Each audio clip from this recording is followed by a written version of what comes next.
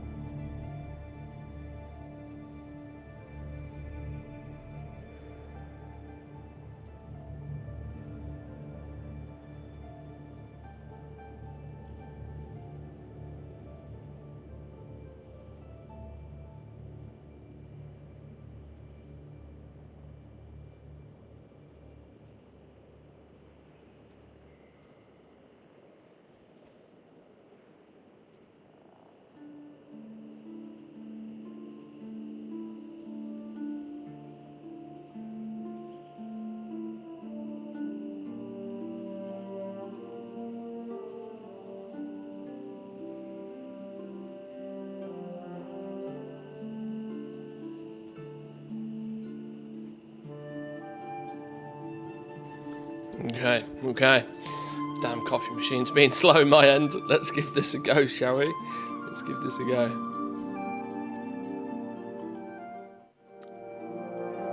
Boys and girls, good morning. Welcome. How are we all doing? This feels odd on a Saturday. This feels weird on a Saturday. I'm not used to this. But we are back in on the PTR. We're back in Panda Land. Now, I've just realised, of course, because it's NA servers, isn't it? It's like 1 o'clock in the morning, which means, unfortunately, it's going to be pretty dark and grim on the PTR for our little play time today. But, we can only do what we can only do. Cheerleader with a 95 watch streak. That's insane. How nice that it should hit today. And to think I almost lost the bonus stream yesterday. I apologise heavily. That's pretty cool though. Congratulations. Welcome in though, boys and girls. Hope you're all well. Coffee is brewing. I'm going to take it nice and slow. I was even going to do some retail quickly first thing this morning, but I wanted to. I wonder actually. We've got some 70s already. I've spotted the fact that we've got some level 70s already. How many of them are there? I mean, there's loads of people at 70, look. Loads of people at 70. Okay, number one thing. As it's clearly a hot topic of discussion, I think the leveling speed is very fast. Very fast, and it's worryingly fast. Let me turn the in-game music down now, actually, a little bit. It's worryingly fast. Let me sort of put some context on that. By the time you get this little cloak thing, right? This cloak levels up with you. You can level this up loads and loads and loads. As you go and you do things, you kill mobs, you complete quests, this cloak gets bigger, better, stronger.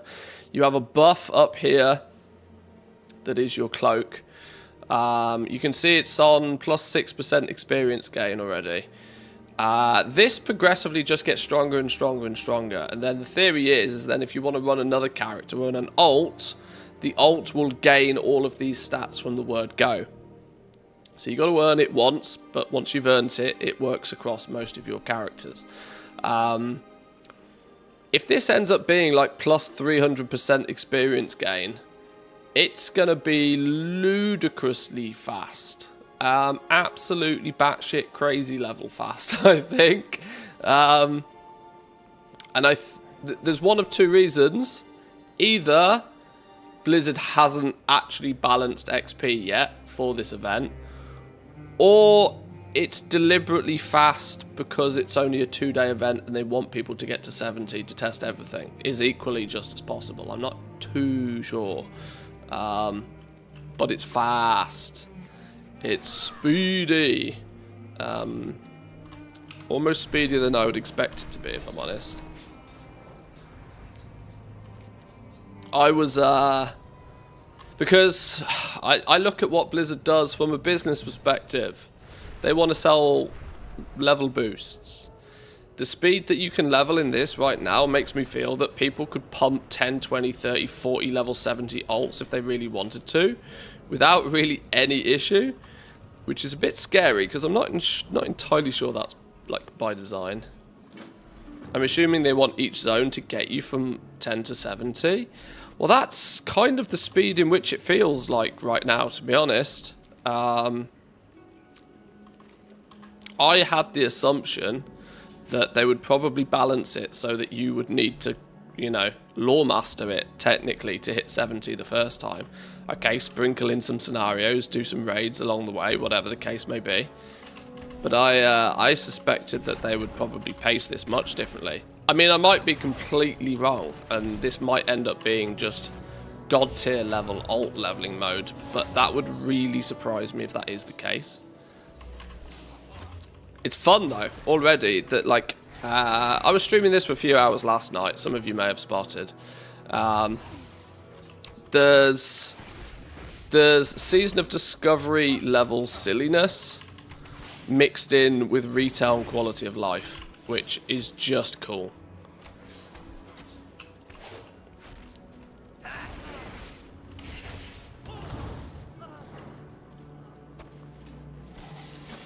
Captain Jack's head. Gotcha.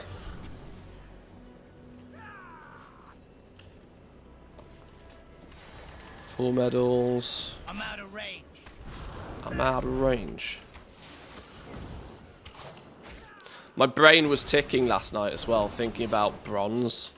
Since there's a 200,000 bronze cap.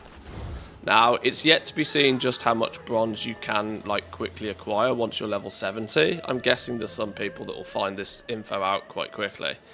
But my goblin brain was thinking back to Mr. Pandarius' zone, trying to figure out where the hyper spawns are and the likes. Bug's legs. What do we need bug's legs for?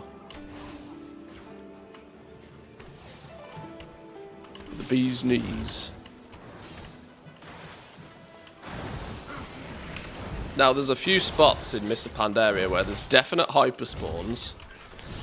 So if considering mobs themselves do drop bronze, a hyperspawn farm is not a terrible idea.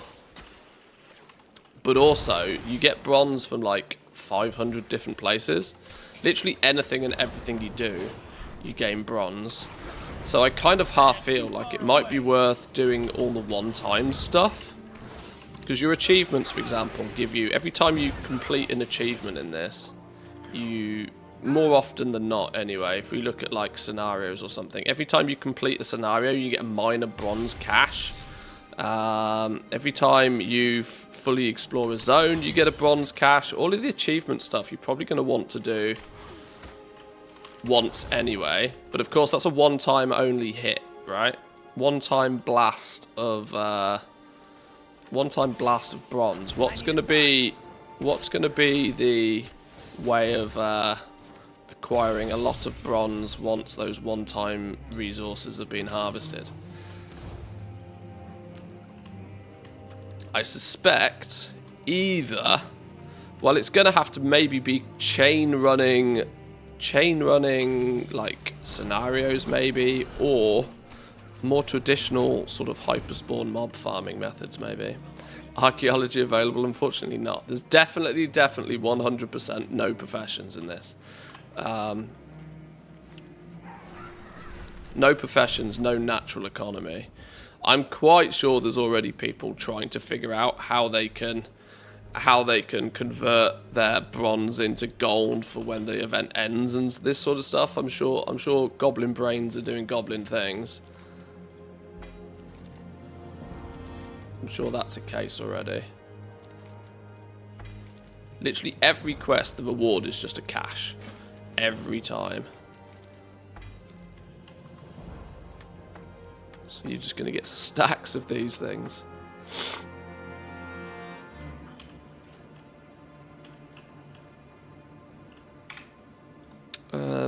I do often use a combo of 2 mounts. Sometimes dragon riding is good for getting places, yet sometimes I like the luxury. I should use ashes, shouldn't I? I should use ashes for the lols. Where's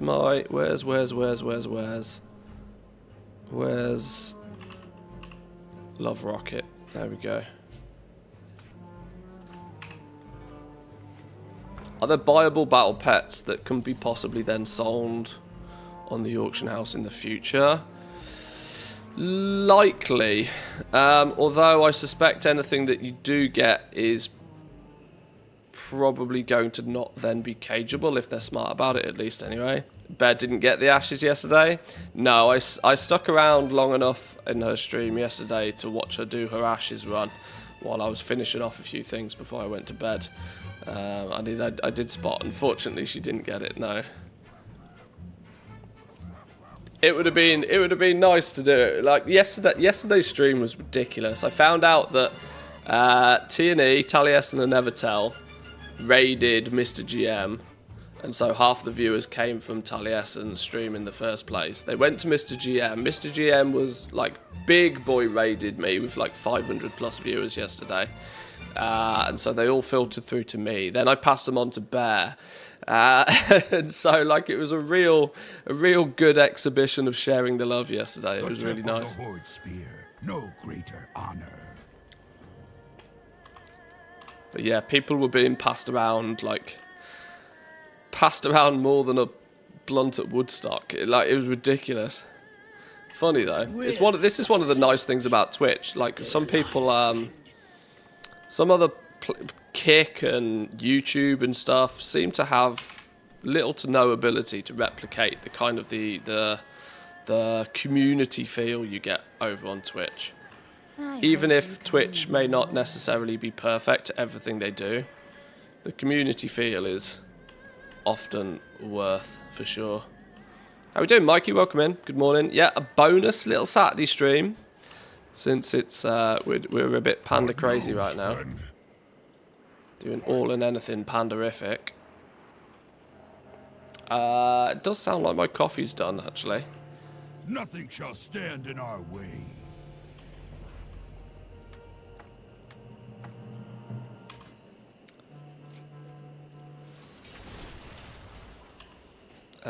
Actually, do I have... I tried to get Zygor working, and my Zygor just doesn't work. Zygor historically doesn't particularly work very well on the PTR.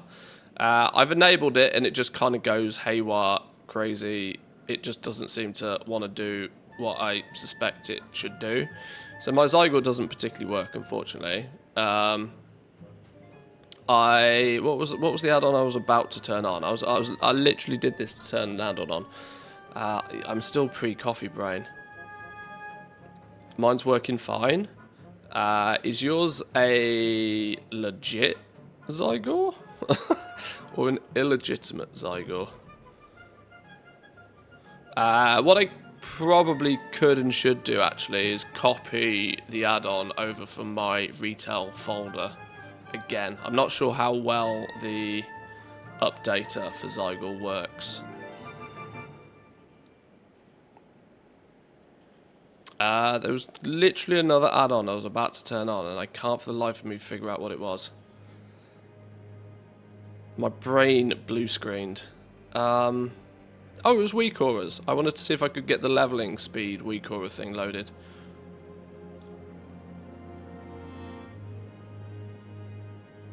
Let me do a copy paste a Rooney from my.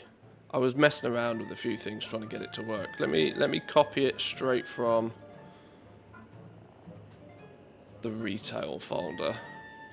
Retail interface add-ons. Zygor guides viewer control C. PTR interface add-ons control V.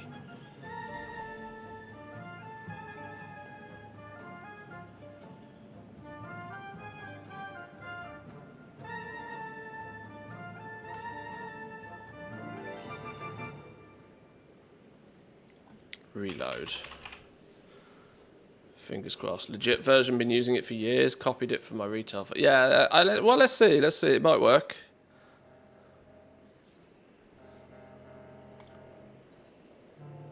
Loading. Thinking about it.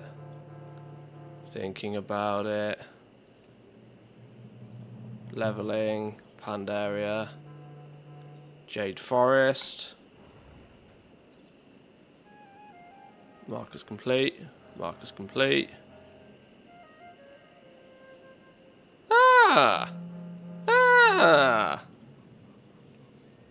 Maybe it is working.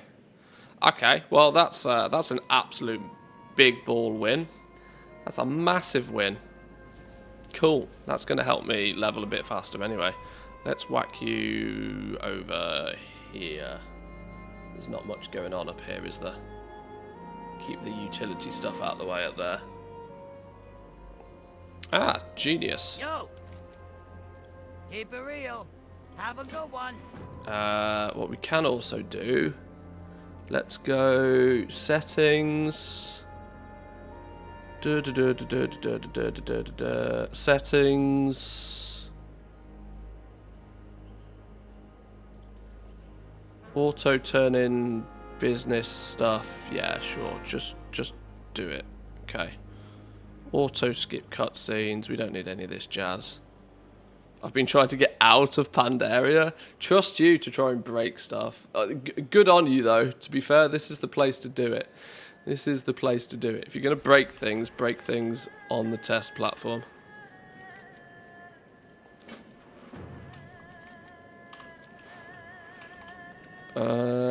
What's the odds I've actually already done this quest? Oh, Ashes is not a dragon riding mount yet, is it? I forget these things. Oh, maybe we won't use Ashes then. Hang on. Give me my Polly Roger back. Give me Polly.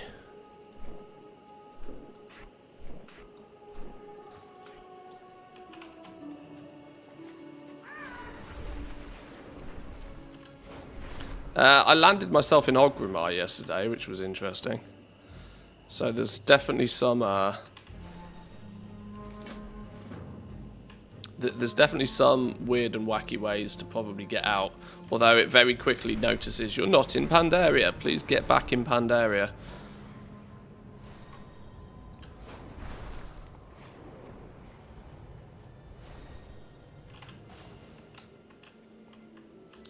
Oh, this thing's going to be camped.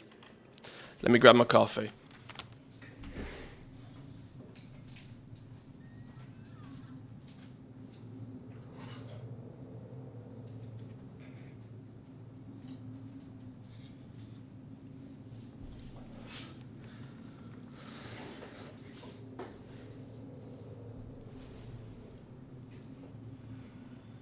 And I'll tell you what we can probably do. It's a Saturday. On a Saturday, we're going with some absolute bangers. Absolute bangers.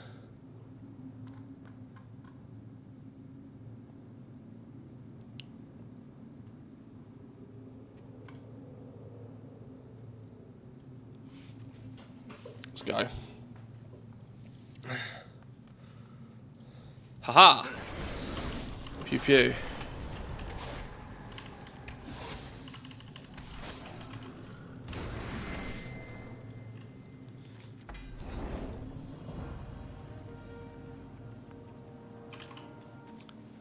Make certain places home. We skip that business. It's a slight optimization usually, but not now.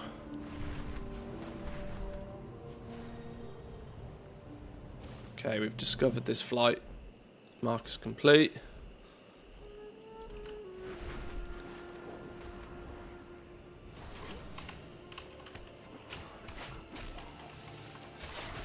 I'm tempted, just to try and gauge some numbers for this, I'm tempted to try and not spend any bronze until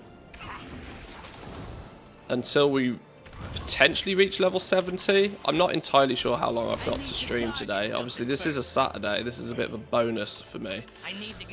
I would like to get to 70 just so then I can test stuff, but I've also got to be aware that I'm probably not going to have much time tomorrow either, so my time is very much limited. So I am kind of wondering what the best use of my time is going to be.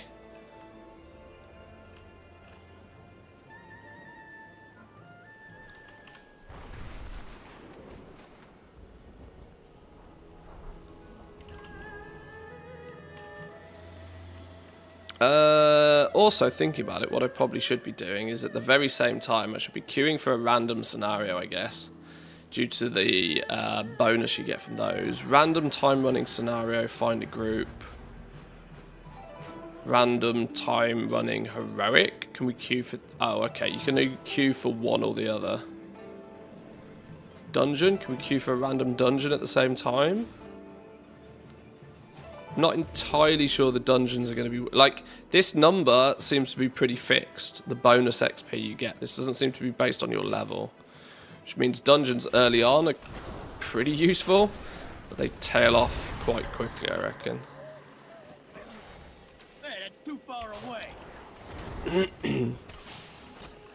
I saw level 70 that had got 54,000 bronze by the time they hit level 70.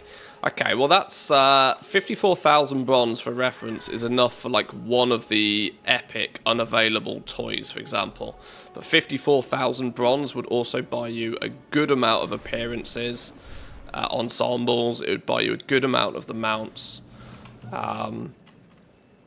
Not everything, but some for sure. Oh, that was quick. I forget that these spawn fast.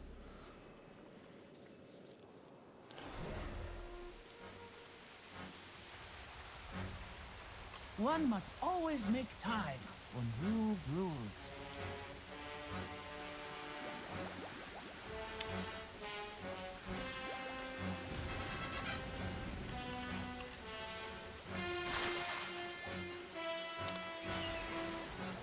Must defend the brew.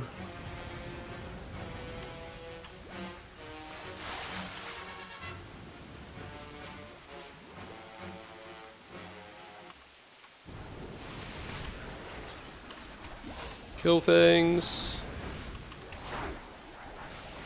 Pop cooldowns. Boom.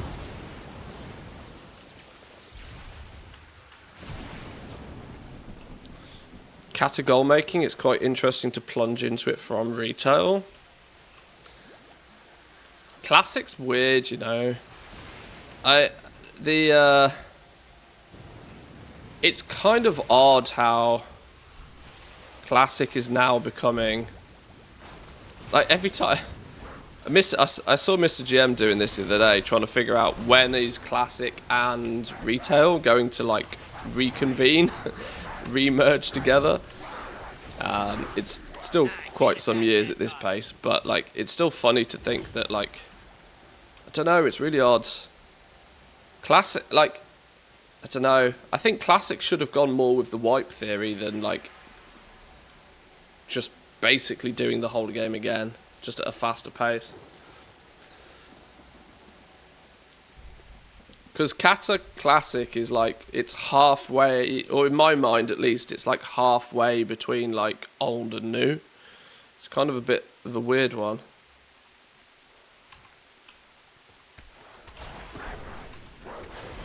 I need a target.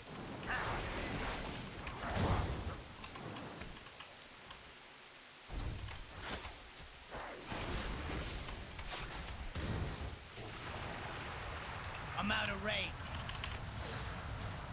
I don't have a target. I need to get close. It's odd how I remember these. I haven't done these scenarios for like... When did Mr. Pandaria come out?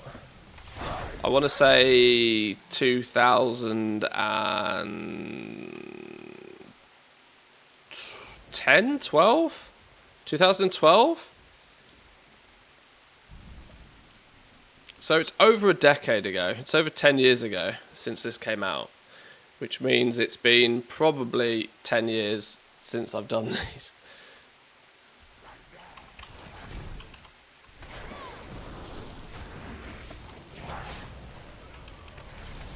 I need a target. I just wonder, how, like, the intrigue for me is I wonder just how much of this is actually going to be, like, new for players. Because I'm old, so this is just a nostalgia kick for me. But for some, this will actually be new content. And that's what's hard to sort of, like, separate in your mind. People are going to experience this completely differently. I wonder how people are going to take to, like... I wonder how they're going to take to these little mini scenarios. Probably assuming some of it is like, oh wow, this is clever, this is new technology, we've not had 3-man content before. Oh, island expeditions, I suppose. Keep an eye on the rear. Who are you speaking to there?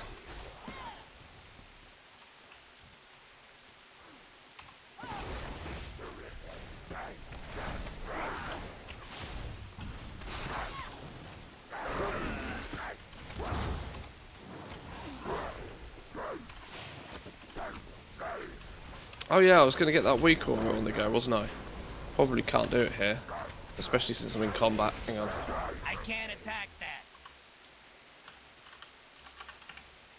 Oh, I haven't loaded the option. Oh, flipping hell. What a done. Do it after.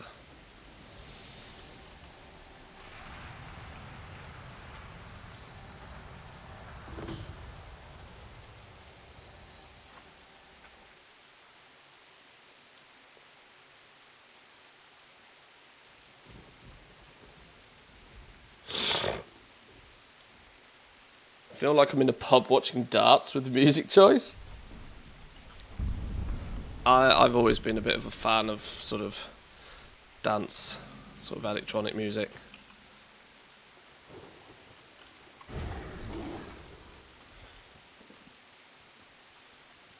Especially early in the morning. Weirdly, more so early in the morning. Because it wakes me up. It gets my brain active.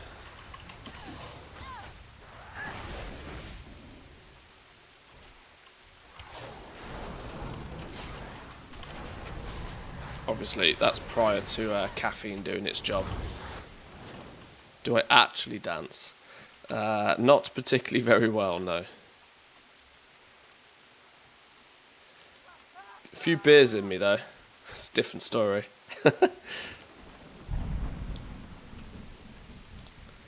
There's definitely a correlation between the amount of beers inside me and my desire to hit the dance floor.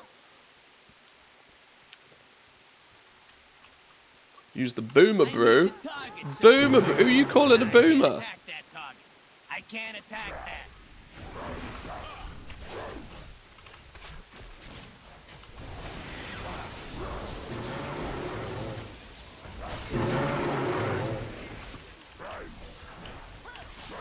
Oh, I should have used that when the reinforcements came. I didn't realise he called reinforcements.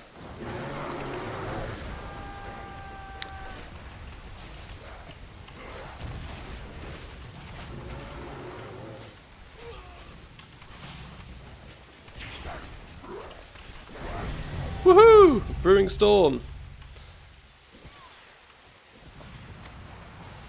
Claxy Amber Shot. New talent point. Ah, it's all popping off. Oh, we hit level 20. Oh, Isn't something cool meant to happen when we get level 20? Aren't we meant to get the Phoenix mount? I'm quite sure we're meant to get the Phoenix mount. August Phoenix, look.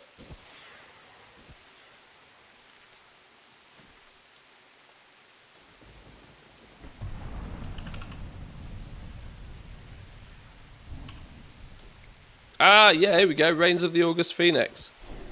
Boom. Is it dragon riding?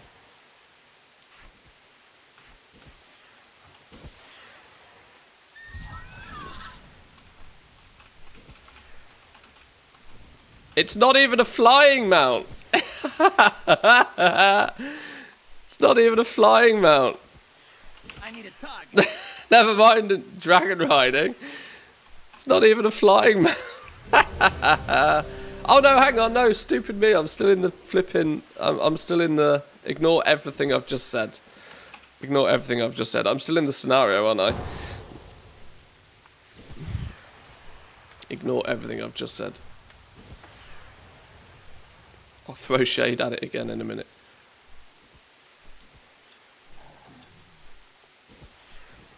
Man needs more coffee. Yep. Yep. What are we doing? Scholarmance?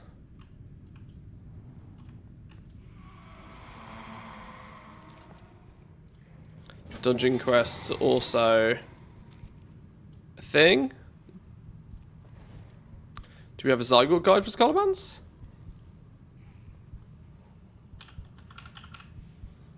How do you spell Scholarmance? SCHOLO. Scholormancer, old Scholormance. I don't know which one it is. I think it's this one.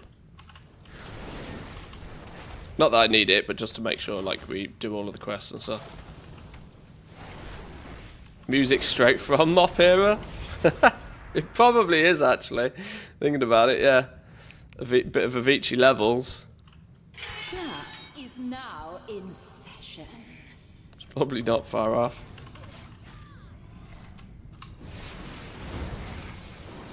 Boom! Get wrecked.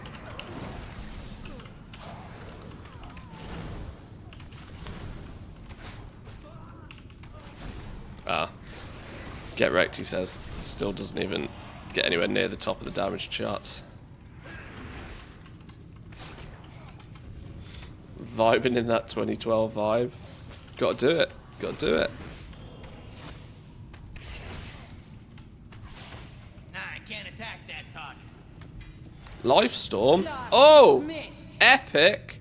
Summon a storm, calling down 5 bolts of lightning every second. Meta gem? Hello.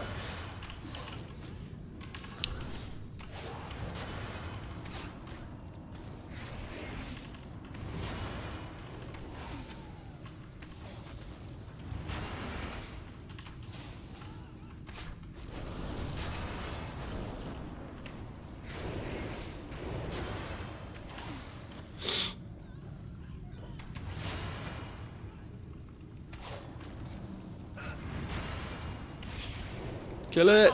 Can never die.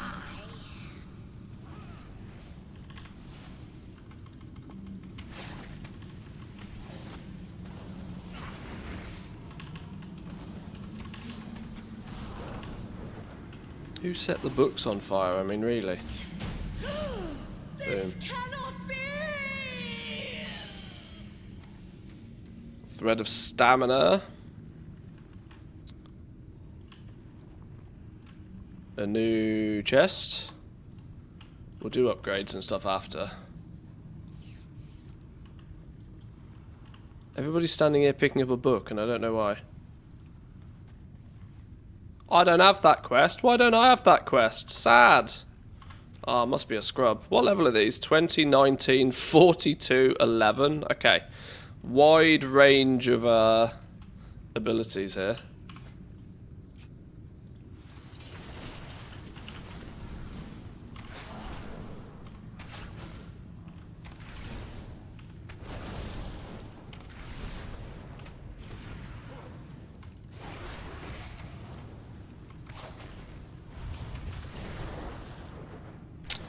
I should probably put platter on as well. I really, really don't like the default nameplates.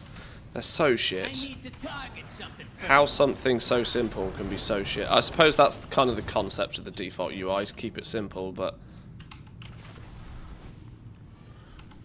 after using platter for a while, it's hard to not use it again.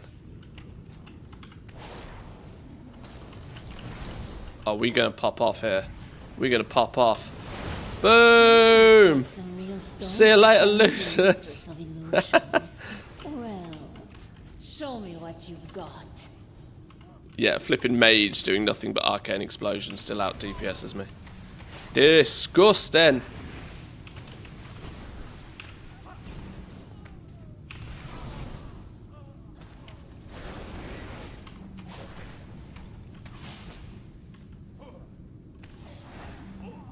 I don't have like beast cleave yet. This is probably why I'm underperforming.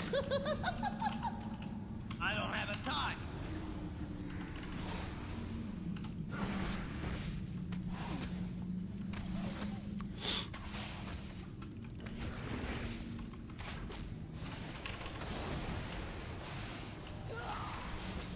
It's so weird how much excitement this is giving me. Even though it's like just Mr. Pandaria retail at its core. It's very difficult to describe.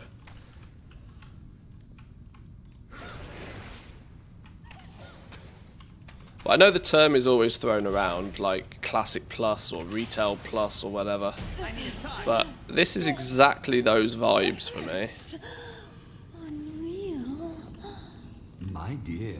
Pistol. It appears we have visitors. Friends of yours, Big dick boss? DPS pistol. You there. Make yourselves useful and deal with these summoners.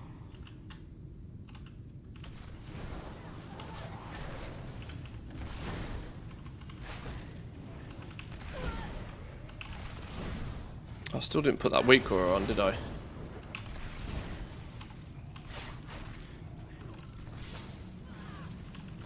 It's a frost mage. You sure it's arcane explosion? Yep, quite literally arcane explosion. To empower my summoners further.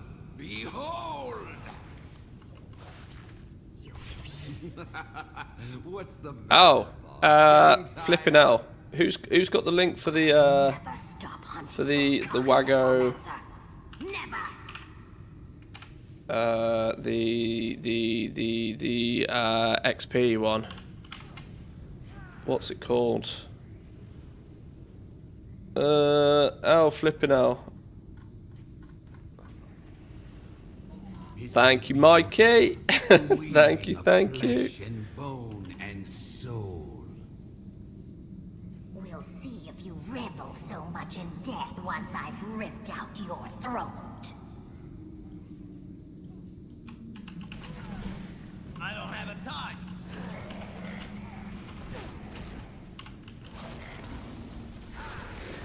I need to target something first. Do you like it so far? I think it's really cool. Really cool. Beautiful, boss. Have you looked in Silly. the mirror, That's Mr. the. If I was to describe it in one word, silly. Which is exactly what I want from something like this. Just silliness. My dear, you should embrace this. gift. World of Warcraft doesn't do silly anywhere near as often as I think it should. It's often way too serious, and this is just silly. Another soul with this Bonkers crazy. People are getting like weird and wacky gems. Like I've got Roll as a flipping. No, I haven't. I've got Stampeding Roar as a hunter. I've got Thundering Orb. Technically a tank sort of ability, really, more than anything else. But it's just silly. Just actually silly. I think it's really cool.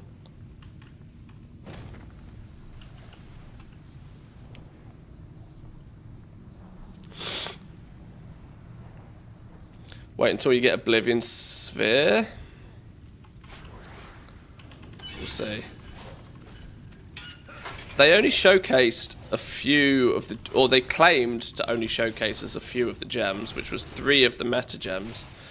It'd be interesting to maybe spend a bit of bronze to try and buy some more of the other ones. I got another one a minute ago. Where did I put it? Here. Cogwheel, Tinker, Prism, Metagems, Livestorm, which could be very funny. This is more the healer one, to be fair.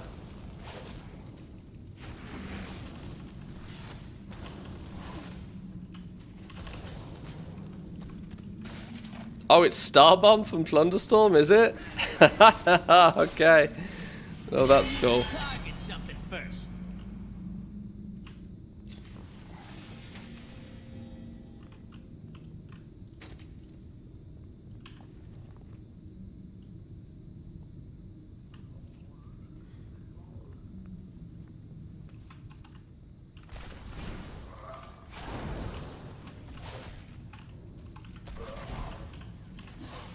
Yeah, the vibes I got from Phase 1 of Season of Discovery, in terms of it just being silly, but without the annoyances of the classic client, you know, which are unfortunately plentiful.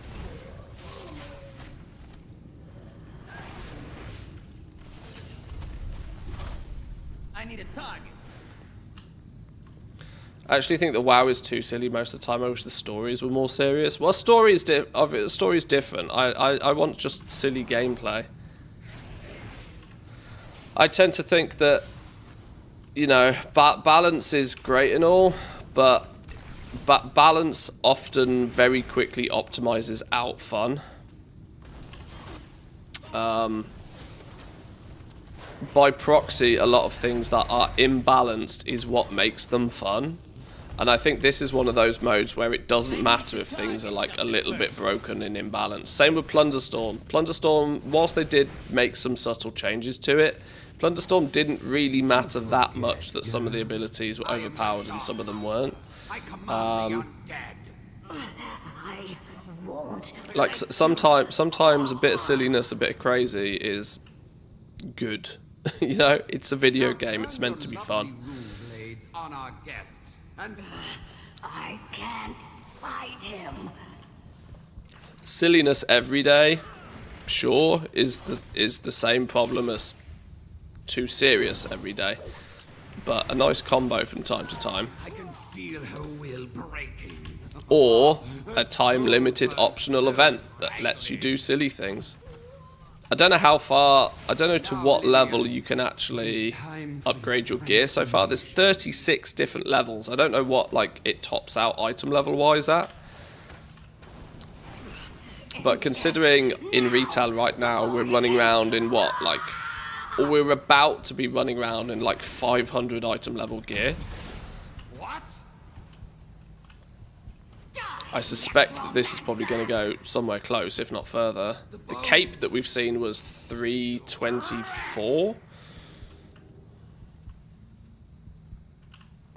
Leave me to die alone, please.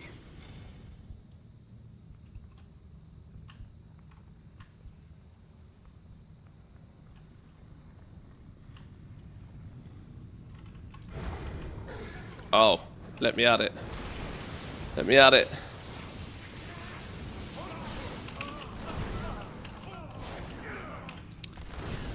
I don't have a time. Who's our tank, by the way?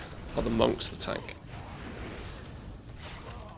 Bloody hell, what was going on here? Victory fire. Arcane explosion. Scaling, man. It's crazy. Oh, 2 people died. What did you do that for?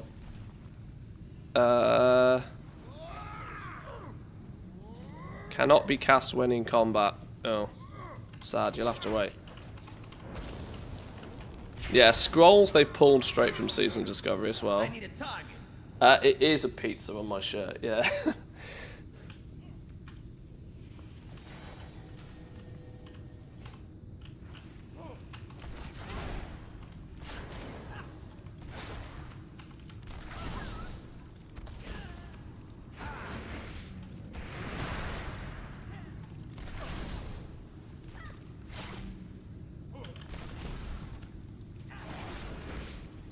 Pizza being my favourite food.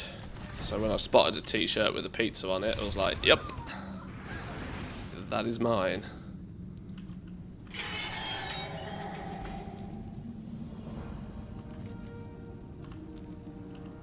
If you haven't come to study, There we go. There's a full rack of crates. We'll open those after the dungeon.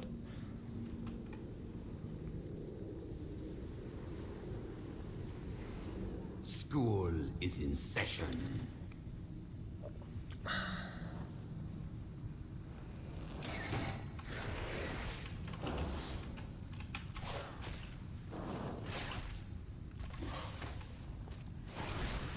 If I had one wish for the blizzards, would be to remove things like this happening.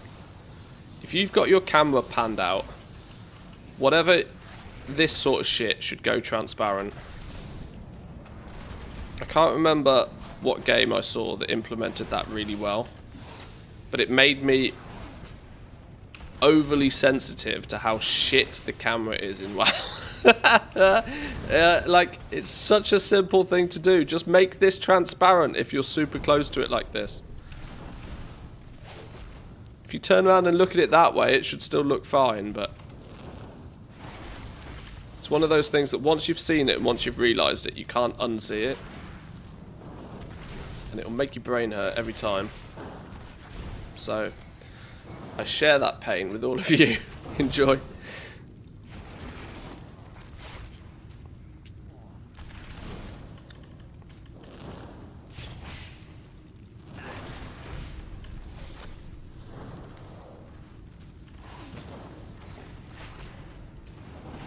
God, my DPS is tragic.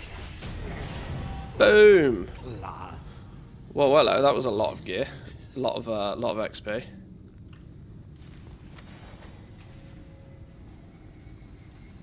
Nice.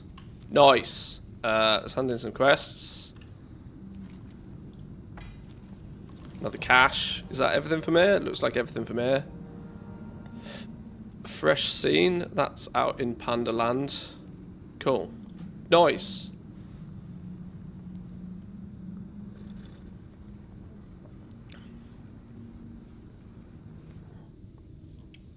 Worst is at cursor casting, putting an AoE on the ceiling when something goes in front of the cam. Yes, yes. Yeah, little things like that don't need to be a thing, but they are for some reason.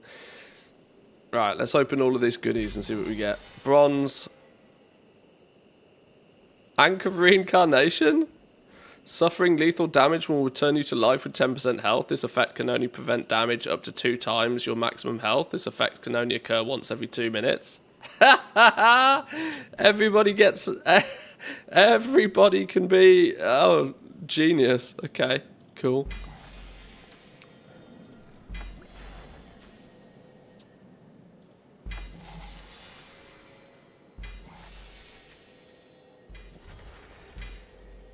Oh, vanish.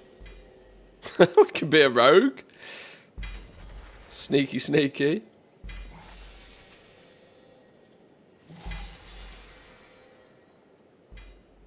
Lightning Rod? Your abilities have a chance to apply Lightning Rod to your target. Allies are granted critical strike for 10 seconds and enemies suffer nature damage every 1.8. When Lightning Rod ends, it returns to you, granting crit strike for 10 seconds.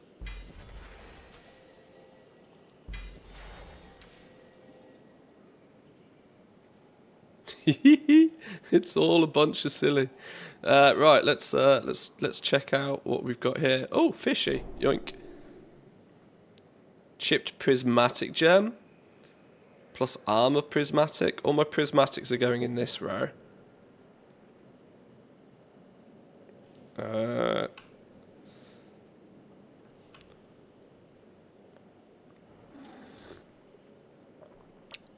Stamina and leech, but 2 prismatic sockets. I'm going to just pump item level, if I'm honest.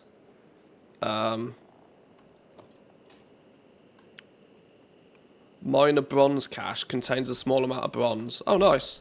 200 bronze. They're the old shoulders. Time to scroll of mystic power. For 1 hour, your damage weakens the target, increasing physical damage by 4%. Okay, another cool scroll. Amber shot. That's exactly the same as what we've got. Break that down. A helm with crit strike.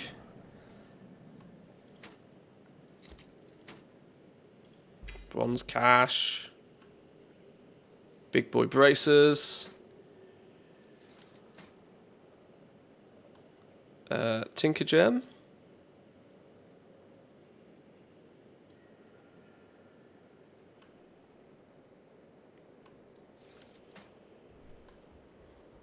Two-handed staff. Two-handed staff again. Vanish. Oh, that's a cogwheel one. Okay. Better legs. What was this? Another Tinker Gem. Okay.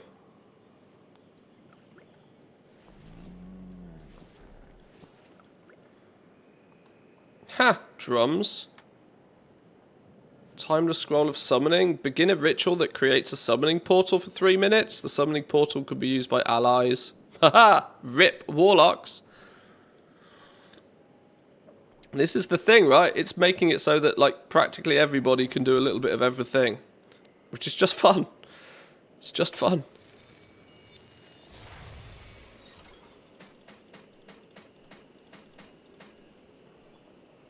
Scrap these, get some bonus bronze out of them.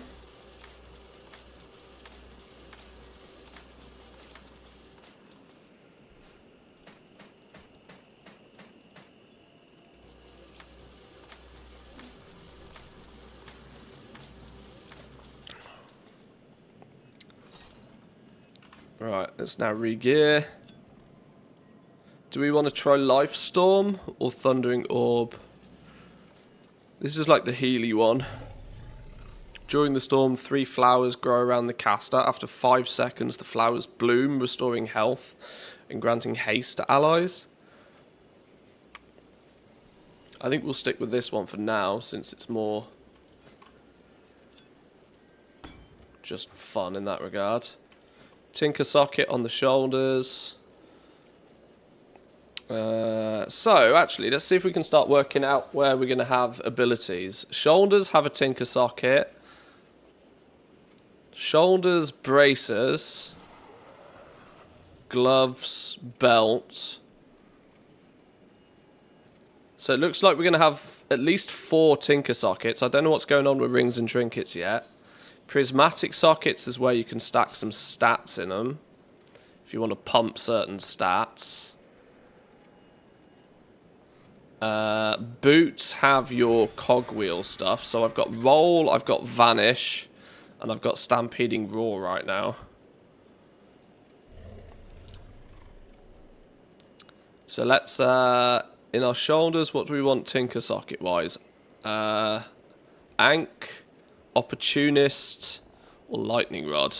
Let's put Lightning Rod in there for now. Prismatics. What do we want to stack? What do we want to stack as a BM Hunter? Probably Mastery by all definition, but I guess it depends what abilities you have. Combine 3 of this gem to create a more powerful gem.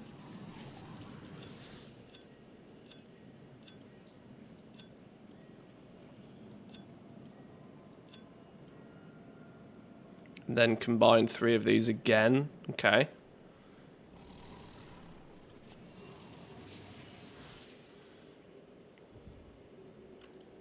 So we could put just like double big boy gems in there. Loads of haste. Not that it matters. I'm just playing right now.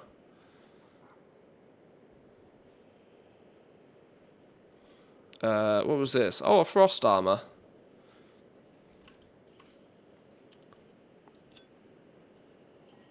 Frost armor, opportunist, or reincarnation. Put frost armor in there for now.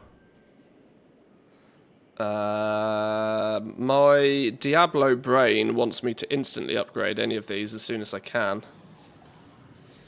This is how I've always done gems in Diablo.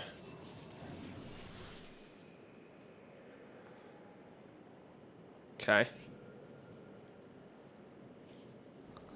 What are we missing then? Prismatics in the chest. Let's put a couple of crypts in there. Boom. Can you remove them? Yes. You have extract. Sorry, this ability is kind of hidden behind me. You have extractability, so you can extract it straight away. No tax. No blizzard tax. You can just whack it straight out. Switch things around as you wish.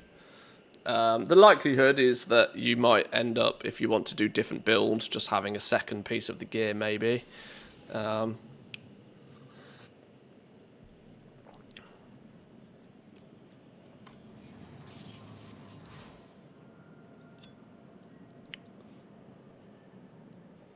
Presumably there's going to be epic versions of these as well, once we can get enough of them.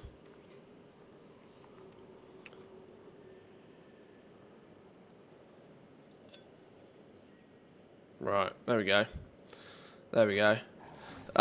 You can also, now that we're up to like 3,500 bronze, you can spend your bronze on upgrading the item level of these bits of gear as well. I have... There's a bazaar in each zone. A little location where you can upgrade stuff. Are there no diminishing returns for secondary stats for this mode? I presume there probably are diminishing returns, much like there are in retail. I think, like, if it applies in retail today, it applies here. I don't think they'll have changed any of, like, the mechanics in that regard. I don't think. But, you know, that's a guess. Plus 324% XP gain I saw somewhere. Well, that's what they've showcased this Time Runner's Advantage Cloak can go up to. My suspicion is, though, it can go up further than that. I reckon it can go further than that. But we'll see. I don't have a target. Right, fistful of bird guts. What's a fistful of bird guts look like?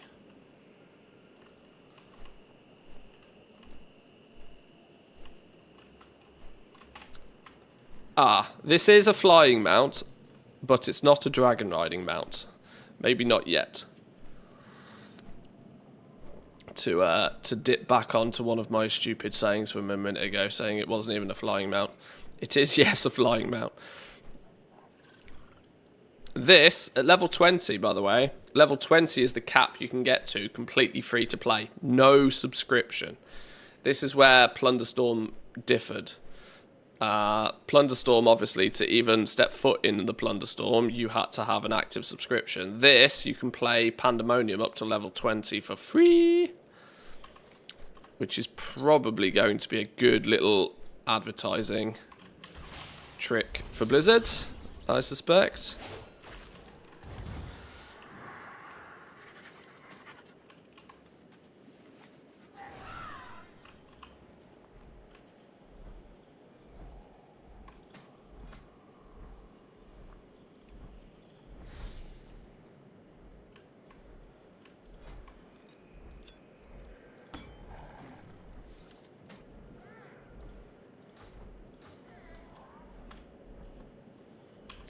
I don't even know what... Okay, I've just got to kill lots of these, I think.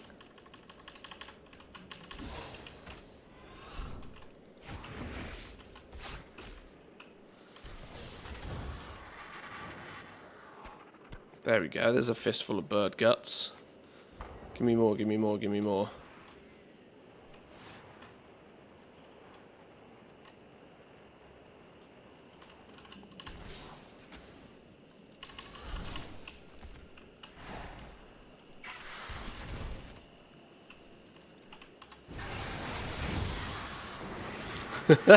That is ridiculous.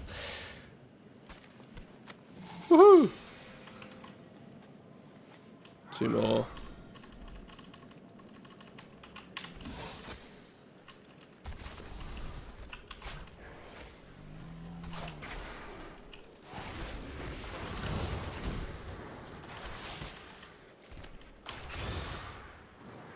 Go on, birdies, spill your guts. Meteor storm? Your abilities have a chance to conjure a hail of meteors, inflicting fire damage to enemies and stunning them for 3 seconds. Hello, didn't I have... Hang on. Wombo combo time. Your abilities have a chance to inflict additional fire damage and horrify your enemies. Not that one. Opportunist. Gain 50% critical strike chance for 4 seconds after damaging a stunned enemy. Wombo combo time. Right, wombo combo.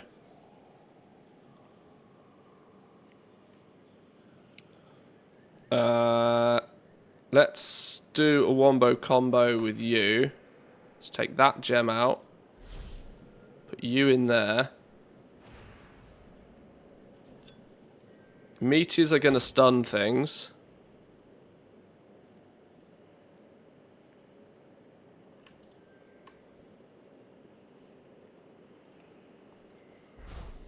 Meteors are going to stun things. When I damage said stun things, I then get 50% critical strike chance.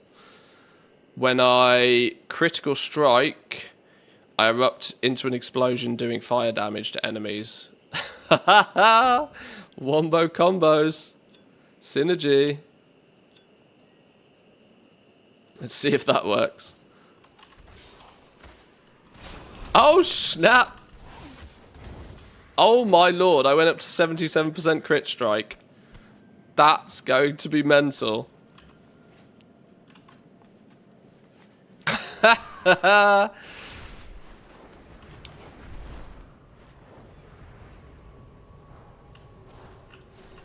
up? Be good. Keep it real.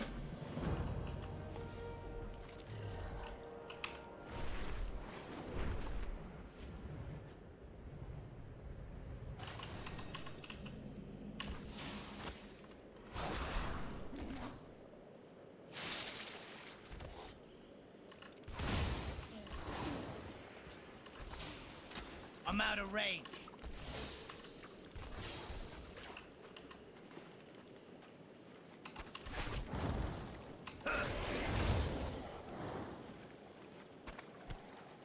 An explodey fish.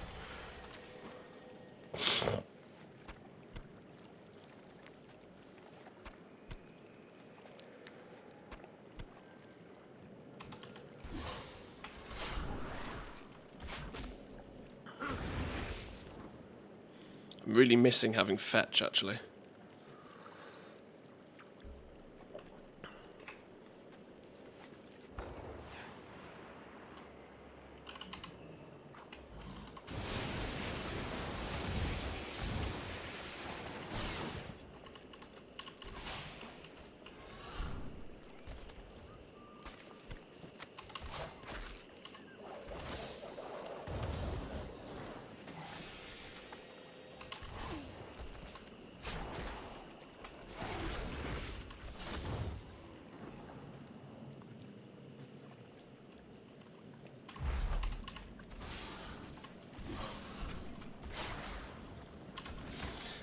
Uh, 74k XP an hour we're currently rolling at.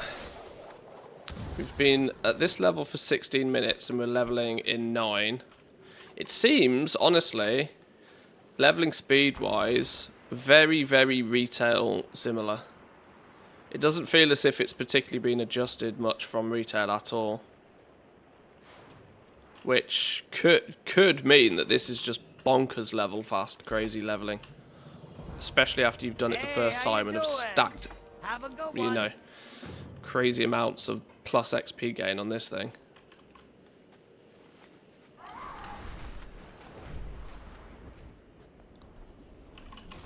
This land will suit our people well. We can watch out for genius. We was traveling east, looking for these Horkin human guys. Be on the lookout for alliance. Things was going good, so we decided to split up for a bit. I need to get close. So Kia and Kieran went off to do some girl stuff. Come on, Kieran. Let's go do girl stuff. It was just me and Gork. I let him take the lead, him being all big and all. We will investigate this hut. They didn't do many of these, like, good idea. these little mini event things. Like, what would you call these? Stay out. Like No where you visitors. you play as somebody else for a minute. Hey, Gorok. Maybe because they were heavily time gated and heavily annoying to do multiple times, but doing these the first time are quite out of body experiences. Yeah, that's probably a good way of phrasing it. These statues. They did a few of these in Mr. Pandaria. They didn't really continue doing many of them after. Want to know who I like? I like Kieran. Everything was going great. Tears hands. Oh, that's true. Yeah, yeah, maybe they did. After inspecting statues, we saw this old lady Pandaren come out the house. Oh my. Don't turn me into a statue. Questions? Ah, you, Orc, will make an excellent addition to my family. Oh no. So, Gorok, I'm officially a green orc now.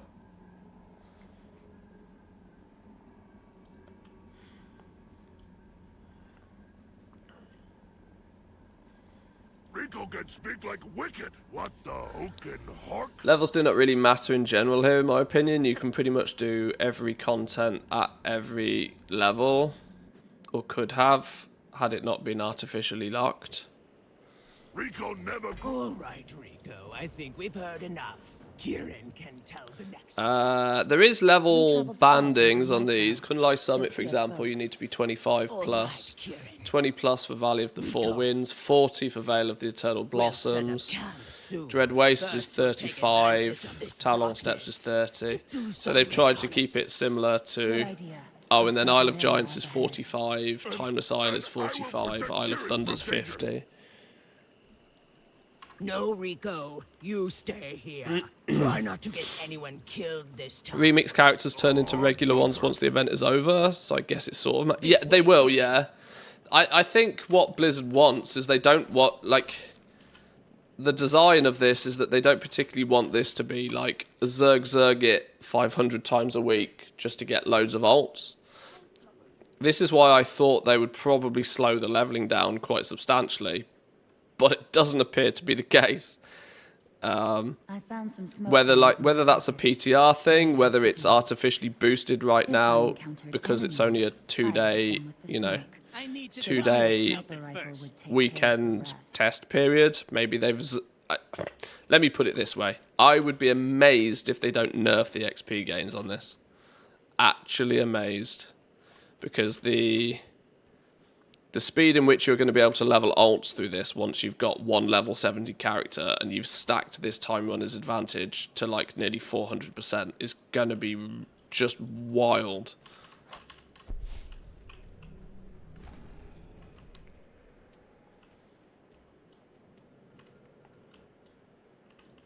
I mean, that could be their intention.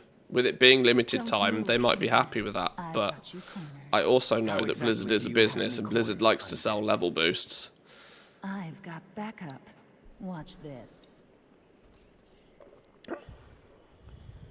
I see. What's the planned endgame for this? What's to be done at level cap? Dungeons, raids? Yeah, practically the same as what it was back in Pandaria. You then going to try and do the raids at higher difficulties. Siege of Orgrimmar goes all the way up to mythic difficulty. Come closer, friend. Rico time. I know what happened next. But based upon the fact that everybody's going to have like silly overpowered abilities by that point, the chances are it will be much easier to get into groups and stuff for. Up ahead, an alliance bomber. I see it, Shokia. I'll go take a look. Shokia watched prisoner, while Kieran went ahead. Don't you dare follow her, Rico. I don't want you messing things up again. No, you tick-juggling orc! Rico done. I think Blizz might underestimate Alcoholics. I'm planning to level at least 4 tunes with the remix. It's, this is one, yeah, obviously one question is how long is it going to be on for? My guess is that it will launch in 10.2.7 and it will last until the 11.0 pre-patch, is my assumption.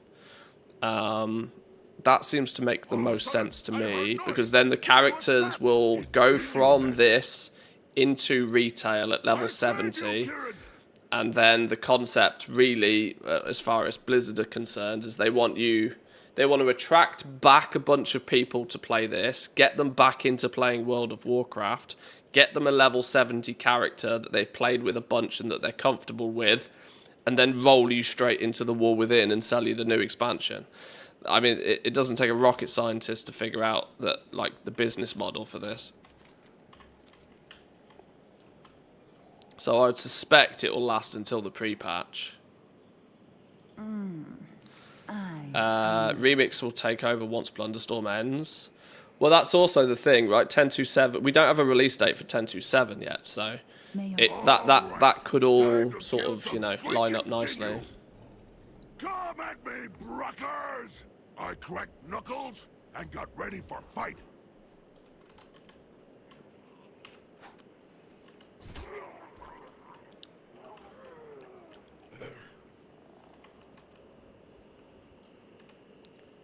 You look delicious.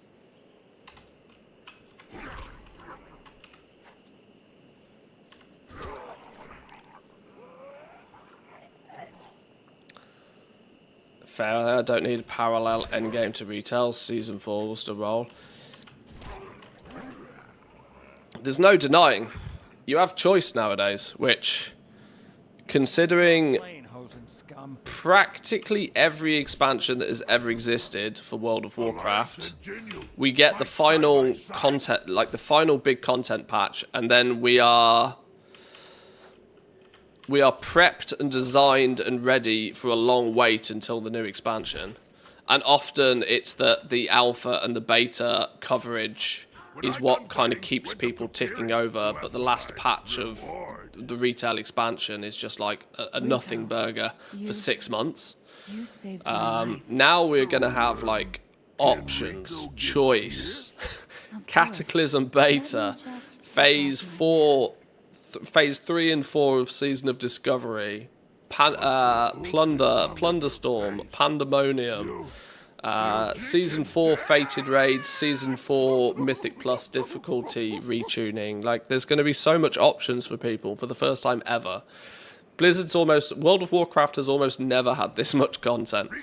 It's a bit wild to see, honestly. Oh, this is the bit where we snipe. This is the sniper bit, I remember this. With nobody to watch over our prisoner, I had to make sure he was incapable of escaping. What? If you collect an appearance in Mop Remix, will you get the appearance unlocked immediately in retail, or only when the Remix event ends and the Remix tune converts to retail? Considering it's literally the retail client we're playing on right now, these characters, even your remix characters, can even join your regular guilds, regular retail guilds. I would make every assumption it's instant. There's no reason for it to not be instant. It's not been 100% confirmed nor denied, but there's no reason for them to delay it until the end of the event. In some bushes on the village's edge. Straining my eyes, I could just barely read her lips as she said, Shoot all the guards so I can move ahead.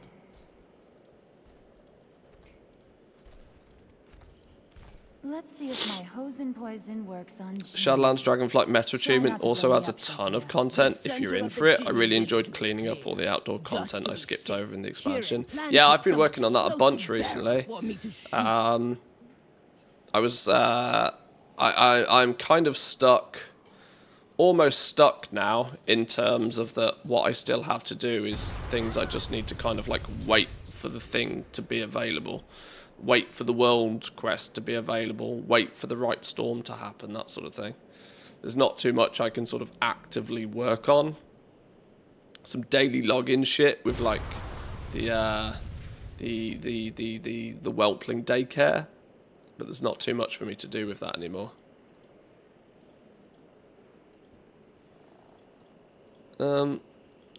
What am I meant to... Oh, okay. I would have never spotted that. That was sneaky. Let's get out of here.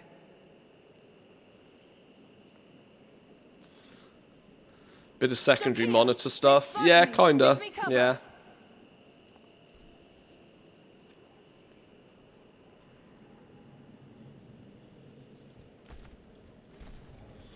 I've reported so many issues and bugs with this so far. Achievement progress resets upon relogging. Oh, does it? Okay. I wonder, you know, if that's related to the... I wonder if the retail client that they're using is the same client that had the CVAR bug recently when 10.2.6 launched, I sensed a commotion in the village, which might also be causing achievement progress and not be saving. I'm back, you dukers!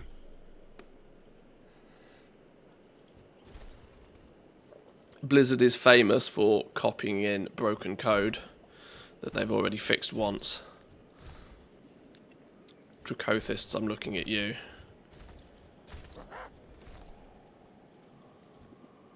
There's a dude over there, but I can't seem to shoot him. I unway, Kieran, and I don't care about your weird dead face. How's Panda? Panda Land is cool. Panda Land, well, obviously it's just the same Panda quests. The questing experience is no different, but the gearing, the abilities you can gain, the gems, the silliness aspect is very cool. Very cool indeed.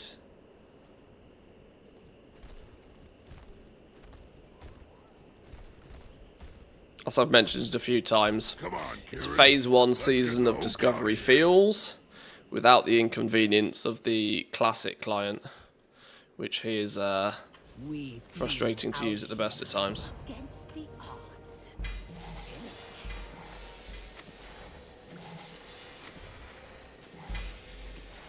Oh, what do we get here? Righteous Frenzy. Healing an ally will send them into a Righteous Frenzy, consuming 1% health every second and granting 7% increased haste for 5 seconds. Oh my god. Oh lord, healers. Healers, you need one of those. Sheesh. Upgraded pair of boots is technically an upgrade. Let's put our Stampeding Roar gem in them.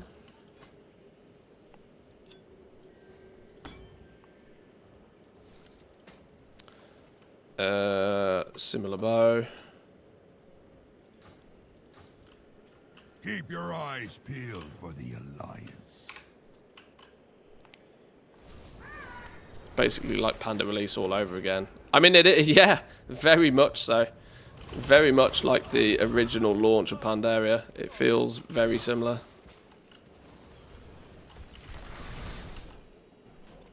Hey, that's too far away.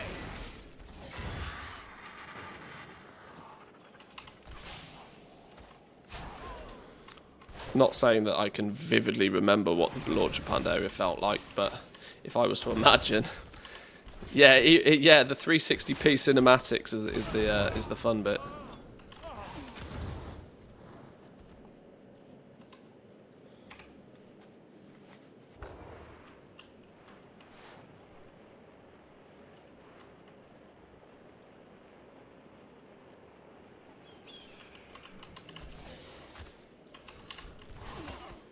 I need to get close.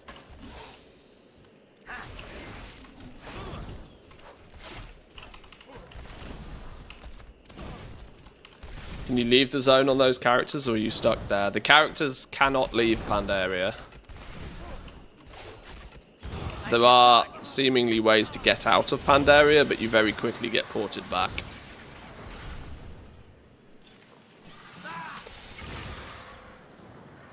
It's a bit of a...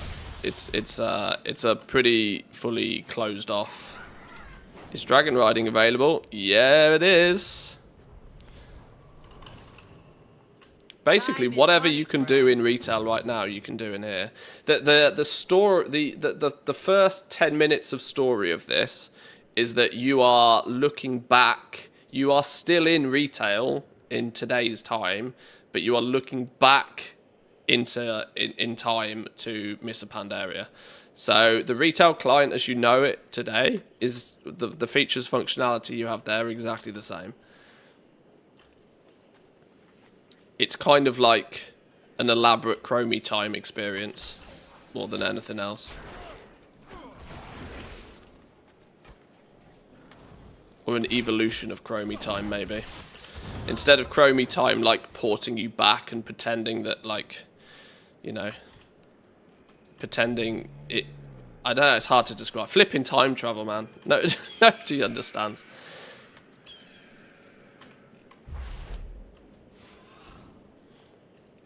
They need to do this with all expansions on rotation. I think they very feasibly could. I truly believe this is kind of keyed up to be exactly that. Once every few months, they can rotate it to a different expansion, and they can, you know, over the years, just rotate round.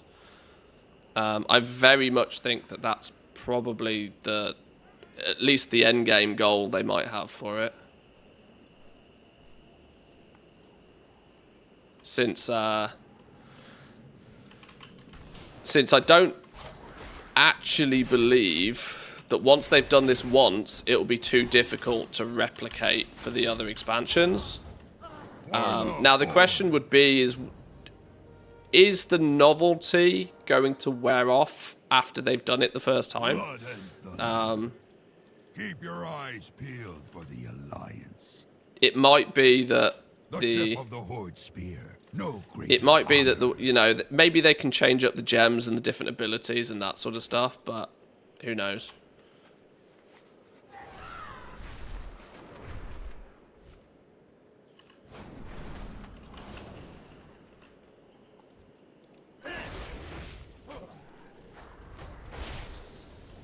For the Horde, may our foes flee before you. I'm in combat with something up here. Hang on.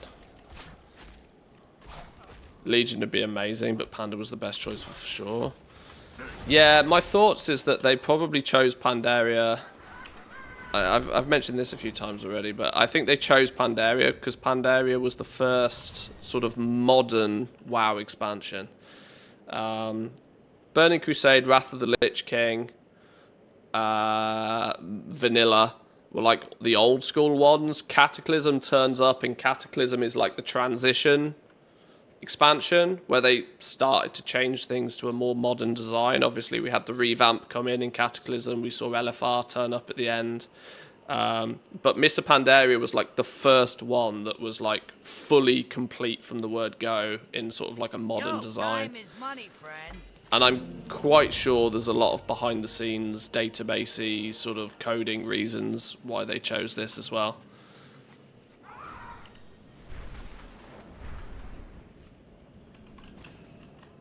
Hey, how you It's doing? not to say they couldn't do it for the expansions prior to this, but I think it'd probably be more difficult.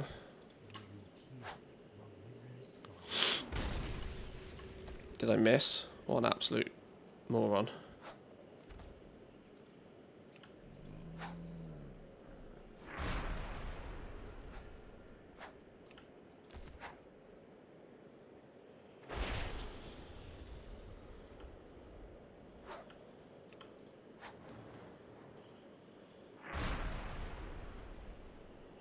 Be strange to do Cataclassic and Remix at the same time.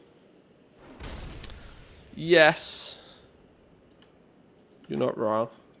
That would feel a touch odd.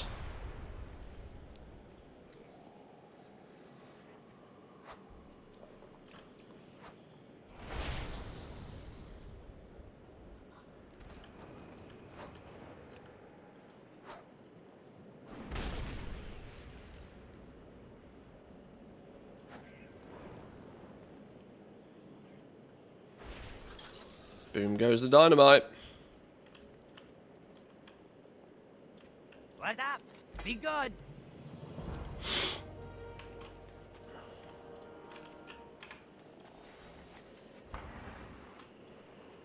Oh look, somebody's got ashes. Blood and thunder. Come what may, we fight on. Bear if you're lurking, I'm sorry.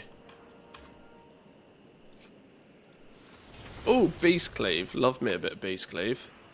Damage goes through the roof with a bit of Beast Cleave.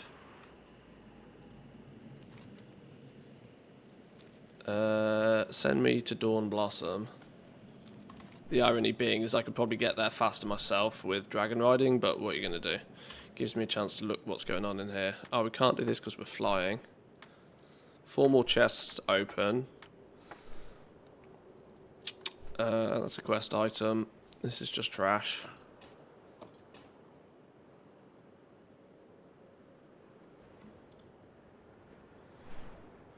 We can up-convert some of our gems.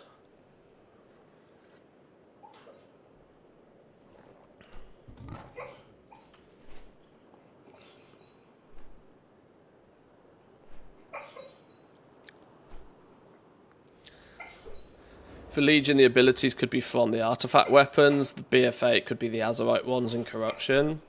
I think there's some pretty straightforward things that they could do to make each remix feel a touch different.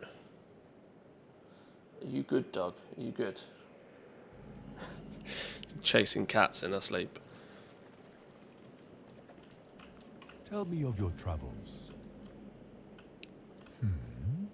Hello. Ah, friend. This is Dawn's Blossom, the heart of Pandaren. Or being chased by... Well, yeah, all that. Infinite Power 2. Gather 100 threads for the Cloak. Further time-running characters will begin with more threads collected. 150 is the next... 150 is the next...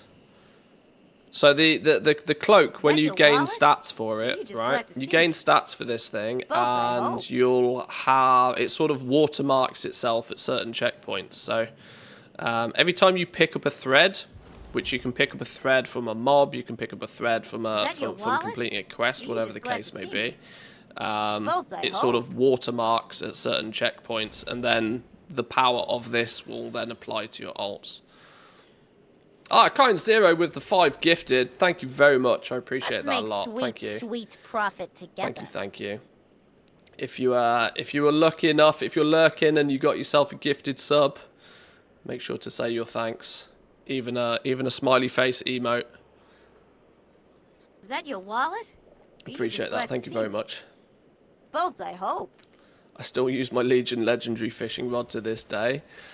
I never bothered. I actually never bothered. Legion for me, I loved Legion. Legion was the expansion I actually, unfortunately, for me, played probably the least. IRL commitments got in the way pretty heavy during Legion for me. And I didn't get to play it anywhere near as much as I'd have liked to. What wisdom do you seek? But for me personally, Legion was... I really liked the professions in Legion. Now, obviously, you lot regulars know that I'm going to be heavily biased in that regard. But the professions in Legion for me was the best part of it. Class order halls were very cool. Can't deny they were very cool. I think, see, my focus for Legion for the limited playtime I had was to get each of the class order halls done, which I think I did. I think I did almost all of them. Might have even done all of them. I can't quite remember. I guess when I say that, maybe I did play Legion a touch more than I give credit for, but.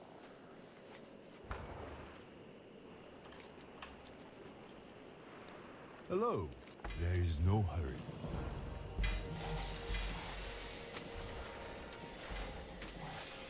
Ooh. Ooh, what's this? New meta gem. Funeral Pyre. Grants the caster agility for 1 minute. Every 1 second, gain a stack of Funeral Pyre. I don't know how you pronounce that. Funeral Pyre will be removed early if reactivated. What does it do, though?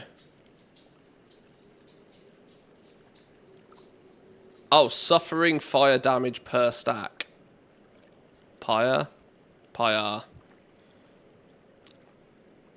Pure. Okay. Okay. That seems very me. That seems very me. What else did we get? Explosive barrage. Your abilities have a chance to launch a barrage of fire enemies. Each missile inflicts fire damage and knocks enemies up. These are fun. These are fun. Let's swap out this then. The Thundering Orb is clearly more... Thundering Orb is more tanky. Let's take you out. Let's put you in.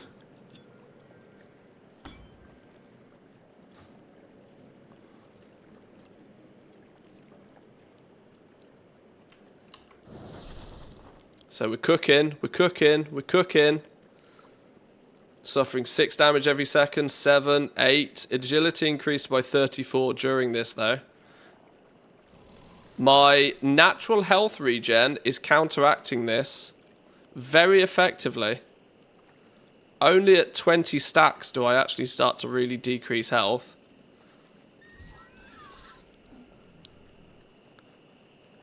Can I just... Can I tank this? I mean, this is obviously out of combat regen. In combat, you don't get quite as much health regen. 40 damage a second. Out of combat, I'm just tanking this. Is there a cooldown on this? 1 second cooldown? Will be removed early if reactivated. Then it's a 3-minute cooldown. Oh, okay.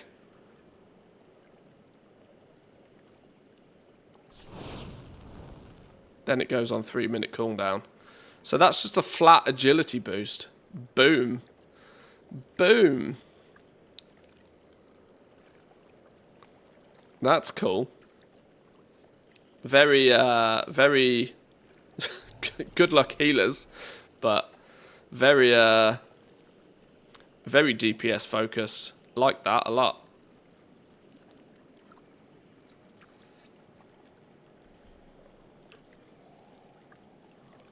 I did the Legion Tower appearance on all 36 specs.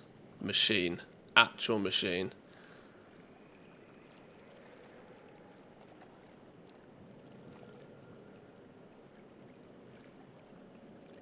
Can you show the stats on the cloak that you have until now? Yeah, here.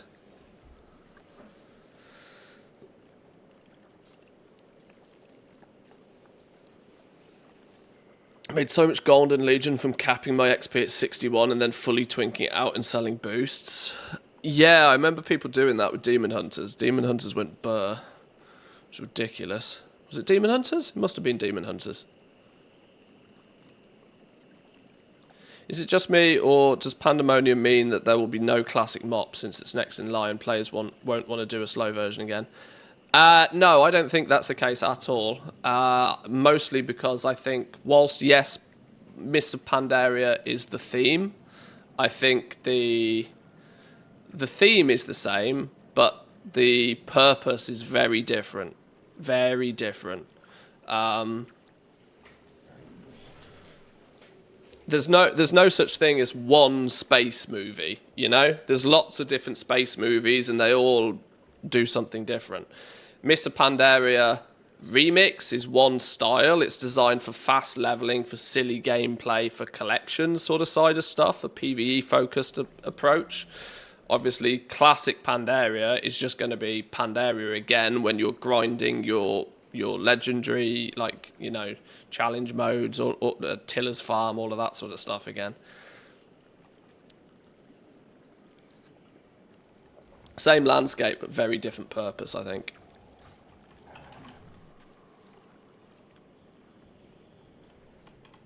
Where are you from? Go smash some bad guys. See you later. Slow down.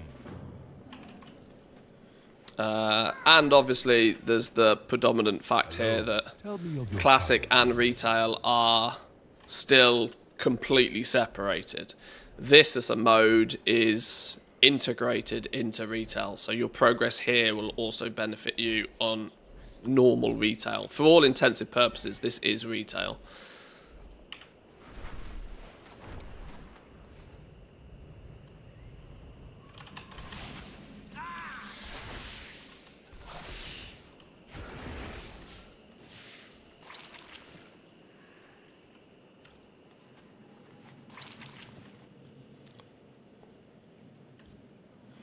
A lot of timeless owl frog farming. Yeah. Yeah, I'd forgotten about those frogs. The gulpers. Big gulpers. Is that what they're called? I can't remember. Big boy gulpers.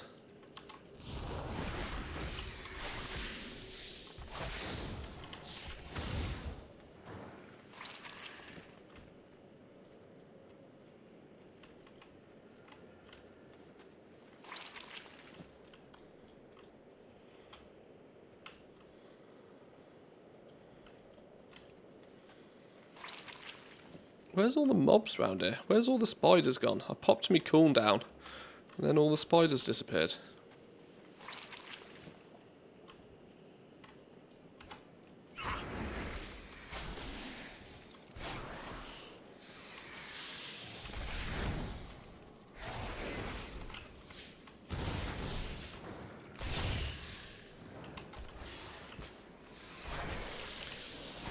Right, I seem to also be able to easily, at least at this level, just tank any incoming damage from this thing for the majority of the duration. I did the maths as it stands now. I need 823,000 bronze to get everything. Yeah, there was a few people last night that were doing the maths on that. I don't even want to think about how much I need to get everything.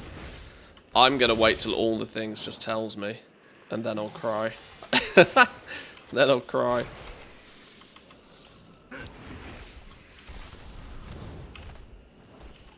It's going to be a big number, that's for sure.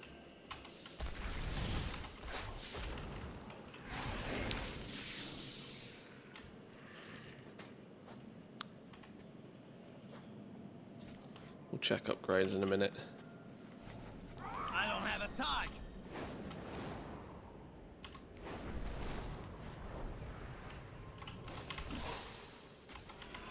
What I'm intrigued to try and figure out is that if the gear is like watermarked, if your item level of the gear drops is watermarked, such as that you can loot something that's equivalent to what you've already got equipped, maybe 1 or 2 levels below, but for the most part, when something drops, it's going to drop at a higher item level because it watermarks. It sort of stamps what you have. And so I wonder then if there's some shenanigans potentially at play where you use all of your bronze to like massively jack up the item level on one item. Namely for most classes, probably a weapon, or for DPS classes at least. Pump the item level of your weapon just so you do silly damage. Because your weapon usually is responsible for, well, a good amount of your actual output. I'm sure there's some weird and wacky things that can be done here.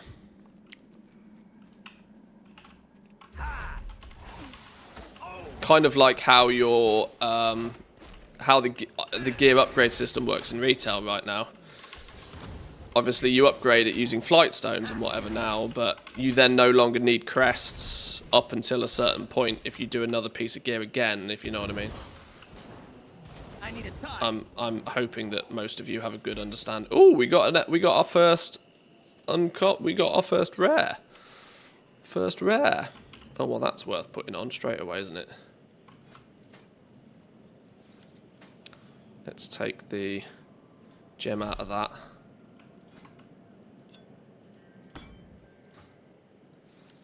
Trash that one now.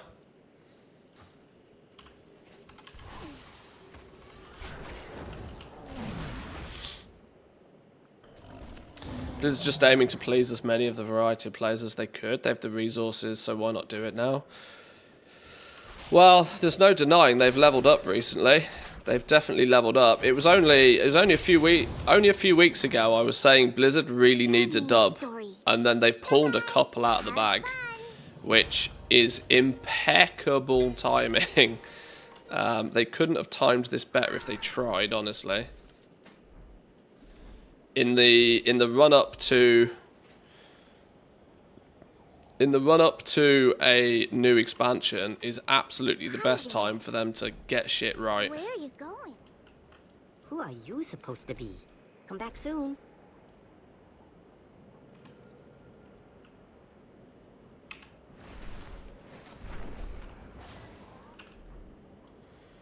Where's the rest of these cubs? They're usually hanging on to the bamboo. Can't see any.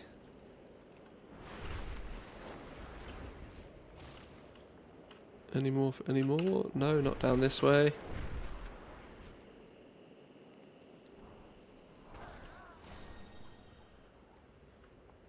Difficult to spot these, you know. Oh, there's one. Someday I'm going to be a hero like you. Go smash It some could ultimately bad be a guys. trial of new time walking mode, and each expansion could get this. Oh, I definitely think that if this ends up being a I'm success, not they'll afraid of you. spread their wings you to the other going? expansions. There's no reason not to. It does feel like a more natural progression to what time walking is right now. People have kind of been... Obviously, time walking turned up, and it was like quite an uncommon thing. And then they increased the frequency of the time walking event. Then they started to give us time walking raids as well, and people were like, this is cool, but we want more. Boom, this is more. This is the more, right? This is the thing that can turn up.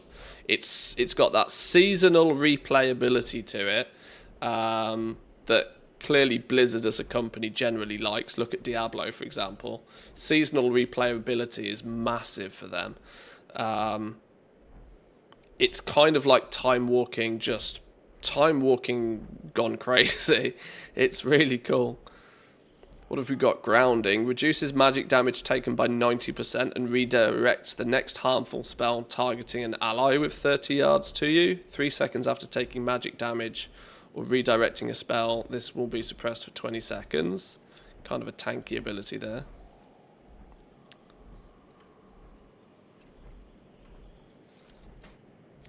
Can we upgrade some of these gems? We can upgrade some of these. We can get tier 2 versions.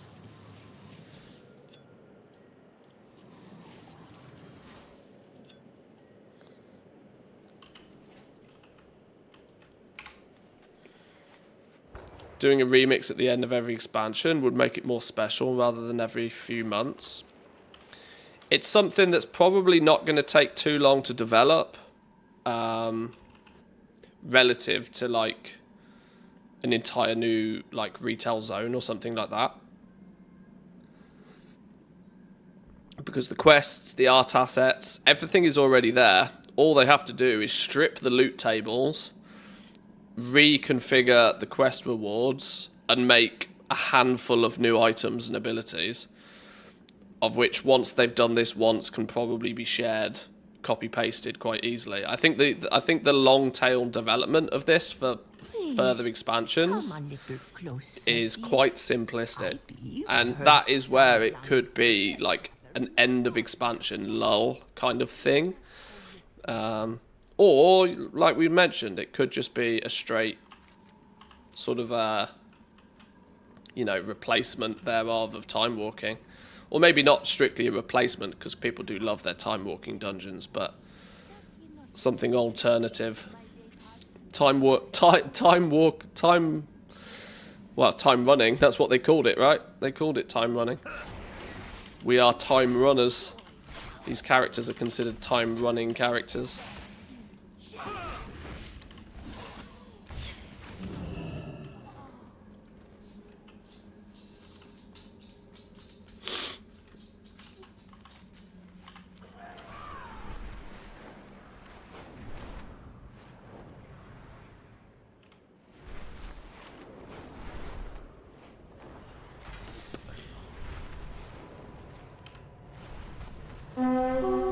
Ooh. I don't have a target. Rare. Where you at?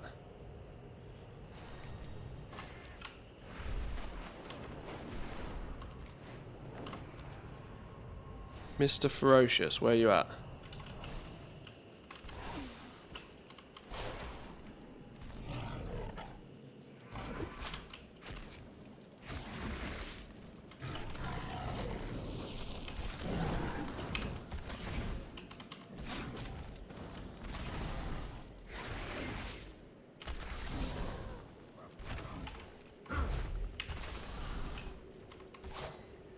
I'm out of range. Stop going bananas. Rares in Mr. Pandaria, by the way, were actually rare.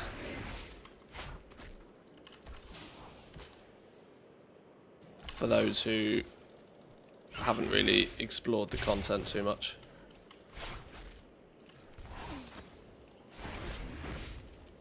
I need to talk Boom, a something worthy first. opponent. Defeat one of each type. No, hang on. Where's it gone? Oh, it's linking me back to the normal ones.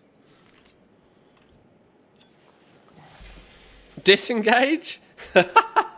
Well, I mean, I guess the advantage of disengage is that I then don't need to pick it from in here.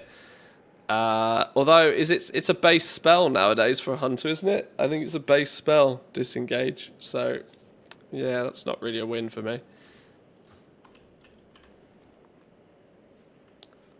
I mean, I get 2 disengages, I suppose. It gives it you again as a separate cooldown, does it? So you can double stack it. Well, I guess there's value there at least then. Is that a cogwheel one as well? Yeah, it is a cogwheel one. So I could, in theory, then have 2 disengages. If we undid Stampeding Roar, we could swap that out for disengage if we wanted.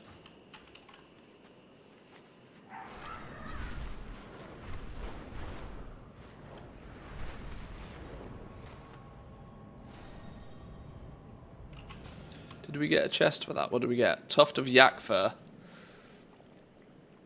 Summons a rideable rampaging yak. This is a very, very fast mount. 3-second cooldown, 3 charges. Oh, I remember this.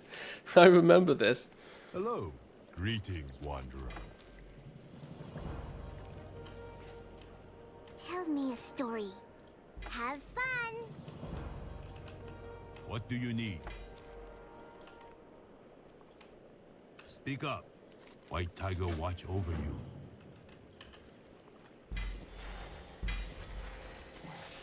What was this? Searing Light. 7% of your healing is collected on allies as Searing Light. After 3 seconds, Searing Light is consumed to heal your ally and inflict holy damage to all enemies within 12 yards.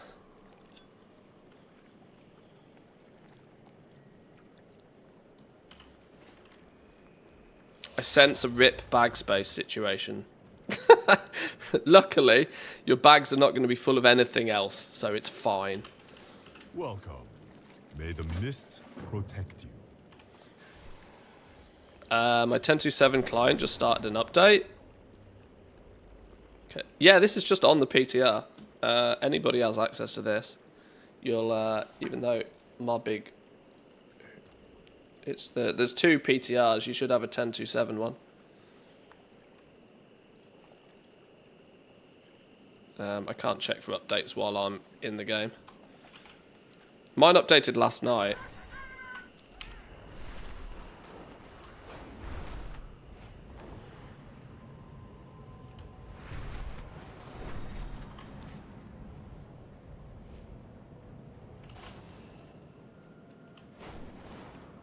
The download size? Hello. The PTR uses... It doesn't actually take that much space. If you've got retail installed already, it doesn't take that much space at all, because it predominantly uses exactly the same code your retail client does. It shares the code. It's actually quite clever.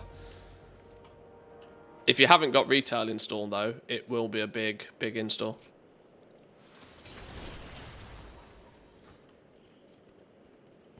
What is retail size now? 100 gig? Something along those lines, maybe? How big is my World of Warcraft folder? Should we have a look?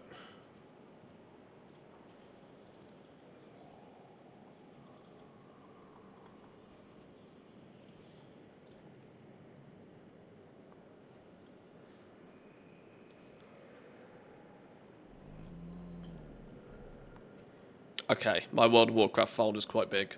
Oh no, that's program files. No, flipping out. I was going to say.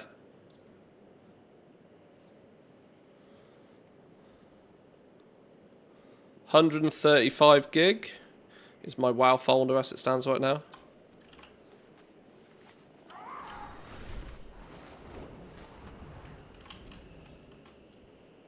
Greetings.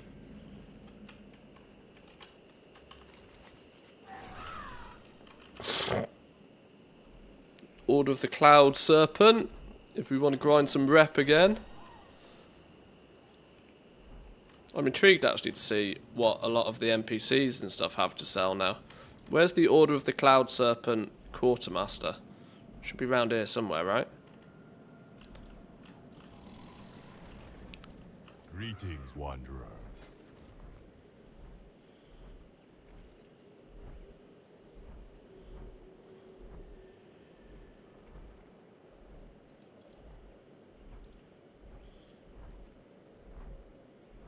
I mean, all of this stuff is still technically here. Not entirely sure what's the point of most of it, considering professions aren't in this mode, but maybe it's just kind of like leftover game code that's not been cleaned up yet. Jade Serpent.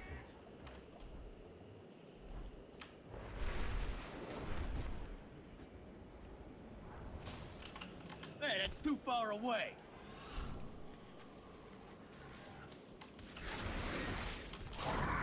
I can't attack that.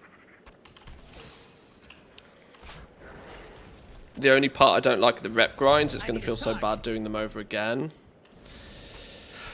From my memory, if you actually lore master the zones, which I think is probably something you're kind of going to want to do anyway for the bonus, for the boat. If you are sort of doing the whole achievement grind thing to get your bronze, lore mastering is something that is probably quite a high priority anyway.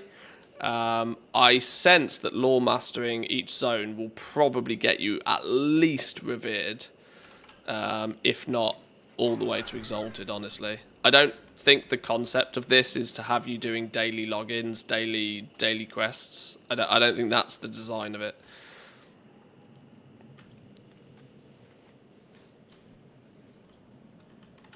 I think that's one of, you know, that's what you'll do when Mr. Pandaria hits Classic. Retail Panda Remix, though, I don't think you're going to be doing rep grinds, honestly.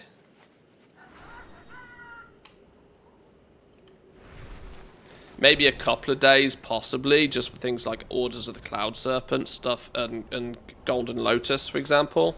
But you know, they're not going to be weeks and weeks and weeks of doing dailies or whatever. I don't think they'd do that to us. You gotta remember, this is Blizzard trying to be nice.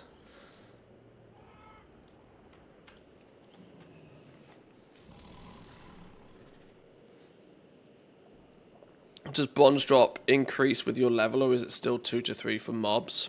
I haven't noticed any significant increase in the amount of bronze that you get, but I am only still level 24, so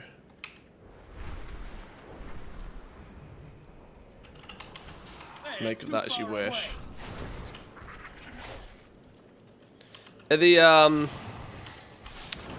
We could go have a look in a minute at the hyper spawning monkeys, see what happens down there. It seems to me as if there's some sort of they've probably done some algorithmic conversion of the gold that drops and just converted it to bronze. So instead of gold dropping, bronze drops. And some sort of conversion, and they've just sort of like blanket put that across everything. So the bronze that drops from your mob grinding is probably going to be relatively insignificant. But you got big one-time amounts from doing all of the achievements and stuff. If you look at like exploration, for example, bronze cache from every one, minor bronze caches for like ticking off all the achievements. That's where I think most people will get most of their bronze from the first time. Doing it on alts and then mob grinding, I do sense farming druids might be the first alt for a lot of people. Because, dare I say, 2x4 farming for like bronze per hour gains could be a thing. I already see that as being a thing. Maybe slightly optimized or tweaked and tuned, I'm not sure. I need to get close. But don't be too surprised if you have the desire to roll a druid to do some bronze farming at some point.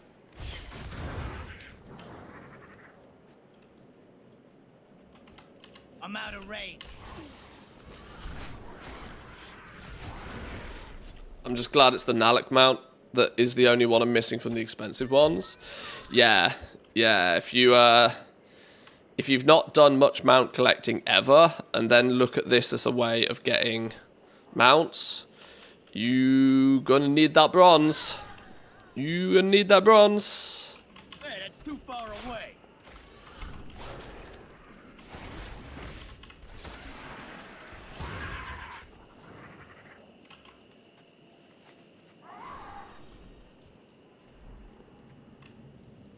You tried dungeons yet? I've done a couple of dungeons. I've done a couple of scenarios. Not too much.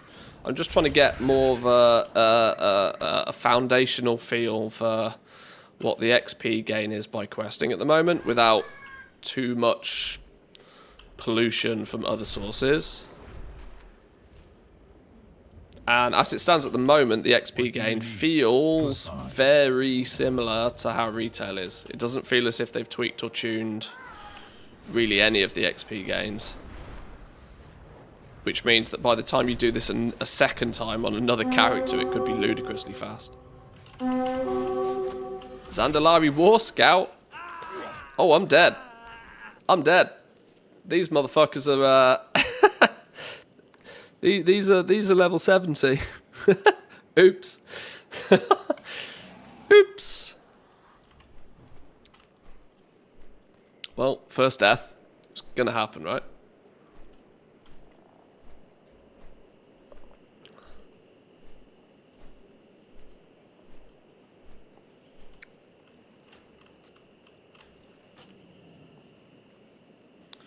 Where's me pet gone?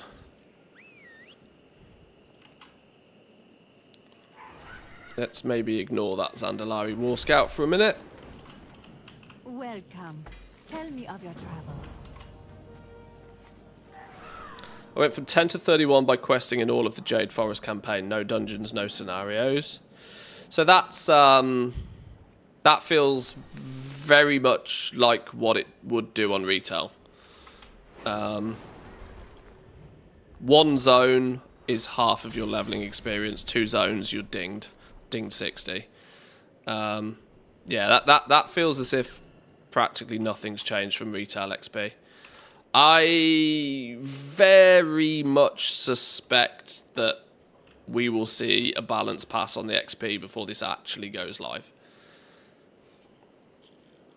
To slow it down, for reference, which Blizzard are going to have to tread carefully with that one, because it will obviously turn up in patch notes, and obviously people will call for fun police on it without really thinking about why.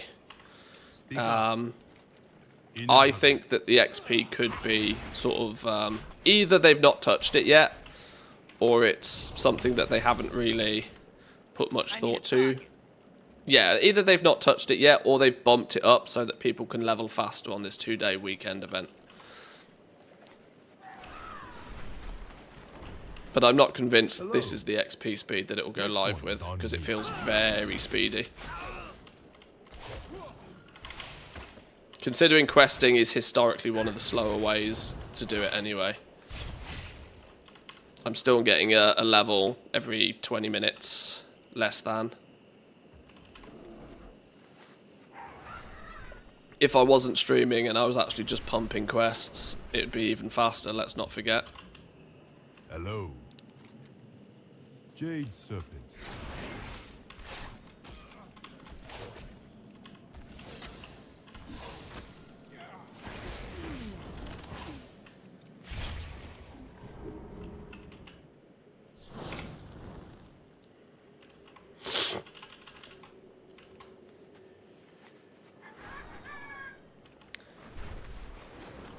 I'm thinking alts you make after your first 70 will be encouraged to go quest in the other zones. That could be the case, right? Could be that they plan for you to make a couple of alts just so that, because many people are going to look at the achievements as a way to get easy bronze for their collections, and so they might be incentivized to make another character rather than doing everything on the one character. Ding 70 on one, use your progress with your... I don't know, it depends how it depends how the gear scaling works at the top end. You get bonus in fact, if I hit 25 yet, no. I think we unlock raids at 25, and apparently you get bonus XP from killing the bosses in the raids even, which is kind of funny.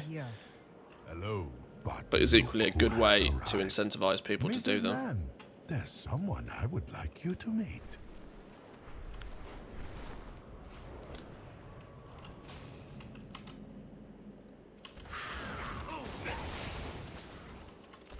I understand, Lord Walker, but the Serpent's Heart project is behind schedule, and we've not a stone to spare.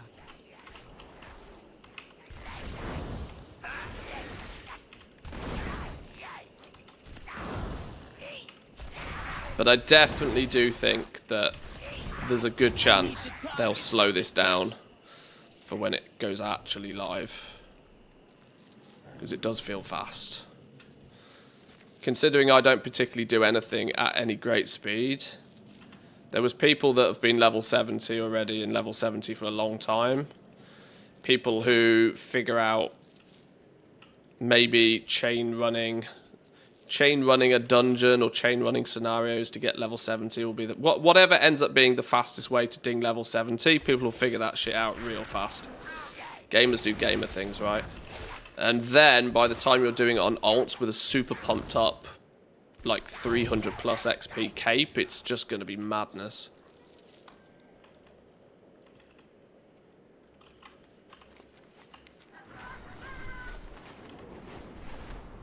I know it'd be cool if they left it this way. I just don't see them doing it. What is your hurry? Keep the peace. Stay focused.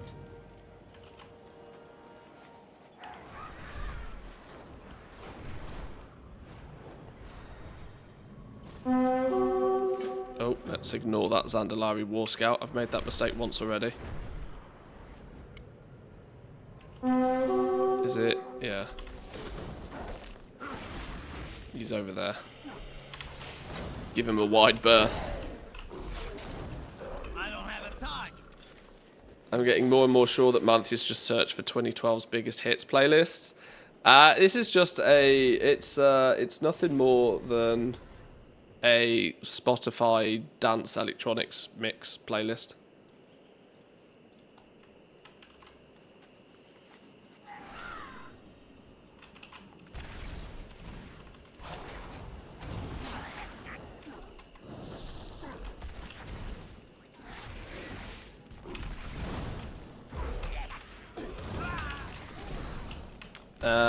Can you queue for raids, or do you need to make a group for it? Can you solo that? Well, I guess we'll find out in a minute.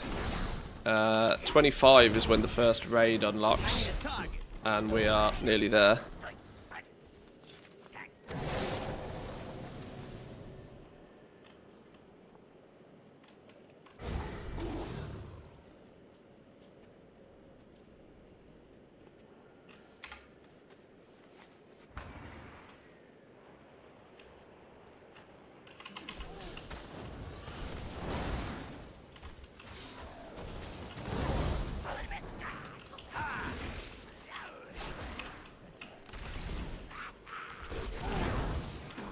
I have an issue. I don't have enough bag space on my Bankatoon, as per usual.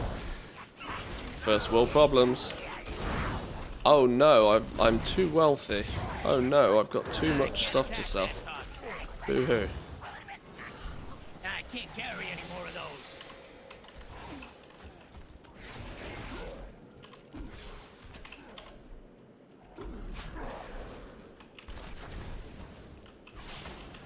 Whoa, no, that's the War Scout. Leave him the hell alone. Leave it. Go away. Shoo. Stop following me.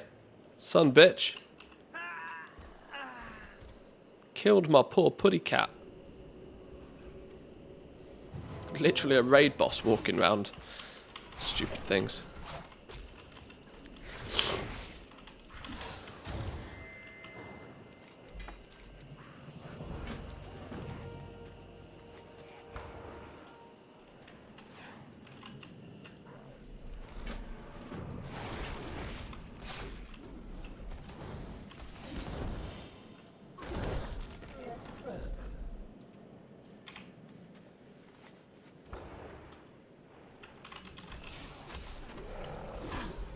How many of these do we need to kill? 6? Oh, 8 of these.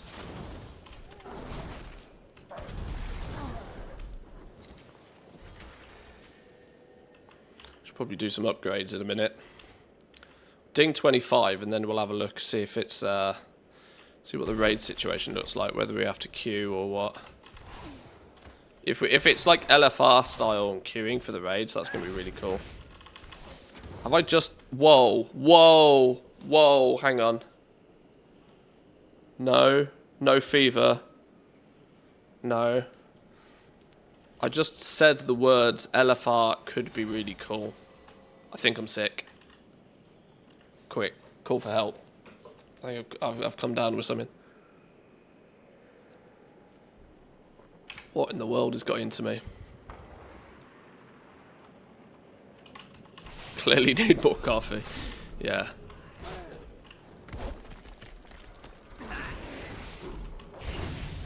Hey, there we go.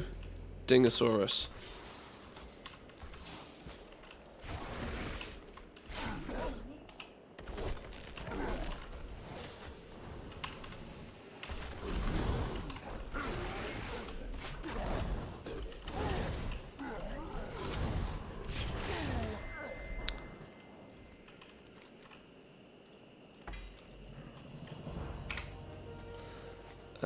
What do I need more of? These vacant destroyer things. These tablet things. Where...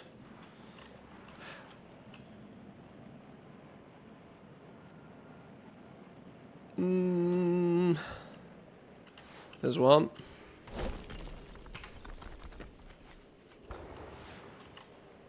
Is that one? There's one.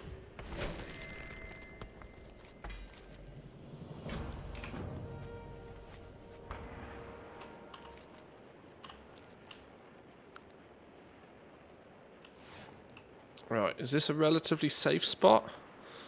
Or we'll just park up here for a minute. Right, let's open some stuff. Talent point, beast cleave meat, go. Open some shears. See if we get anything cool.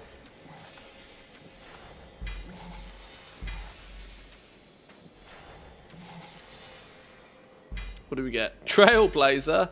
Oh no! Why do I keep getting cool hunter abilities that I already own? Blizzard! I was actually thinking about it. Do I even have Trailblazer yet? No, I haven't got Trailblazer yet. So maybe that's a good way to get it even though I don't have it. Saves me 2 points here, I suppose. So in a weird and wacky way, if I want to be Mr. Dum Dum Boring, we can actually just take out Stampeding Roar on the premise that I clearly haven't actually pressed the button that often.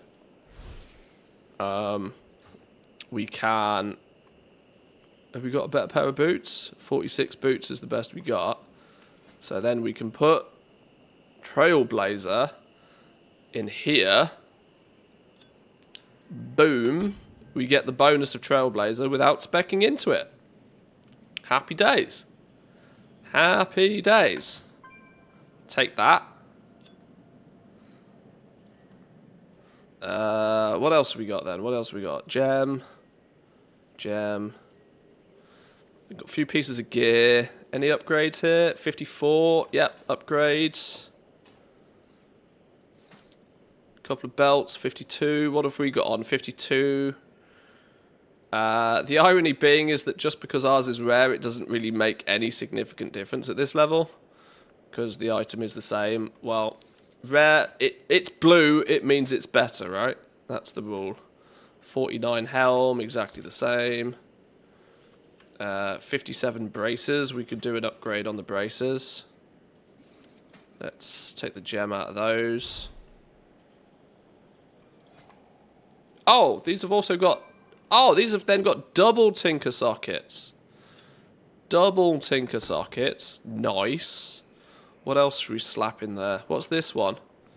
Attackers suffer a mark of arrogance, inflicting shadow damage every 1.6 seconds for 10 seconds and stacking up to 5 times. Cool. In you go. Let's do it. Do it. I wonder if it stacks with the talent.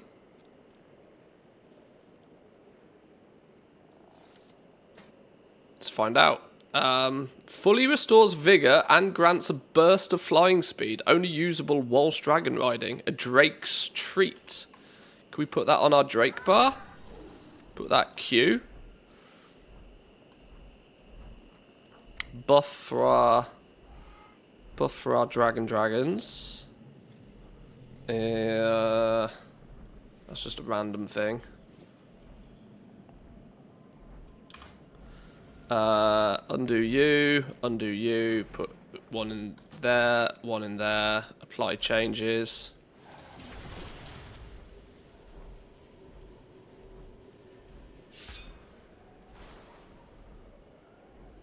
So in 30%, it just gives us 2 Trailblazer buffs, increases movement speed by 30%. Hang on.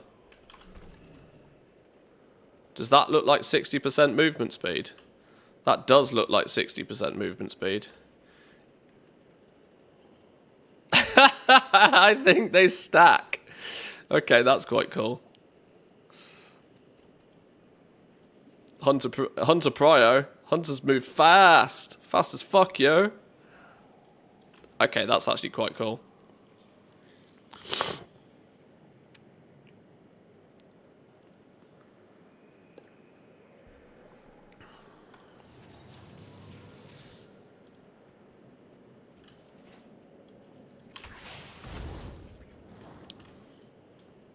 Yeah.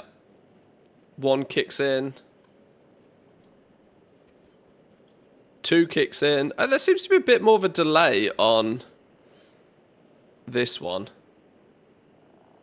Not attacked for 3 seconds. Is that the same as the talent? Not attacked for 3 seconds. Okay, there shouldn't be a delay between the two, but they stack.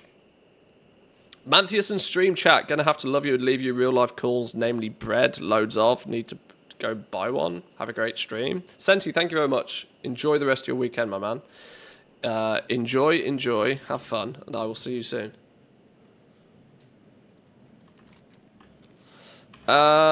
Next question. Why am I in combat, by the way?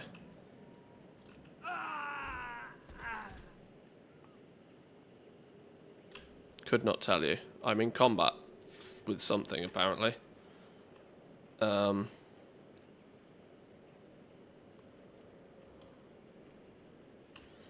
What's going on over here?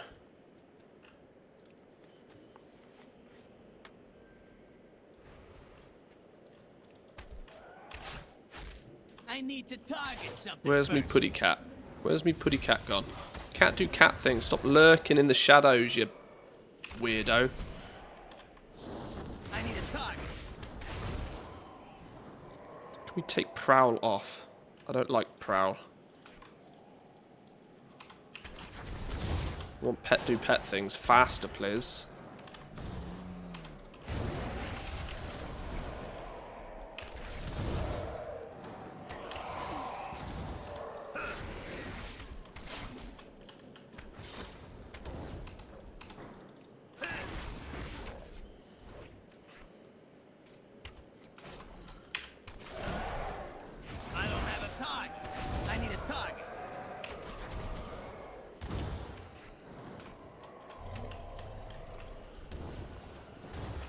Oh, some more leech. We take. I don't have a target.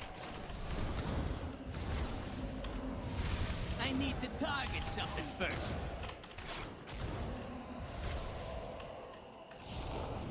Where do we turn this in? Out here somewhere, apparently. We've got to kill these first.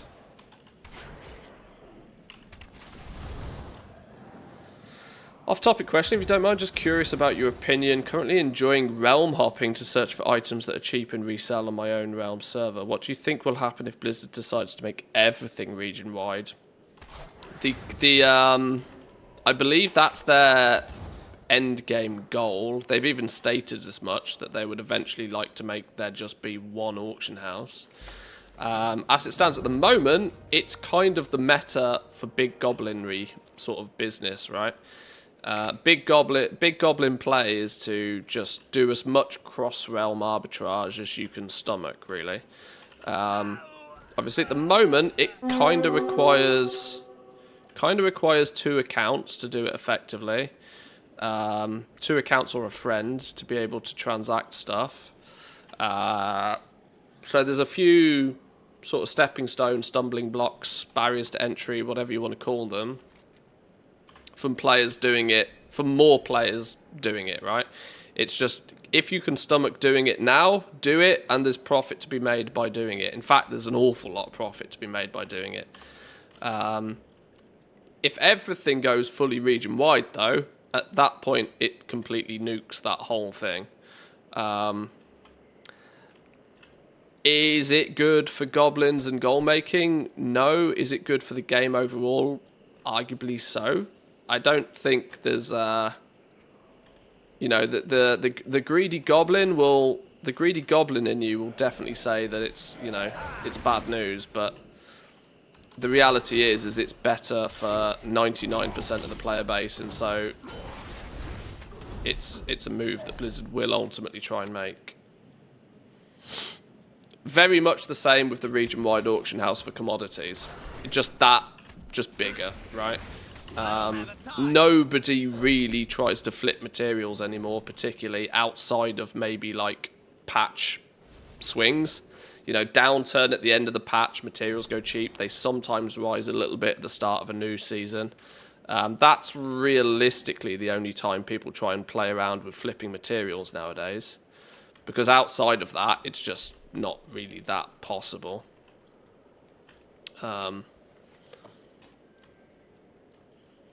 The same logic will apply to Mog, to pets, to mounts, to everything else if everything goes region-wide. It's an eventuality in my mind. I think warbands is the first step, because warbands will probably do a little bit of that. I suspect once we get the alpha, and I assume we're getting the alpha next week, I suspect we will see warbands make gold as a currency account-wide rather than character-specific. All of your gold will just go into one pool. That's one of my guesses. Secondly, I suspect that you will then be able to, because of that, very easily just make a character on another realm if you so need to buy an item that you want. Your gold will just be on an account level. And I also suspect that there might be easier ways to transfer physical items between realms because of the warbands as well. That isn't strictly the same as a fully region-wide auction house, but it's close enough for those that care. I need to target something first. So yeah, it'll be interesting. We'll see.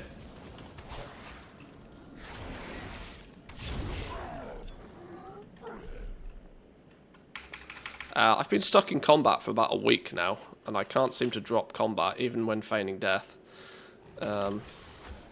I might need to have to relog.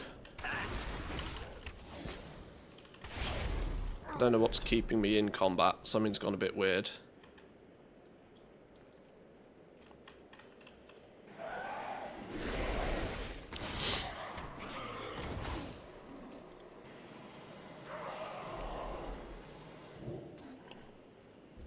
I've just realised I'm not meant to kill them.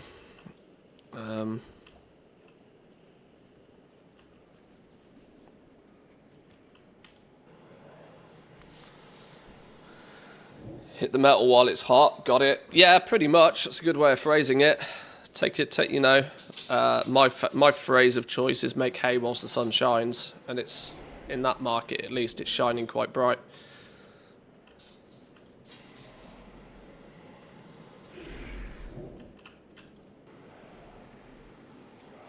Guilds will be region-wide as well, and no faction restrictions, so it should be easy to use those as well if they wish to keep existing, which I assume a lot of people will have bag space issues all of a sudden. Oh, my dog's got no water. Hang on. Oh, am I finally out of combat? No, it's still holding me in combat for some reason. Let me fix my dogs. Back in a second.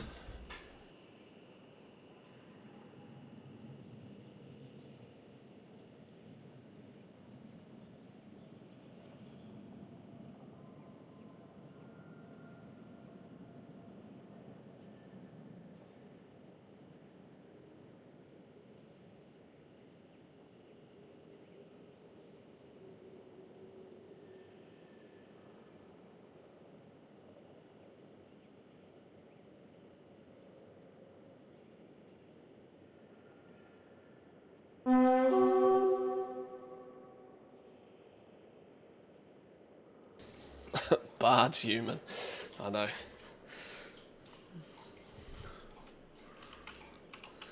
Right, I can't get out of combat. And let me log out, log in again.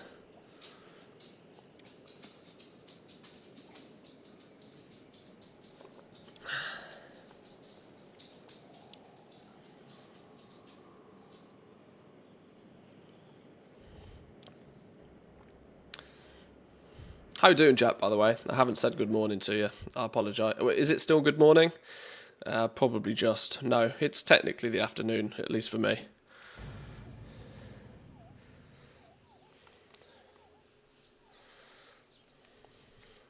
Away from home, sitting here with my phone, trying to get as much info about Remix. Is it good so far? I think it's really cool. I think it's really cool. My way to describe it is simple. It feels like Phase 1 Season of Discovery silliness, but with all of the quality of life of the retail client to go with it. One of the big drawbacks of Phase 1 Season of Discovery was it runs off the classic client, which has many limitations, quirks, frustrations, annoyances. I've given myself hiccups.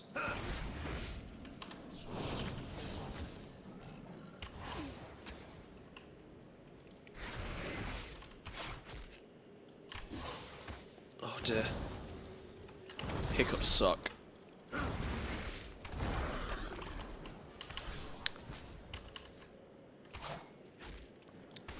About time to kill, I saw that there were 36 upgrade steps on a piece of gear. Yes, I'll maybe have a little bit of a look at that in a minute. I'm trying to get to a relatively safe spot to take a pause. Maybe we can do it now. You can. Let's go back to the bazaar, which is around here somewhere.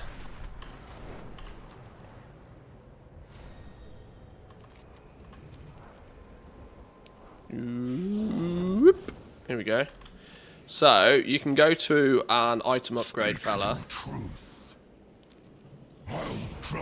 And you can upgrade any of your gear. All the way up to 556 is the max item level, apparently. Now, your upgrade costs bronze.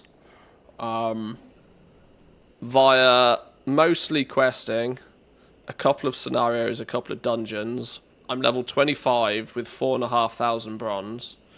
Early reports indicate that, like, level 70, you might end up being at about 50k bronze.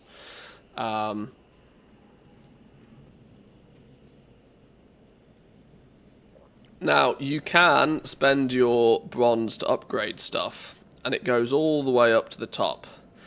Level 36 out of 36 is going to cost you 53,000 bronze. So, not cheap, but look at the difference. There's like 5k bronze from 35 to 36. So, it sort of almost exponentially increases in price almost, or very heavily increases in price. I could, with the bronze I have right now, get myself an item level 304. You must reach level 67 to upgrade this item further. Oh, to that degree. So maybe there's... Oh, that's interesting.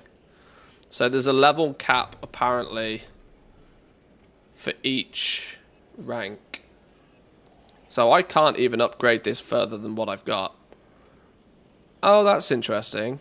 So you can use bronze to catch items up if you've got things kind of left behind a little bit. So like these 41 legs, for example, are a little bit behind what they could be. But I could only actually upgrade them to level 4 at the cost of 92 bronze to get them up to item level 54. That's interesting, you know. That really makes it feel to me like you kind of wouldn't do this.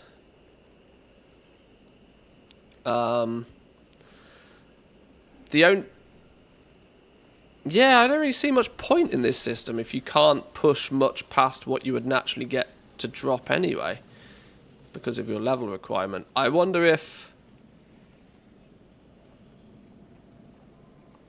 Oh, look, when you get to the higher levels, some of the... All of your upgradable items must be at least item level 500 to upgrade this item further. So you have to rise all tides equally.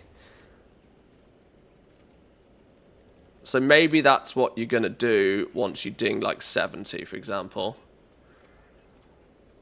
Level 25? Level 20? Yeah, it looks like level 20 is about what you're going to be able to get to up until... There's going to be level requirements in place. You must reach level 69 to upgrade this item further. 21, you must be level 70. 22, you then need to have all of your upgradable items to a certain level.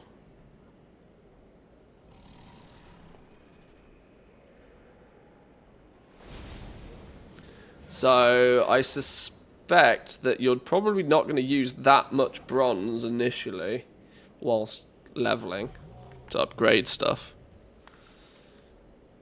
because your bronze can be much better spent elsewhere.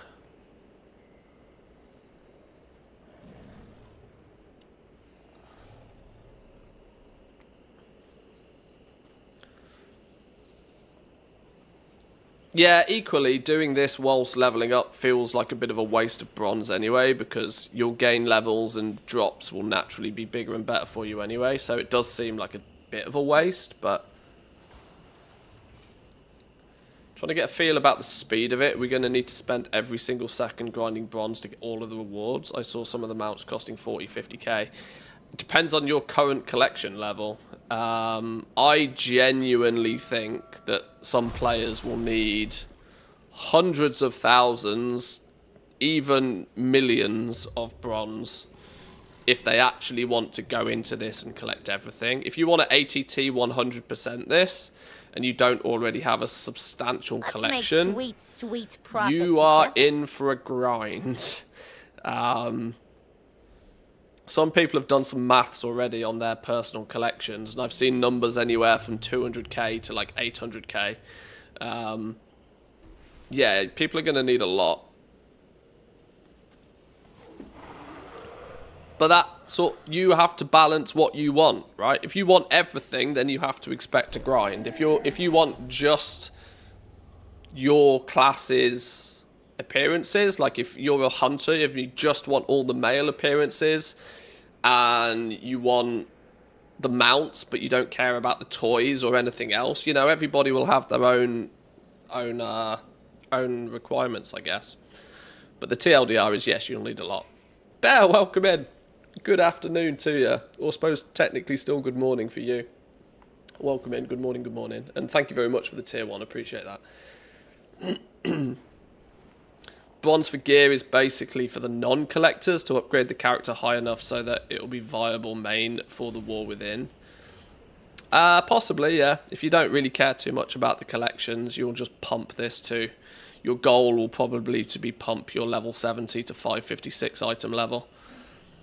Which feels, bearing in mind that my guess is that this will go from 10.2.7 up until pre-patch. 11.0 pre-patch might give us like massive amounts of catch-up gear to the sort of 550 item level, or 556 item level might be kind of like you're stepping into the world within, like very like level 71 questing gear sort of item level.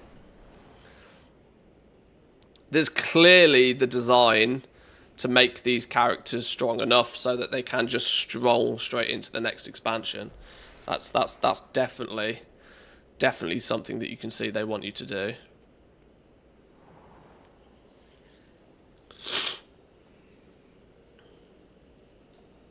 Other drops: bind on account, bind on equip, or bind on pickup. Can you equip alts with higher level items so the alts can save their bronze for mounts? The gear appears to all be soul-bound. Yeah, it's all soul-bound. Seek the truth. How's Pandemonium going? It's fun. It's fun. I'm having a blast. Is bronze bind on pickup? Bronze does seem to be character bound at the moment. Yeah, I have not made an alt or got said alt out. Although here it's... Okay. The answer is I don't know. I need to get a second character out of the starting area to find out.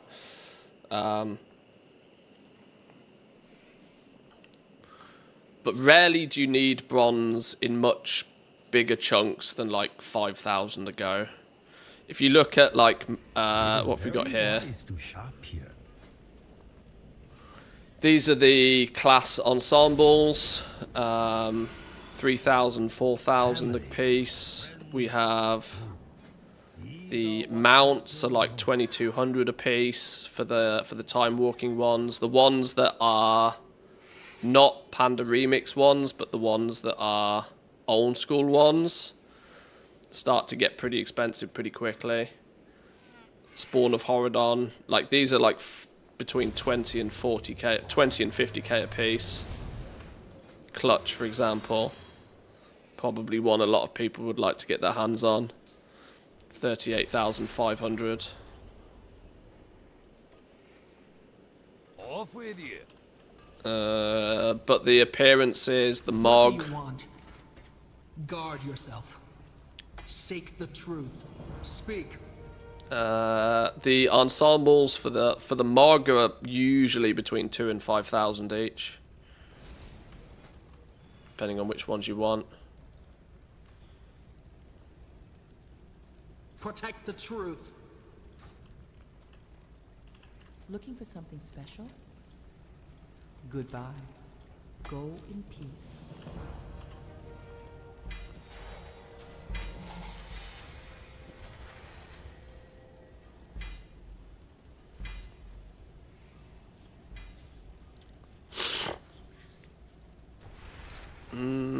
What did we get? That's a quest item. Bloodthirsty Coral. 10% of damage taken grants you healing blood. Up to 200% of your max health every 3 seconds. Healing blood is expended to heal you if you're injured. Clever. Good tank one. While you're above 80% health, your attacks consume 2% of your maximum health to inflict holy damage. It's also quite cool. Good DPS one. Upgraded chest piece. Should we extract our crit gems? Oh, hang on. Oh, okay. It did it anyway.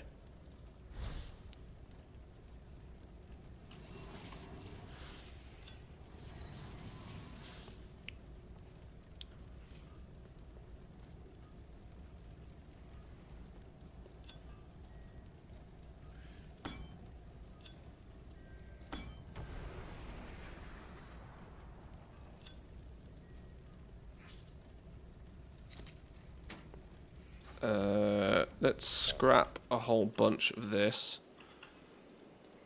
Why can't I use that scrapper? Why can't I use somebody else's scrapper? Alright, I'll put my own down then.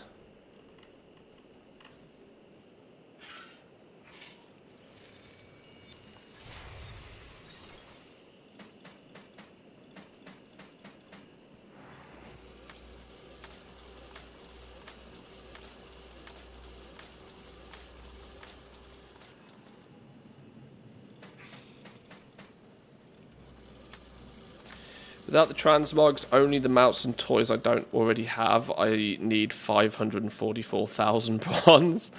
See, this is the thing, right? Some people are going to need some big numbers. And if that's excluding the transmog, imagine how much it might be with all of the transmog as well. We're quite literally talking millions if you want to collect everything. But my question would be, is if you need to spend millions to collect everything, why would this event all of a sudden trigger you to start collecting everything? If you need to spend that much in the first place, you're probably not that avid of a collector in the first place. So... Do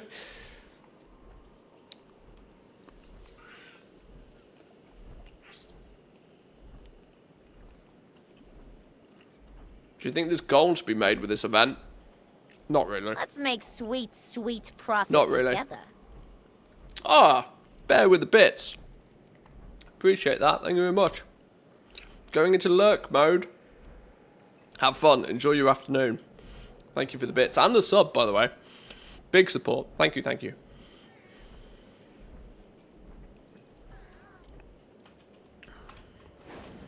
Right, let's crack on. Oh, no, actually, I wanted to get here because I wanted to test Group Finder. Raid Finder.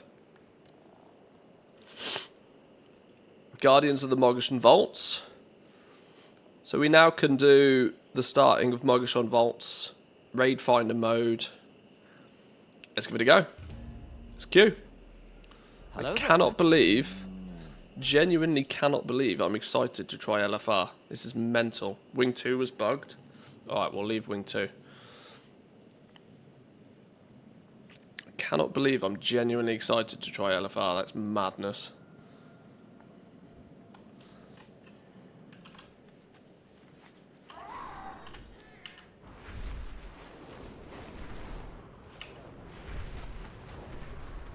Right. We might as well get back to questing while we're doing this, though. Like my ears popped. Weird noise in my ear.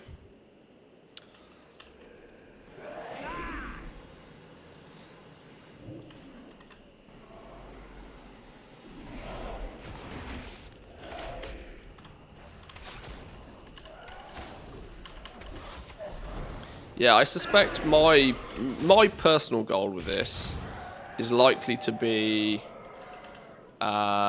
achievement hunt, as achievement hunting will lead to good levels of bronze as one-time results.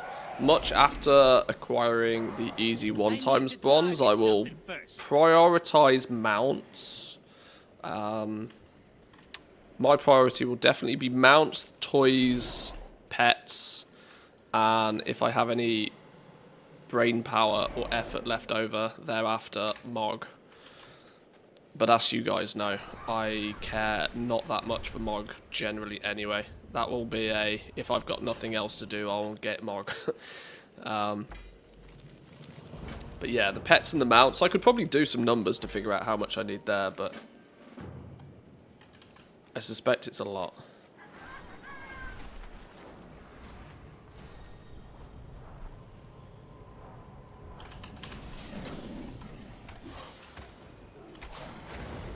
Oh, hang on. We're meant to be doing a thing. We're not meant to be killing these, are we?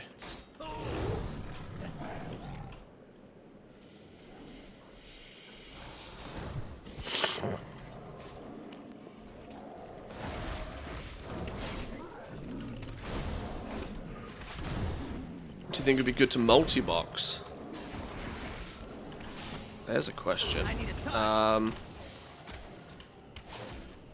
There's a question.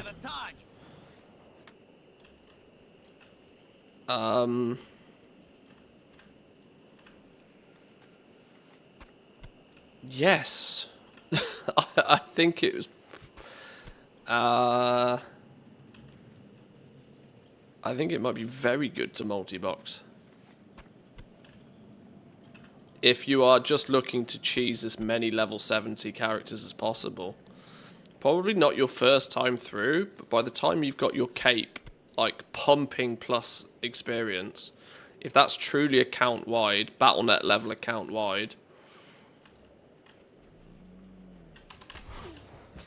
it could be silly for leveling alts via multi-boxing.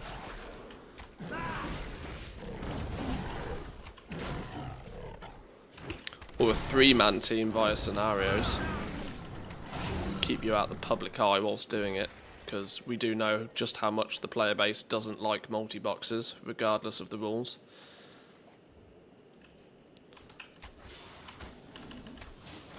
You're going to put yourself in line for a lot of...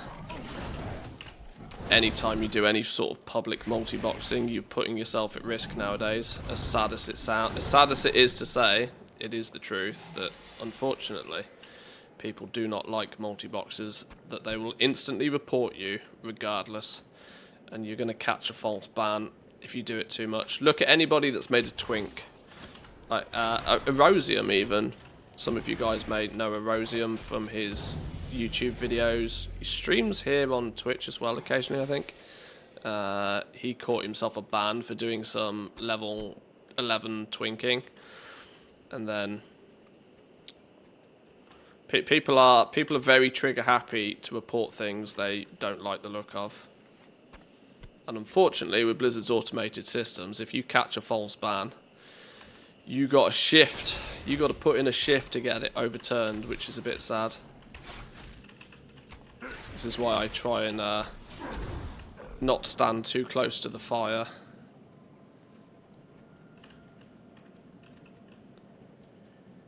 What am I meant to be doing here? Throw a spirit to smash it open and free the spirit inside. Can I just... Oh, okay. I can just do this.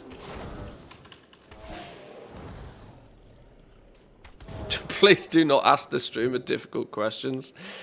My ability to multitask is limited. Is that what we're saying? You're probably right. Silent Rovian, welcome in. Howdy, howdy. I need a target.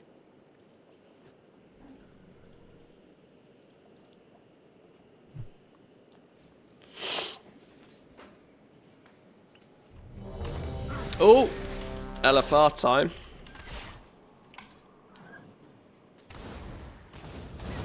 Let's roll. See if we can top some damage numbers. Yeah, level 25 raids. Challenge mode gear, no.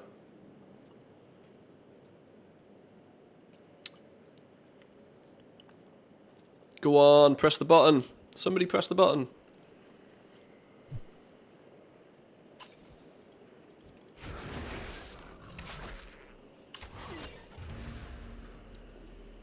We're in. We're big time raiders now, boys and girls. Big time raiders. Let's get Zyger out the way for this. Untouched by time for thousands. Big time raiders. Who knows what secrets await? We got some Chinese tank by the looks of things. I need to get close. Tomb. Have your wits about you. Big time pumpers. Maximum pumpage. What could possibly go wrong? What could possibly go wrong?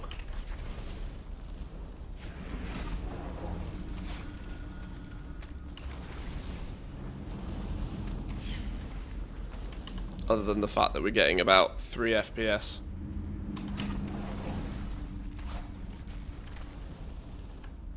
I need to target something first. As everybody scales the same level. Everybody seems to have their... tooltips seem to indicate everybody has different levels. So I guess it's kind of the regular time walking tech that's doing its thing here.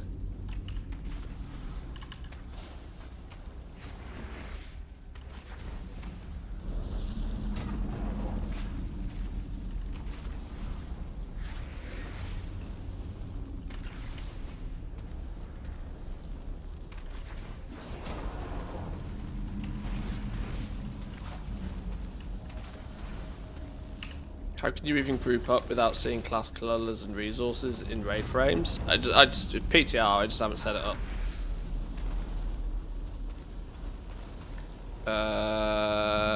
I'm not doing it now.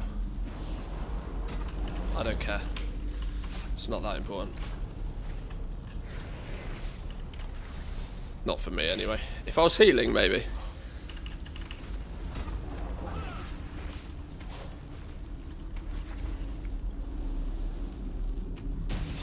Boom. Boom. Easy game. That was Bonus XP. 8k bonus XP. It's not bad. 8k per boss. We'd take that. We'd take that. Of the Guardians. I fear what we may find within.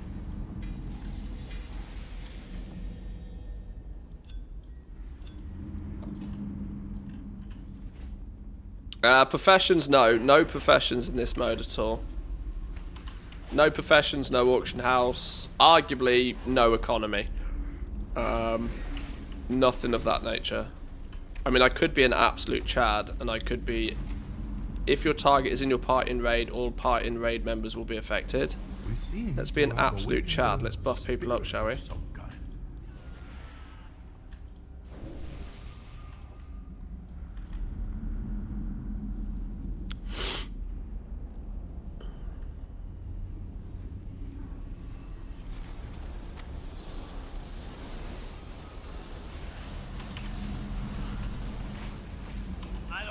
Stories were true.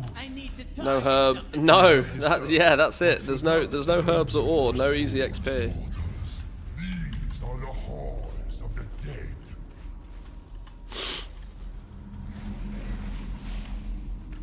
Oh, great spirit, grant me the power of the earth.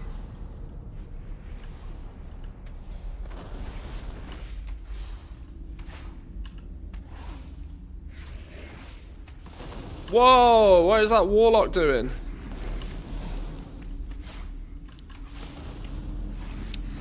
That's one broken OP warlock. Is he like level 70 or something? Level 38.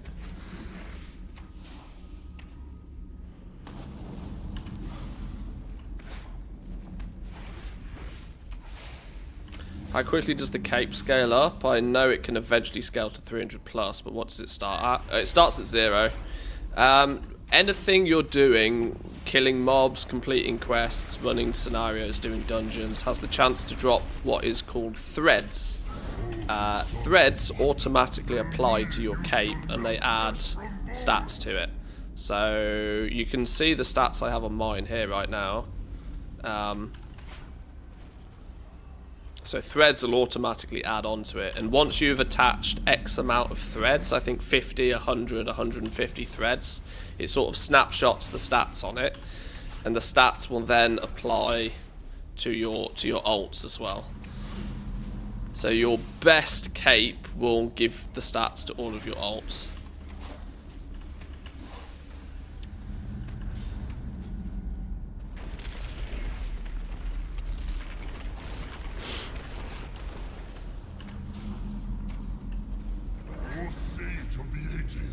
Instill to me your arcane wisdom.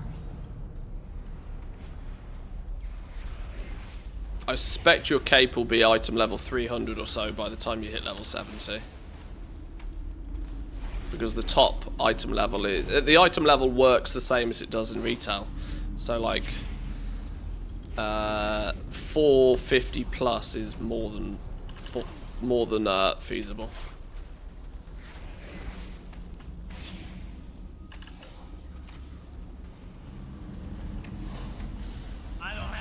Boom, there's Fang down. Easy business. Bonus XP, another 8k. Tireless Spirit, is that meta gem? It's got to be meta gem. Grants party members within 40 yards Tireless Spirit for 5 seconds, reducing the resource cost of abilities by 100%. Okay. The Zandalari, ancient allies of the Mogul. They must seek the legendary weapon within the depths of the vaults. I need to I'm target sorry I did something not first. tell you earlier. These vaults house a weapon of unimaginable power. Regarding XP, I think the XP hasn't been tuned yet. I suspect that by the time this actually goes live, it will be much slower to initially level. Too far away. Is my guess. Oh my god, I forgot these things do all of this fire business. I very, very, very, very much suspect that they'll slow this down for when it actually goes live. People will call Fun Police on it for sure, because they'll have tested it on the PTR, and then they'll, you know, patch notes will come out that like, oh, XP gains reduced by X amount, and people will cry Fun Police. But honestly, I think that this is too fast. It's cool and it's fun, but you've also got to remember this event is only available for testing over the like a 2-day weekend. So they probably want people to zug it fast this weekend for testing purposes and to find stuff out. When it goes live though, I suspect they'll slow it down.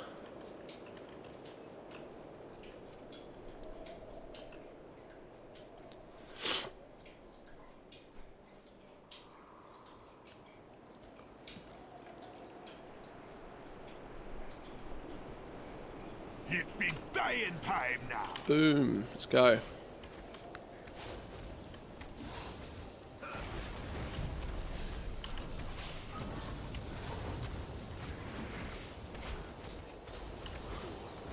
Spirits be praised.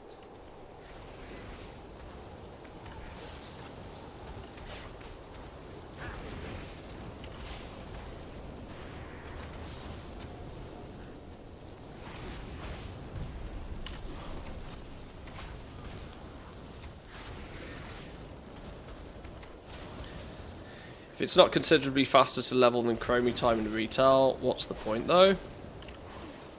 Well, this is it. I think they've got to be careful that they don't make alt level. The first time you level doesn't really matter, but it's the alt leveling speed that will be an issue.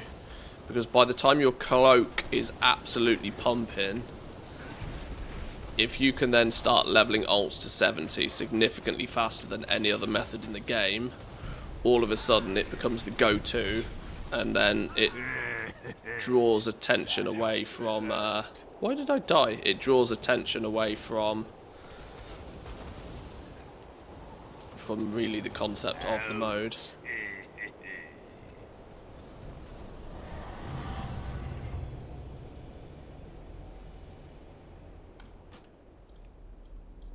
Oh, what? I start all the way back here?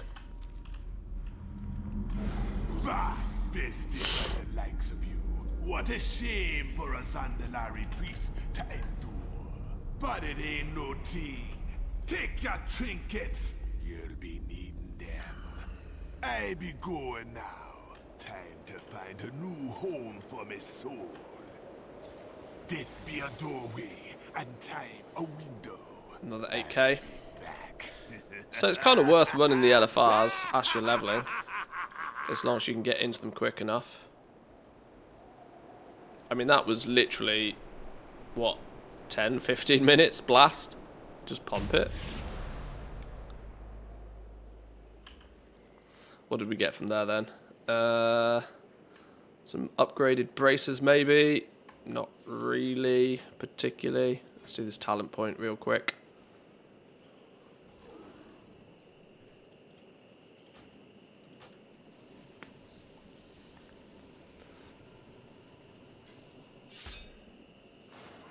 Can you spam LFR?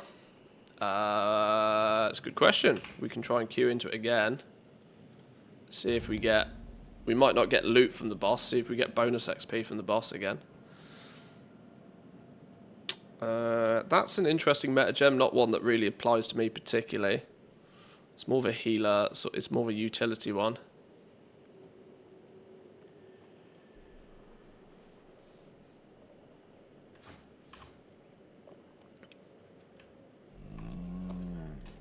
Not really an upgrade. More scrolls. Oh, that's an upgrade.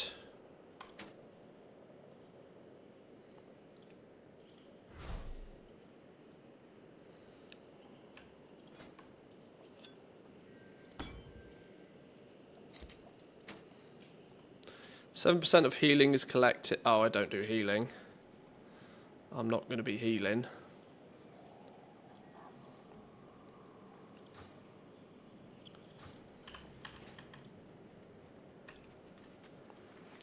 Uh, 3 minutes on the LFR queue.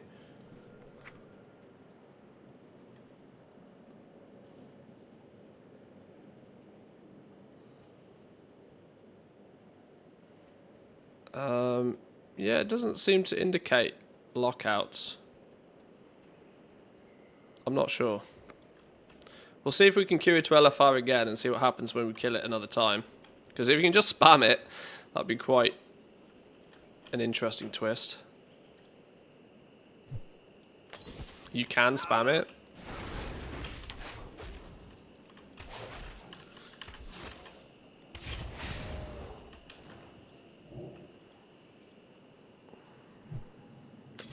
How you doing, Pagby? Welcome in. Welcome, welcome.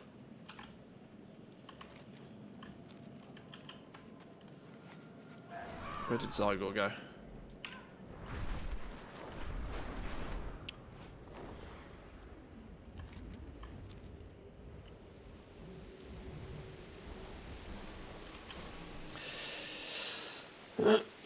They say time running is meant to be leveling at an accelerated rate. I feel it's the same speed.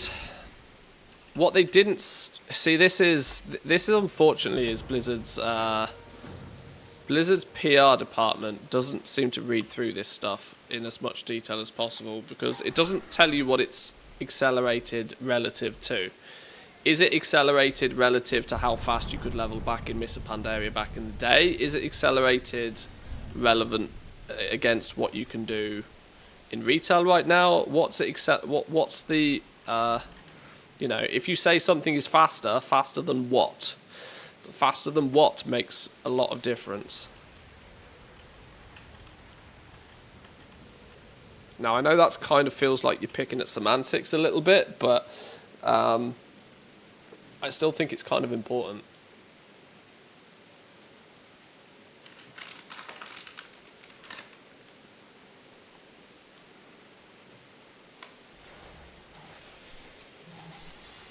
Two tanks are queued. Where's me healers at?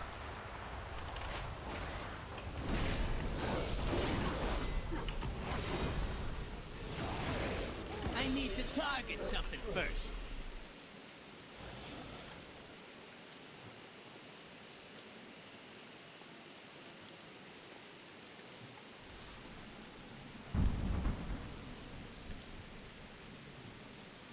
Back in MOP, you only had 5 levels to get. Well, that's also true. Oh my god, we're back in here straight away. I need to finish protecting this dude. You're going to hurry up and finish doing what you're doing?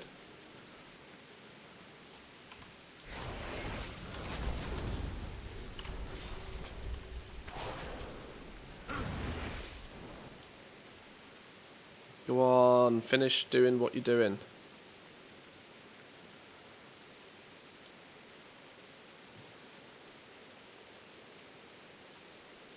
Whatever.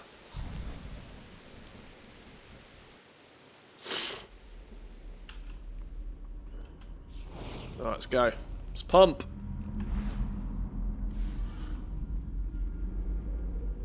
Oh no! Let me in! I need to get close. It's too slow. Clearly too slow.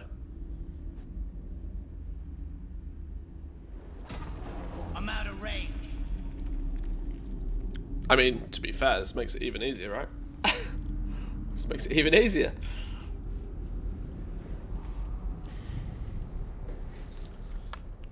Good chance of a bathroom break.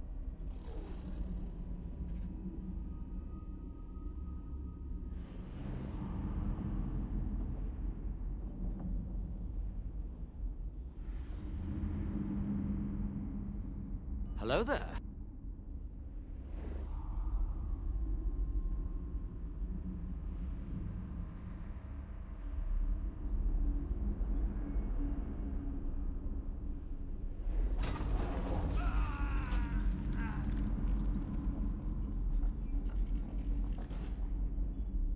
That was close. The door mechanism seems to have activated with the demise of the Guardians. I fear what we may find within.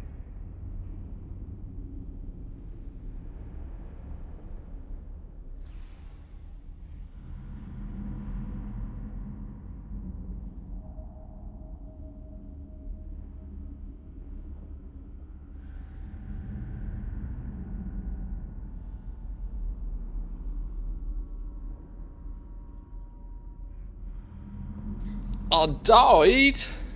We seem to have a What do you mean I died? Did anybody see if I got any experience for that? Well, I clearly can't loot again, but that's probably because I didn't get a tag on a boss. Can I get to the next boss before they pull it?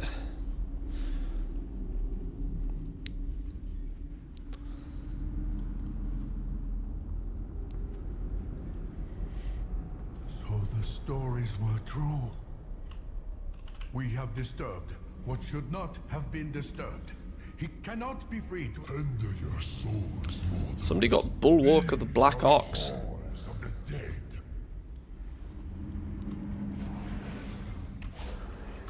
Oh, great spirit, grant me the power of the earth.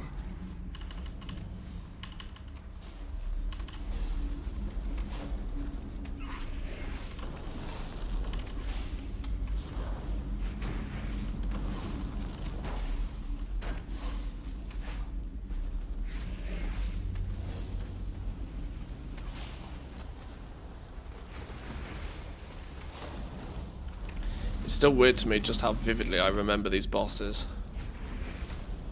Hello there. How we doing, Pumble? Welcome, welcome. You burning through some... Oh, actually, that's a good point. I've been hearing the alerts again today. They were broken yesterday.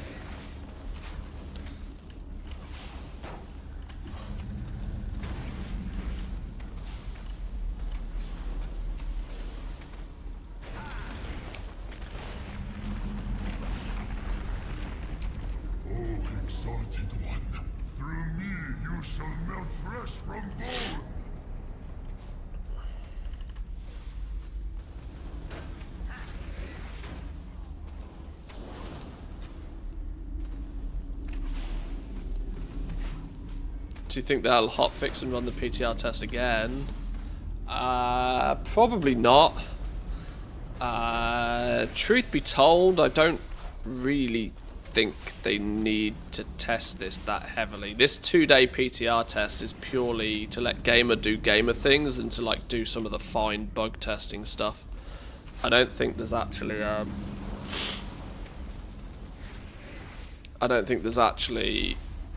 much real reason they need to do much. Am I in a group with Towley? Haha, I am. Towley's tanking. Yeah, Towley's tanking. How did you tell that? You must be watching Towley at the same time. Tell the tank. What level's Towley? 26?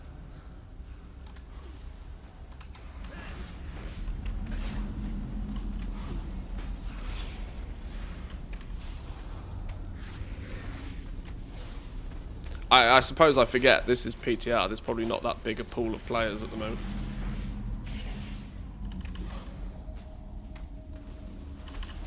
Sweaty content creators, and that's probably it for the most part.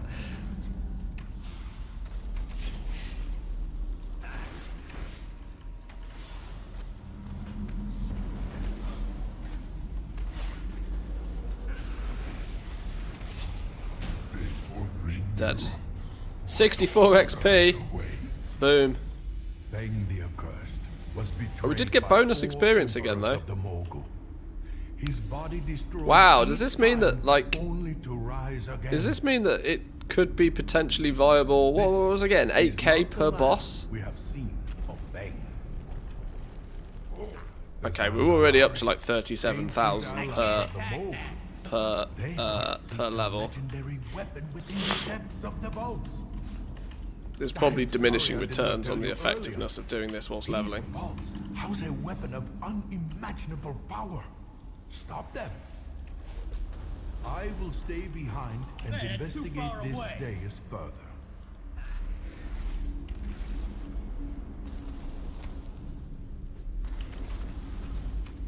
No matter. We don't be needing what's back that way anyhow.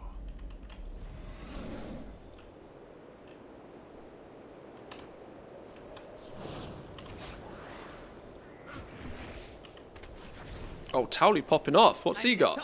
Bulwark of the Black Ox. Okay.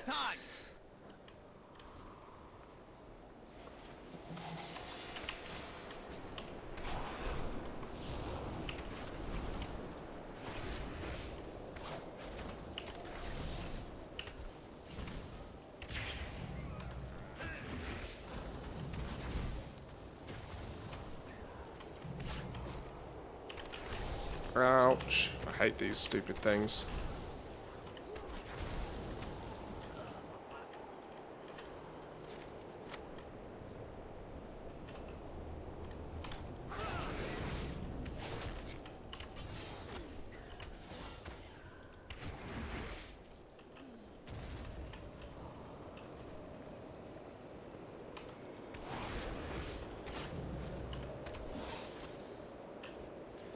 Isn't Towley always popping off? Well, it's odd for a tank. Tanks are usually not topping the DPS meters.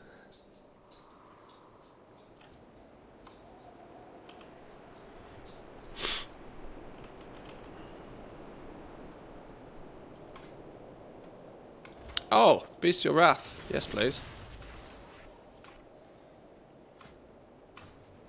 It be dying time now.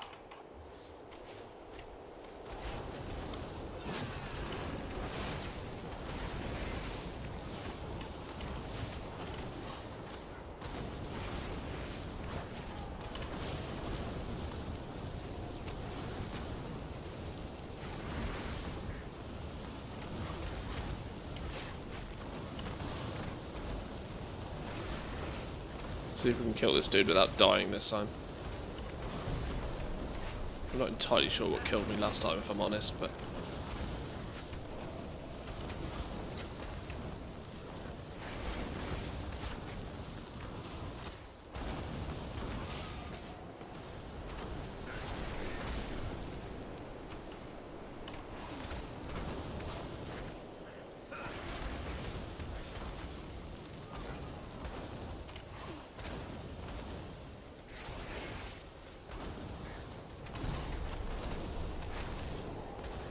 Nearly down.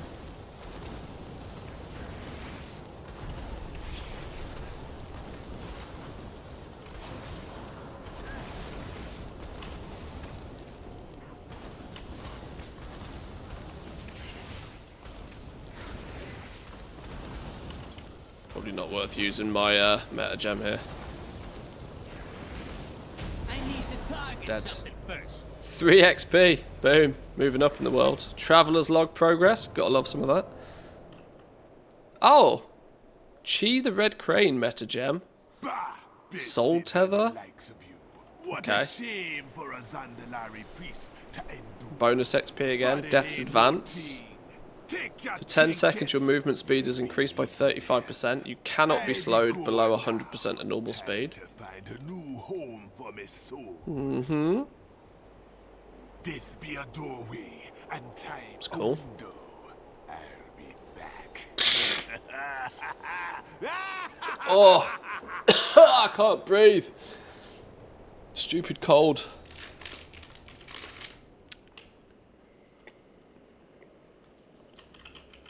Okay. Well, can confirm. You can you can just chain run LFR if you so choose, which is quite cool.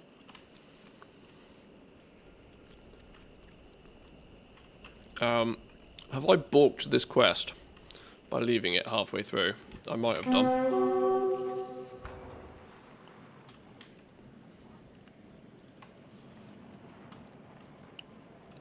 Let's leave the zone and go back into it again. There's that stupid Zandalari War Scout. 2 of them?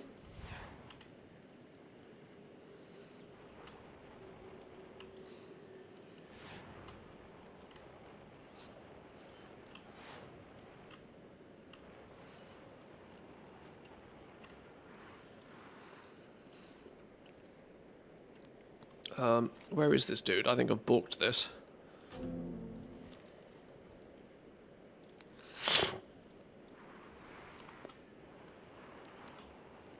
Let's try that again.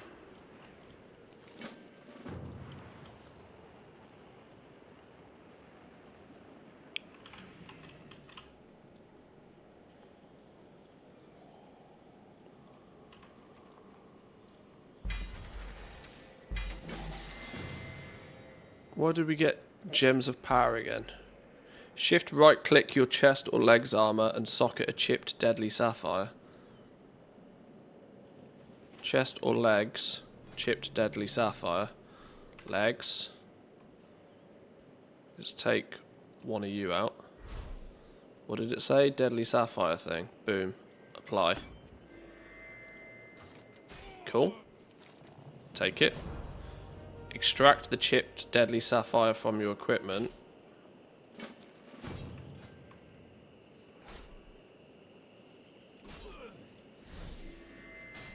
Extract gem. Cool. Use 3 deadly chipped sapphires to combine them into a flawless. Okay. Okay, it's just teaching you about gems, clearly. Maybe I forgot to do that at some point earlier.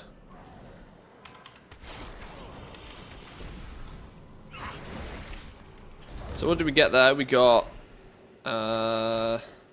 Arcanist's Edge. Your attacks consume 20% of your active absorb shield to inflict arcane damage equal to the amount consumed. I'm going to find it hard to use that one. Death's Advance, we had a little bit of a look at. And then some new shoulders. These are the same as what we've got. These aren't upgrades. That is an upgrade though. We should replace that in a minute.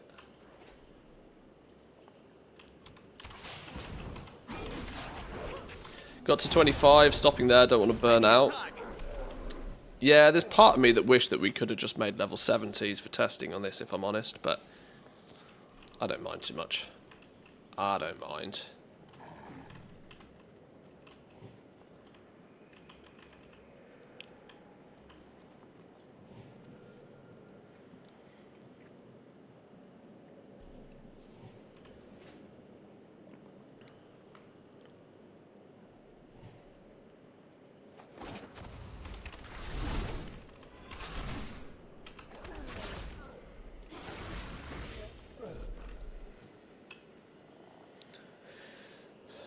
You just transfer your level 70. I don't think that works with time running characters though. Or does it? I don't know. I must admit I haven't tried. I don't think that works.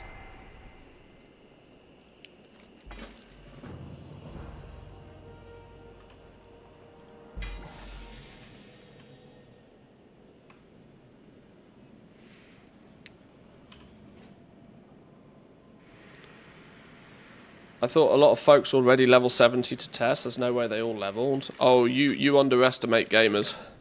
You underestimate gamers.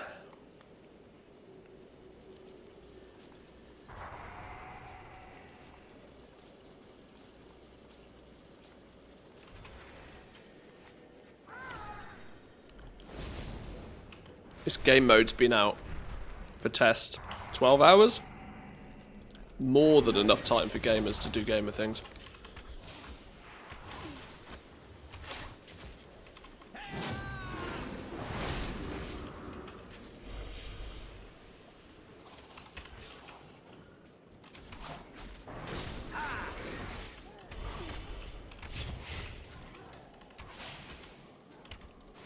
How do we kill this dude?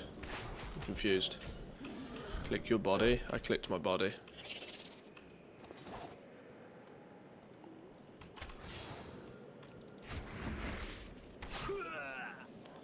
Yeah, there's plenty of level 70s.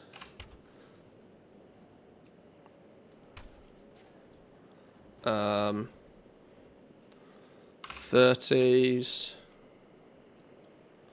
40s.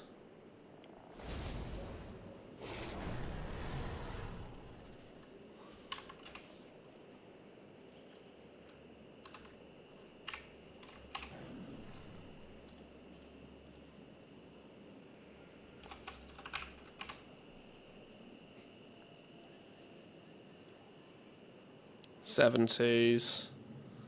In Ogrimmar? You're not meant to be in Ogrimmar.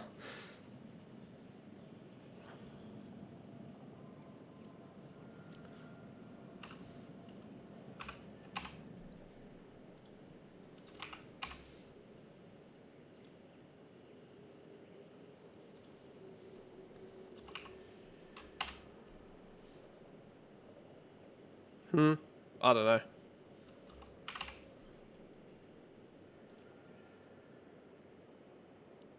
Showed a level 70 in Valdrakken. I don't know. Maybe because this runs, you can make regular characters as well on this. Not just time walking ones. Maybe the /who shows all of the characters, not just time running characters. Because of course, yes, you can pull a level 70 in, but I don't think you can pull a level 70 time running character. But I might be wrong. What's there's got to be somebody on Twitch that's been pumping since it launched, right? World of Warcraft category.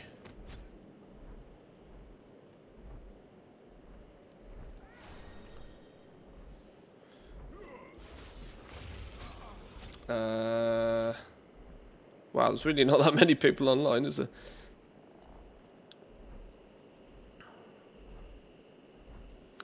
Always surprises me how few World of Warcraft streamers there are at a weekend.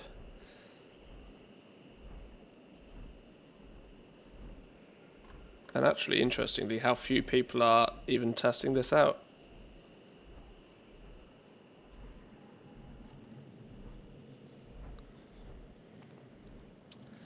The interesting thing is it's clear that most people who have a reasonable amount of viewers who play World of Warcraft do it Monday to Friday.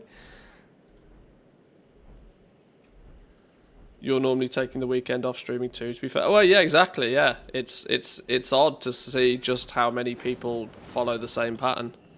There's a gap in the market there for sure. Max streamed 16 hours. What level did Max get to then? Because presumably he would have been doing the raids and dungeons and stuff, I would imagine, rather than questing.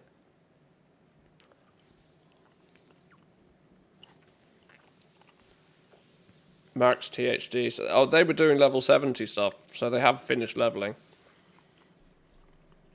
I suspected that would be the case.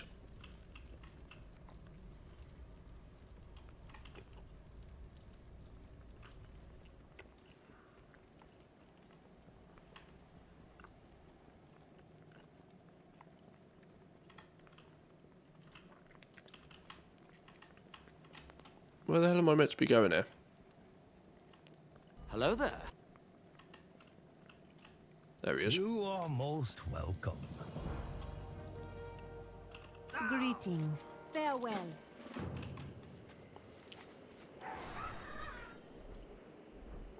Highly doubt they leveled, just saying. I don't see why you think they didn't level. You do realise that levelling 1 to 70 doesn't take that long.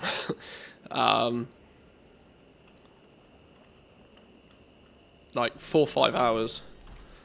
For if you're I mean, if you're levelling via LFR, just spamming LFR runs, I suspect they could have easily got to level 70. I don't know. I don't know what they're doing. I was in bed. Honestly, I was in bed. Stop stealing all my fruit. Can I kill you and get my fruit back?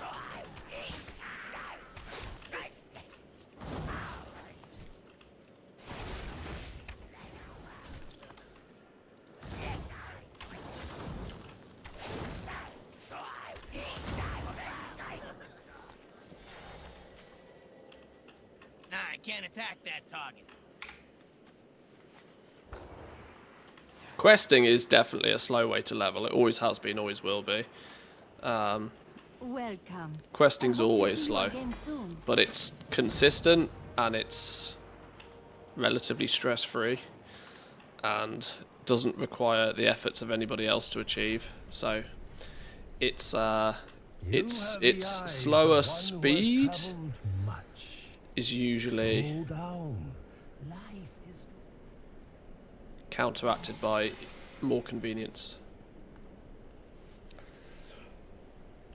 Haradan took 14 hours to get 10 to 70, and he's known for his speed leveling skills and abilities. Okay, well actually, I went by the theory. I went by the theory that 25 hours for your first character is roughly what I expected. Now, if you've got professional speed levelers doing it in 14, your average person is going to take twice as long as they take.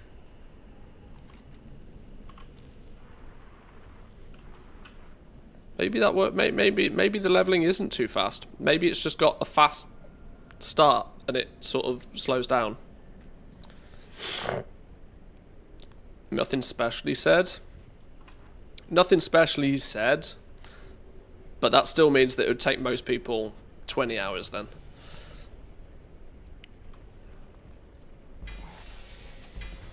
You forget that, like, you know, you'll have top-end MDI players that say they're playing casually, yet they're still doing 25 keys. You know, it's a little bit relative.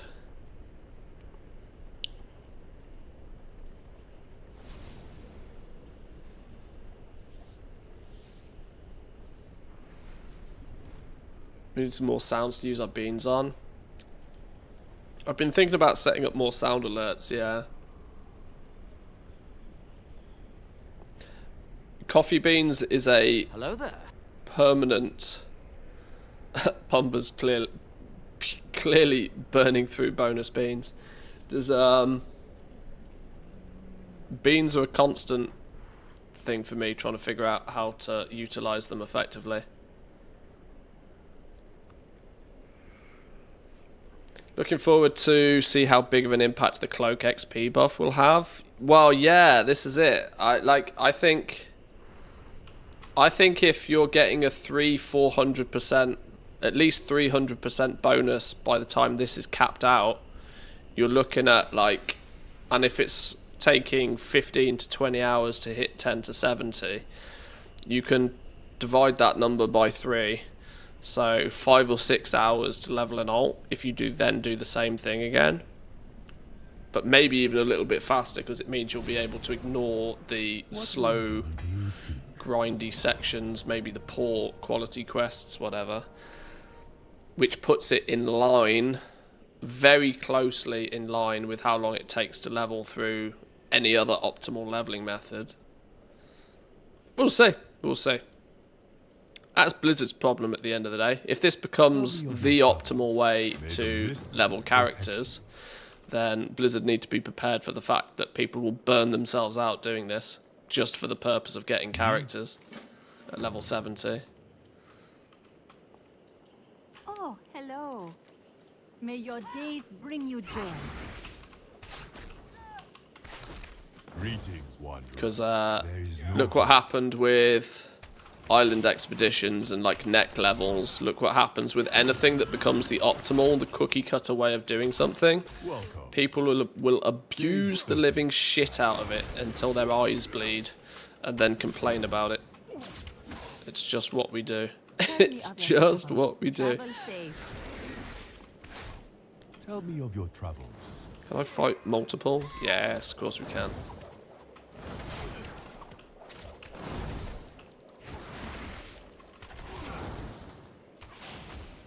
I don't have a target. Hello. There is no hurry. How many is this? 6. You two. Farewell. One of you. Tell me of your travels. One of May you. your days bring you Boom. joy.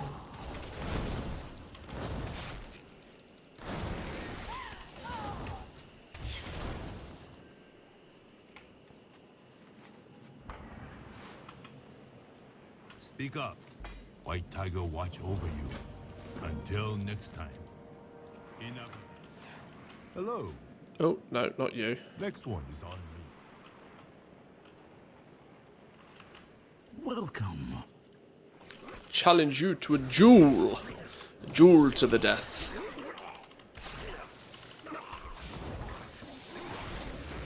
I'd like to know if leveling via this way also gives access to the heritage armor after getting to a certain level, because I need like 12 tunes for that. That's a good question. Considering class and race combos are pretty open for this mode.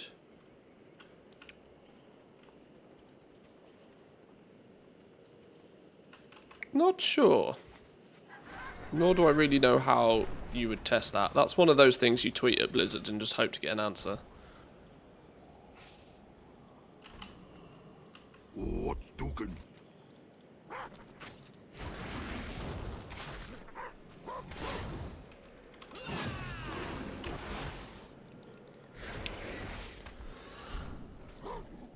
Dozen 50 to 60 characters left behind, up to 70.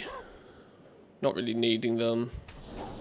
Nice way to catch them up. Well, you got to remember, you have to make a brand new character for this mode. You can't, if you've got characters at like level 50, you can't turn them into time running characters. Time running characters, they start at 10 and they end at 70.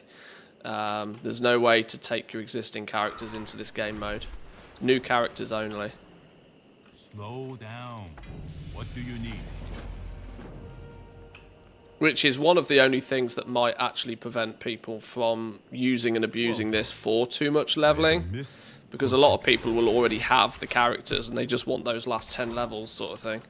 Which you then won't be able to use this mode for particularly.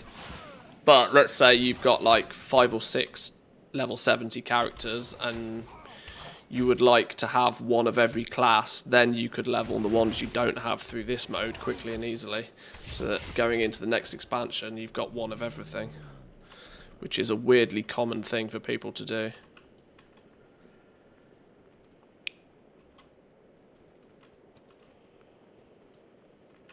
It's fun though, there's no denying. I like the simplicity, I like the silliness, I like the unnecessary, like, it's just silly. It's like, I don't know how else to describe it other than it's just silly, and sometimes silliness is fun. Love me a bit of silliness from time to time.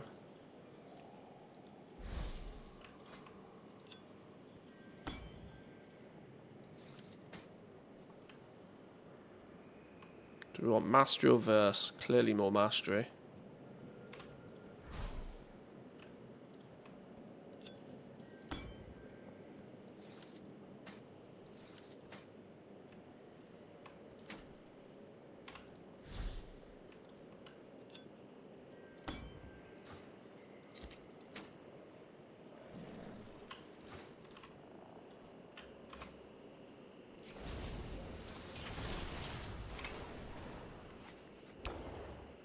Does the cloak upgrade? It doesn't look like it upgrades very evenly, no. You randomly pick up threads by doing pretty much anything. But as you can see, my stats are a little bit wacky all over the place so far. Definitely not equal.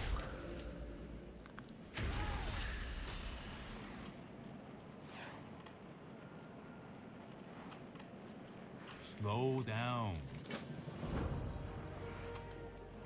That's the only thing, the upgrading of this cloak just kind of accidentally happens passively. You don't really even think or notice it particularly. Which I don't strictly think is a bad thing. But there is something... It's the IKEA theory, right? Like, if you... You know how IKEA makes you build all of your own furniture? There's a psychological reason why that works. You attach more value to something that you've made yourself. If it comes pre-made, pre-built, the only value you attach to it is the, you know, the physical cost you paid for it, sort of thing. So regarding the cloak, the fact that it just kind of accidentally happens, you don't even really notice it happening. Weirdly, I would kind of like the threads for you to loot them, and for you to have to click them to go onto this. That would actually mean as if you feel a lot more as if you're working towards upgrading your cloak. In an odd way, it kind of just feels as if it accidentally happens and you don't even notice.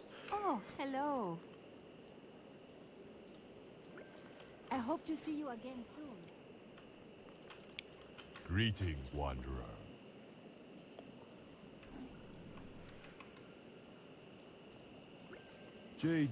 This is one of those weird scenarios where sometimes quality of life works against, like, gameplay. That some of the gameplay, like classic, technically inventory management, as boring and as mundane and as frustrating as it is, inventory management is actually considered at a base level a gameplay feature.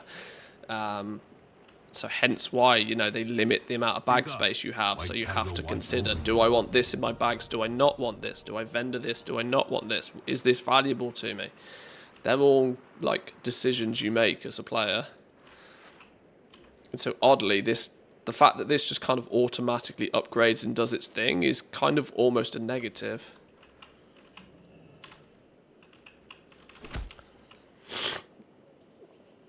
Oh, do as they do. Oh, yeah. What does he do? I don't know what he's doing. Tell me of your travels. Kick.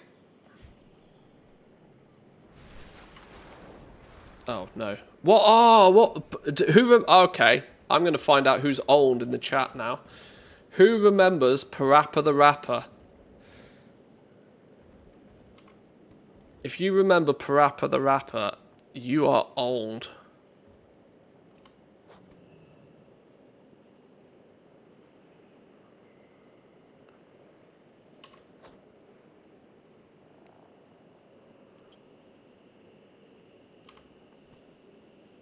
The what rapper? Parappa. Parappa the Rapper.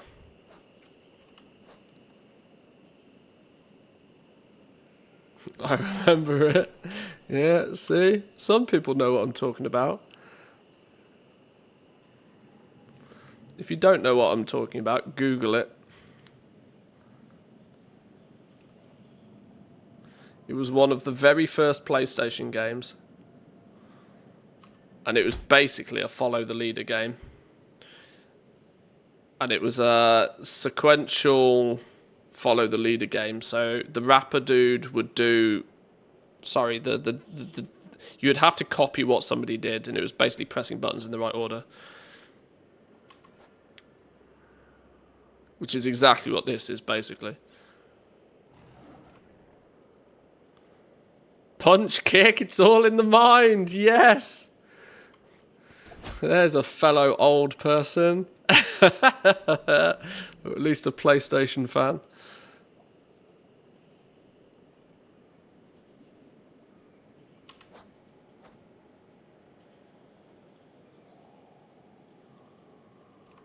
Why does it not?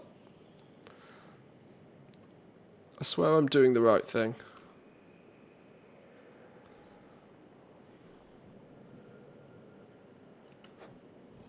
Why is it not carrying it? Oi, dumbass, give me one more.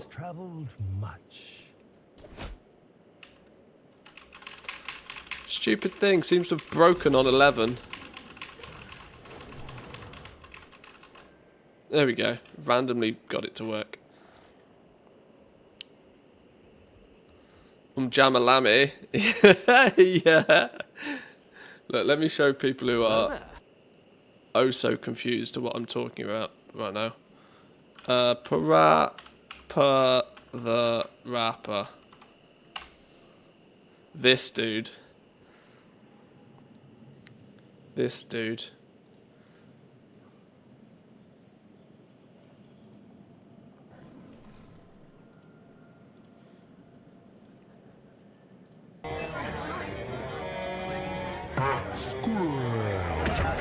Yeah. Oh, they did a remaster of it. No, I don't want the remaster. I shall give you my best. But first, here we go. Let's see if you can challenge my rap.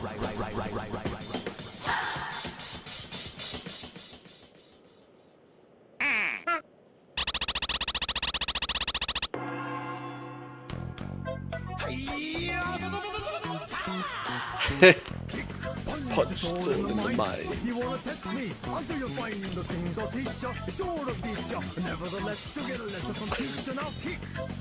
Kick. Punch. Punch. Chop. Chop. Block. Block. Once more now. Kick. Kick. Punch.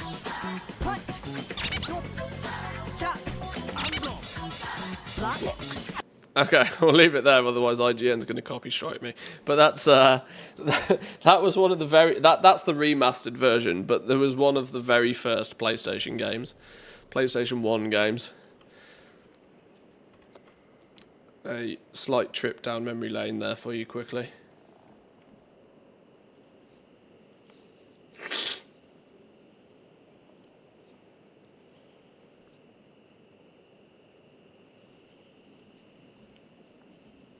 What do you need? Goodbye. Kill 2 training bags. Kill's a bit brutal.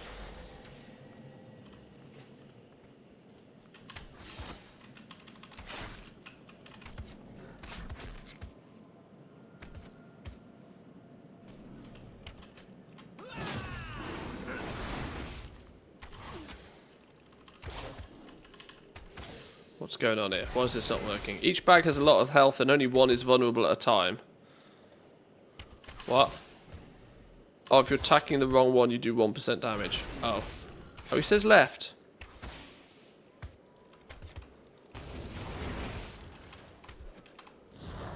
Just nuke it. Nuke it.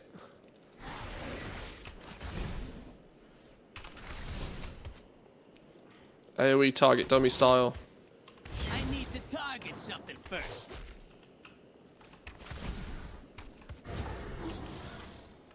I need to get close. Slow down.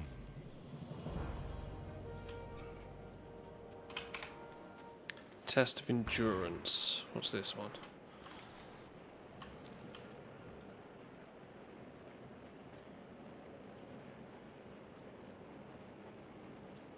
Patience, patience. Survive for 2 minutes. Okay.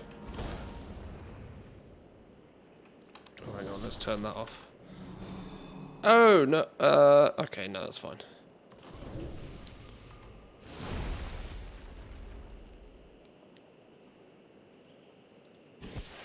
Right, let's go. 2-minute countdown.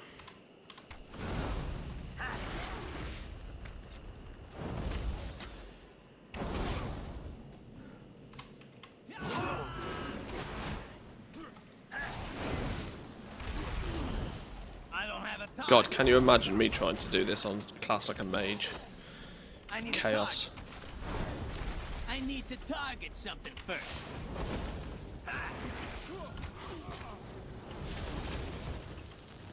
Is there any sort of timer to indicate when this 2 minutes is going to be up? I'm historically really bad at telling times. Or gauging times, should I say. Weirdly, unless I'm asleep. My internal body clock is crazy good. But when I have to, like, count 30 seconds or something, I've got no idea. Like, I don't need to set alarms. If I know I need to be up at 7 o'clock in the morning, my body somehow knows when it's 6:50 and wakes me up. I don't understand how it works, but it just does.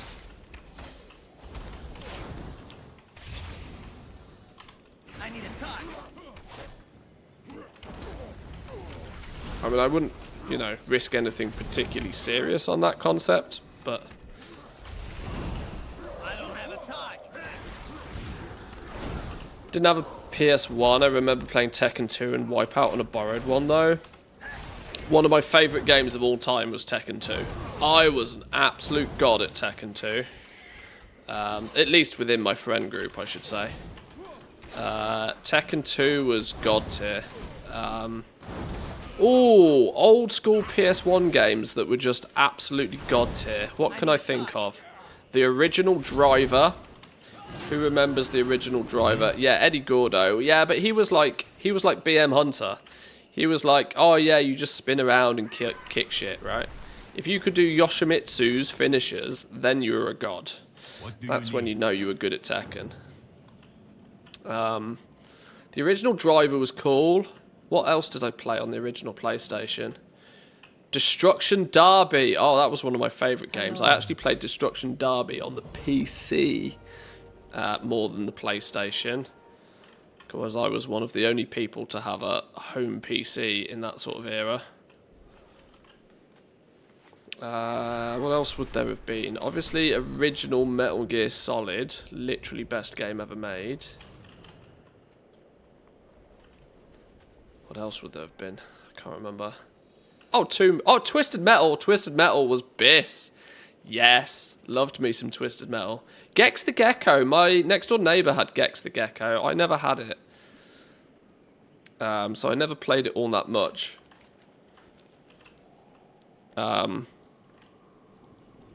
Interesting story for you. I also had a cracked PS1 back in the day, which I don't know if this should be public information, if I'm honest. I have a Russian auntie who would frequently send me CDs that were PlayStation 1 games. And I had a cracked PS1 back in the day that used to play all of these games. I used to get games before they were out, like, by many, many months. Because they used to... The games used to get launched in Russia before they would get launched everywhere else for some reason.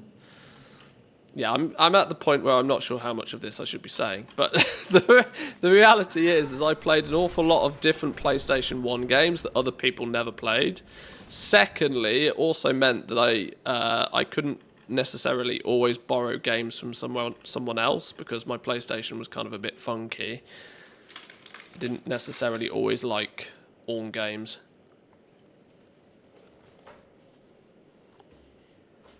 Yeah, Gran Turismo was massive. I can't even begin to think how many hours I put into Gran Turismo. Oh, if you mount, you'll have to restart. Oops, back we go. I remember this now.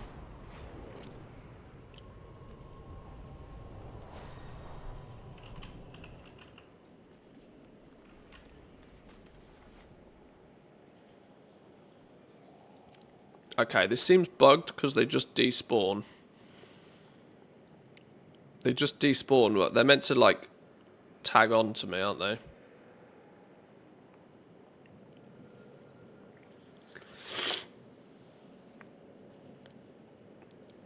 It was pretty common to go either Russia or Estonia to get some pirated games here in Finland. Games for kids, booze for adults. Yeah. Yeah, that's the way.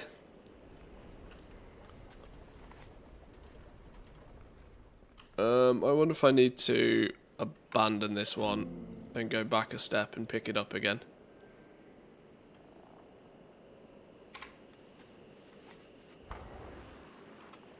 I had one of the first generation PS1s that could do the swap trick to play.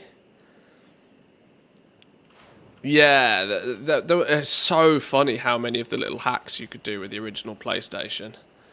Like, if you opened the lid right at the perfect time, right before it checked, like, the serial off the disc, you could get it to play, like, cracked versions of games without actually chipping it as well. Speak up.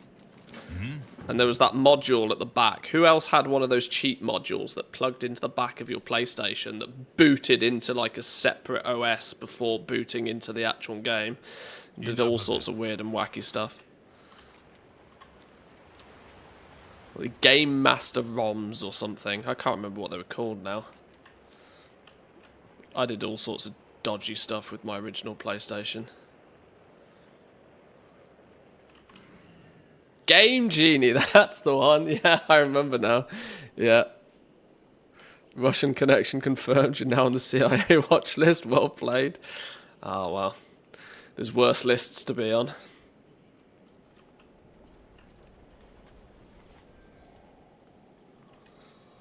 I think this quest is bugged.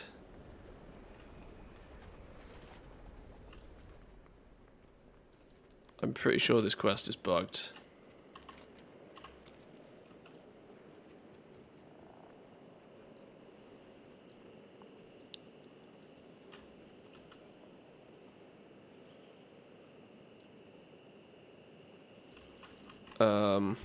Okay, let's just assume this one's bugged then.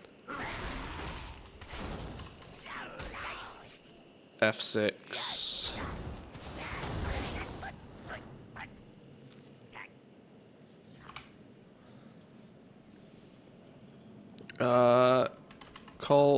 see, this dude's got it to work. How's he got it to work?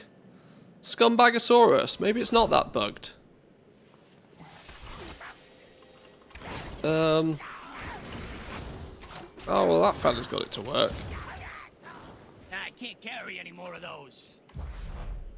No, I think it's just me. No, it's a me problem.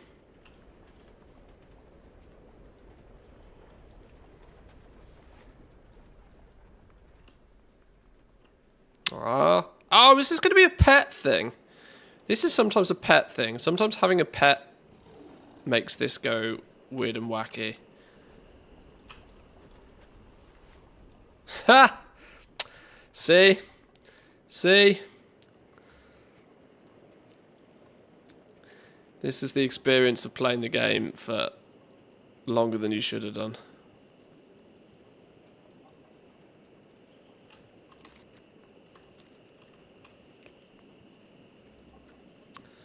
Cheat module plug in and used a matchstick to hold the lid open. Start her up with a legit game that when it stopped, transfer it out for a CD-ROM game. Yep.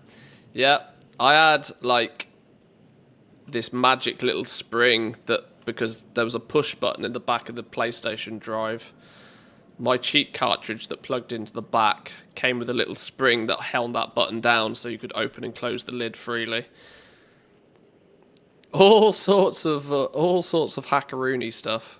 Nothing that works nowadays with this stupid internet always on shenanigans. How do we get where we're going here? I'm gonna go down here maybe.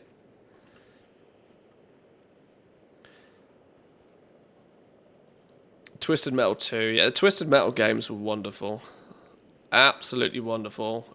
I also I have very fond memories of, because this was also the period in history where Blockbuster, you would go to Blockbuster and instead of renting a film, your parents would rent a film, and I would rent a PlayStation game. And Twisted Metal was often my PlayStation game of choice. So I only got to play Twisted Metal at the weekends. But I had a couple of mates that I used to play that with a lot. Fun times.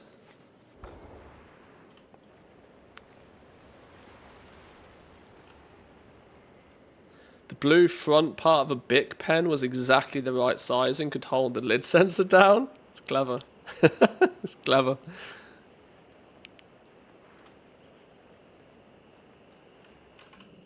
Oh, I can summon my pet back now. Oh no, I've handed that quest in already. Shit, I should have given feedback on that quest. I forgot, I've already handed it in, haven't I?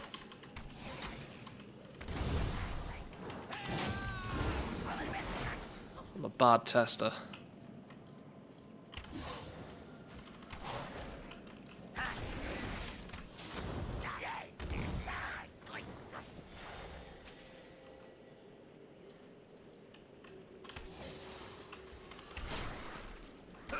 It's kind of weird in a way how sometimes, like, how nostalgia works. Like the concept of, I still much prefer the concept of like Blockbuster. Like physical media, I kind of now understand why people get so like weird and wonderful over like vinyl. I never really understood it for years. I was like, well, what the fuck does it matter? It's just the same music. But like, I kind of get it now. Like the concept of going to Blockbuster, renting a film or renting a game or something, to then be able to consume that content for a while before you had to give it back, and I don't know. There's something a lot more. I don't know. Well, a lot more real. I need to target something first. It's nice that there's the convenience of being able to just instantly download anything nowadays. But at the same time, the fact that you don't actually own anything you pay for nowadays is also really starting to rub on me. It's kind of the whole kind of like all you're ever doing is buying a license to have access to something. You're renting a license for everything. There's nothing more annoying than renting something. Why am I giving you money for something if you're not giving me something particularly in exchange? It's a value proposition that's not favourable. This is why I spent a lot of my early 20s trying very hard to be able to save enough money to not have to rent my house, you know? I wanted to make sure that I could get a mortgage as early in life as possible. Because renting shit from somebody else is just lining somebody else's pockets. And now that most video games are like games as a service, it just feels weird. Guys, this is a real boomer conversation. I'm sorry. I'm sorry. Please ignore.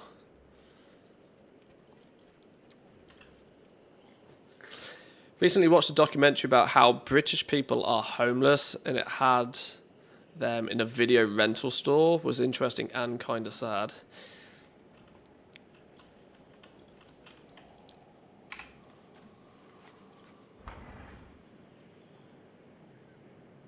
Ha! Not available in my country. Work hard to survive, meet the working class broke series. Okay.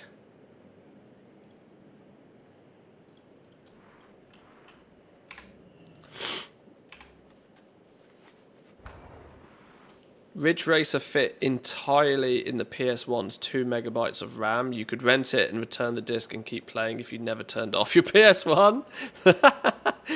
That's clever. I never knew that.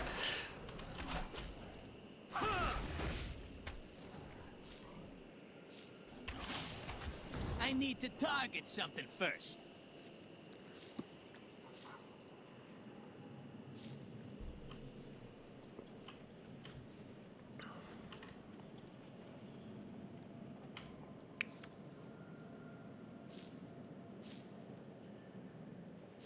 I'm out of range.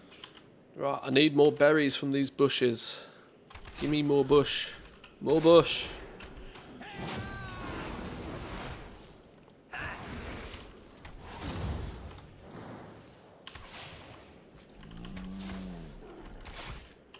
Man, now I want to dig out my PS1, but I'm paranoid the drive won't work anymore. As long as I don't check, I can believe and play that. Well, yeah, that's true. Until confirmed dead, there's always hope.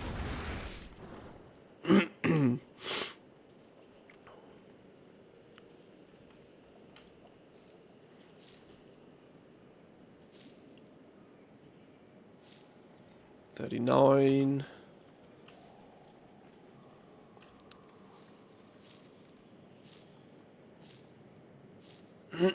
Raspberry Pi emulator with all the games on it is a bit of a crowd pleaser. I bet it is, yeah.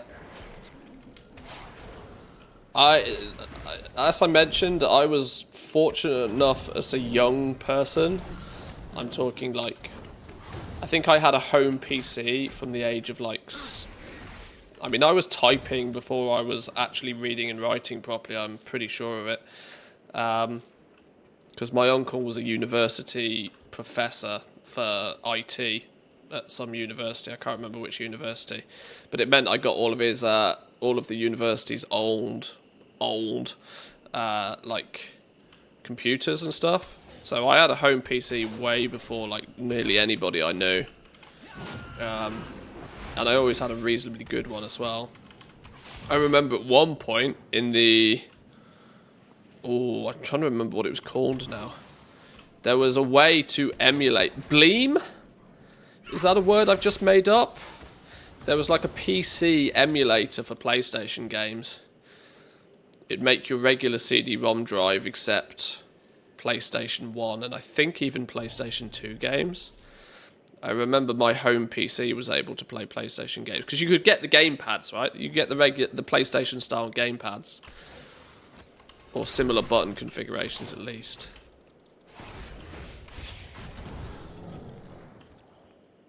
Bleem PlayStation emulator CD. I swear I haven't made that up.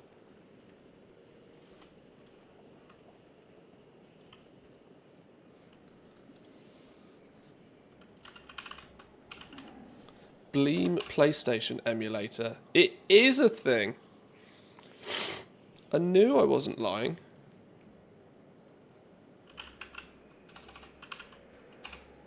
Look, Bleem PlayStation emulator.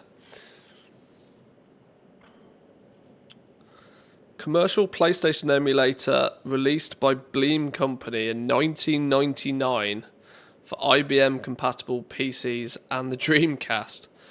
Notable for being one of the very few commercial software emulators to be aggressively marketed during the emulated console's lifetime, and was the center of multiple controversial lawsuits. Yeah.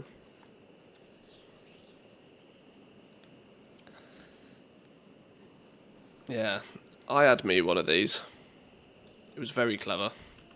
Probably got sued to within an inch of their life by Sony, but I didn't care. If it worked, it worked.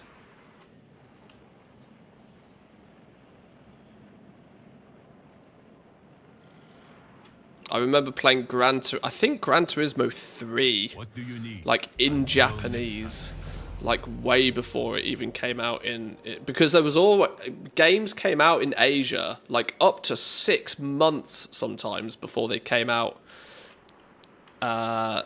in like Europe or something. There was a huge time difference often between when games came out, because games were made over in like Japan. They would make the game, and it's all in Japanese and stuff, and all of the translation and all of that shit took ages way back in the day. It would often be months, if not years, between a game coming out over in Japan and it coming out other places. But if you had one of those dodgy emulator CDs and could get your hands on a copy of like the Japanese version of a game, you could still play them.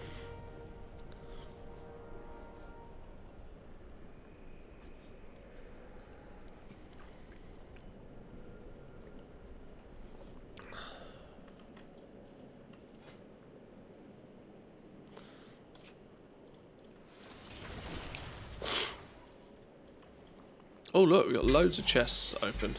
Give me some goodies.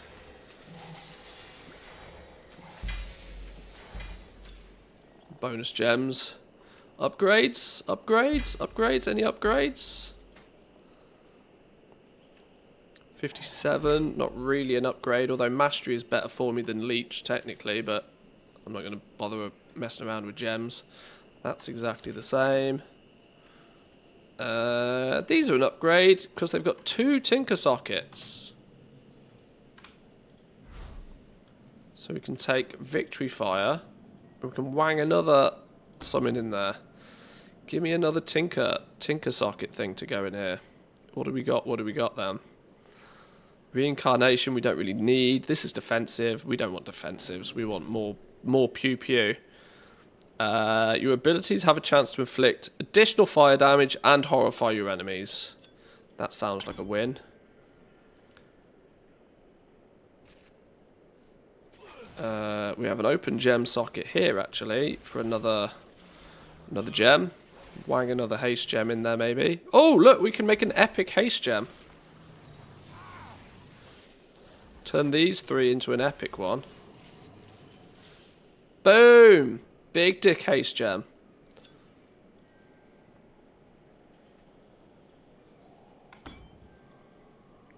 %. I mean, every little counts, right?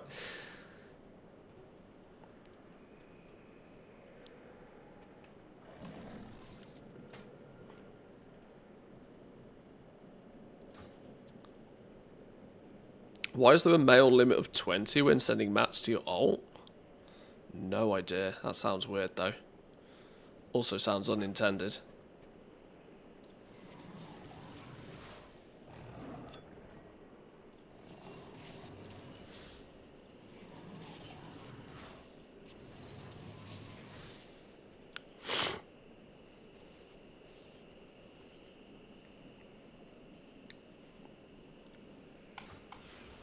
Okay. Where are we going? Where are we going? So we are level 29. We are, what, like 80% of the way through the Jade Forest? Meaning that probably 2 zones of quests, in theory, is enough to get to 70. Unless the kind of the XP like really ramps up towards the end, which is possible. Leveling speed seems to be very comparable to what I would expect on like regular retail. It doesn't seem to be that much different, which does make me think that with this cloak, it's going to just be like ludicrously fast. I'm sure you can handle things in here. I'll be outside. On ults at least.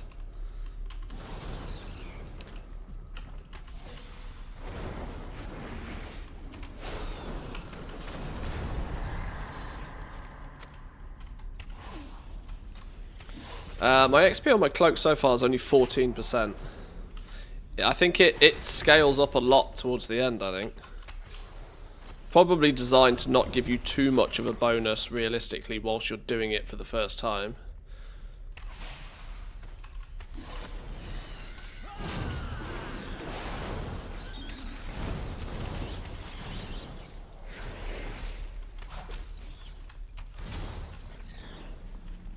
Meteor chip launches the user far into the distance in a blazing meteor. Oh, I clicked on this. I clicked on this last night and it pew-pewed me halfway across the map and I didn't know what it was I clicked on. It must have been that.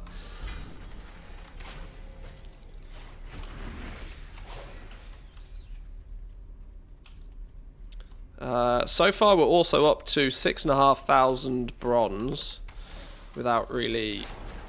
We've not particularly focused on farming bronze, but nor have I actually spent any either. And weirdly, I don't really feel like there's much need to spend bronze before level 70. I thought the gear upgrading would be a big sink of your bronze, but it appears it might not actually be. Maybe not at least until you hit level 70.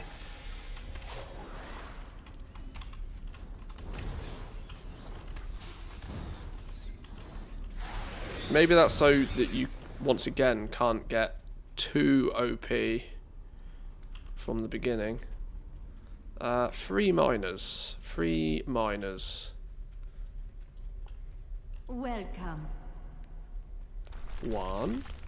I need to get closer.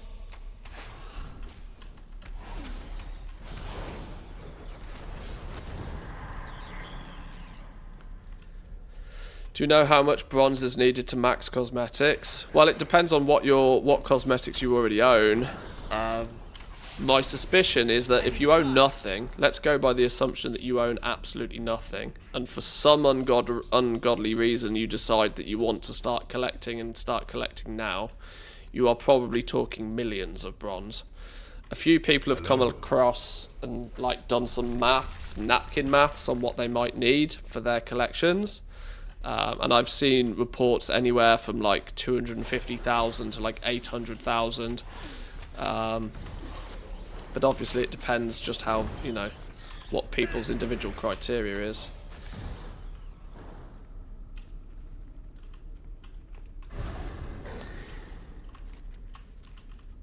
Easily an awful lot though. But you set your own limits really. You know, if you've played the game many years, if you're an avid collector, you probably already have a lot of the stuff already. And so then the amount that you need to actually acquire is probably maybe the rarer stuff, which could in turn be the big ticket items, to be fair, but your need to farm this is probably less if you're already an avid collector.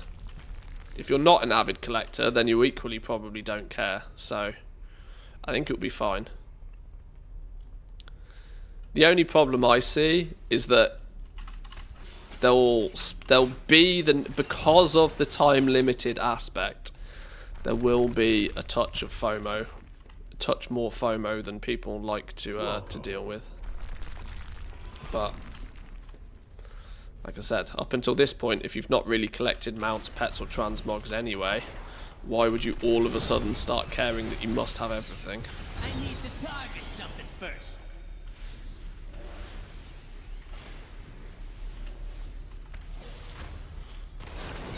Lazy druid. I wonder if that is actually lazy.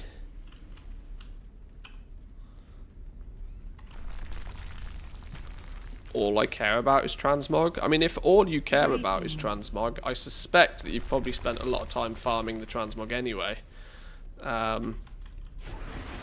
meaning you might not need to spend anywhere near as much as somebody else that hasn't spent much time farming it at all. Oh, hello. My collection addiction started when I downloaded ATT. Before that, not really. Now I'm collecting mogs. Well, yeah, this is the all the things curse. It can get you. It can definitely get you. I'm a big ATT fan, but at the same time, I also could not care less about transmog for the most part. I care more about a percentage number in a zone than I do about the transmog. I collect transmog as a byproduct of getting a zone number higher. Weird, I know. Doesn't necessarily need to make sense, but it's a thing. But I have a hierarchy. Mounts come first. In fact, no, that's a lie. Recipes come first for me. Profession recipes come first for me. If there's no profession recipes, but there's then comes mounts, then comes pets, then comes toys, and then at the bottom of the list is like Mog and music scrolls and Drake manuscripts, you know, all the other little odds and ends. A good transmog is about 2% damage.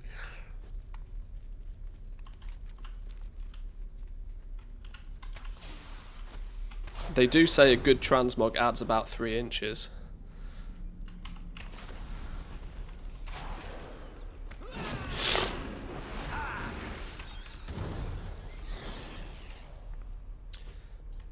Music scrolls. The garrison had music scrolls that you collect way back. That shows how old school I am.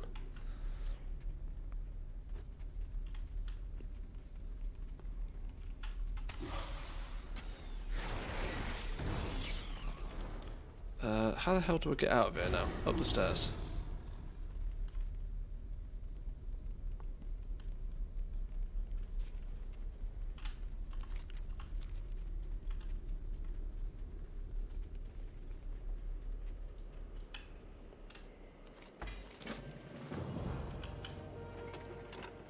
Hey, in the cart we go.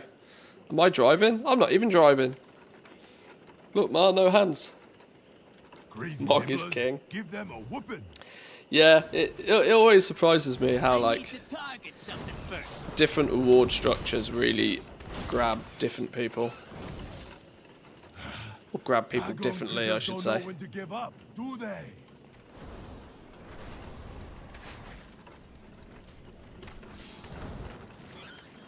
We're almost to the fresco. Keep it up back there.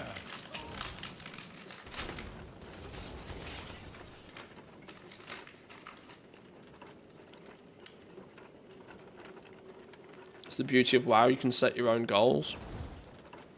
It is diverse enough now that you can.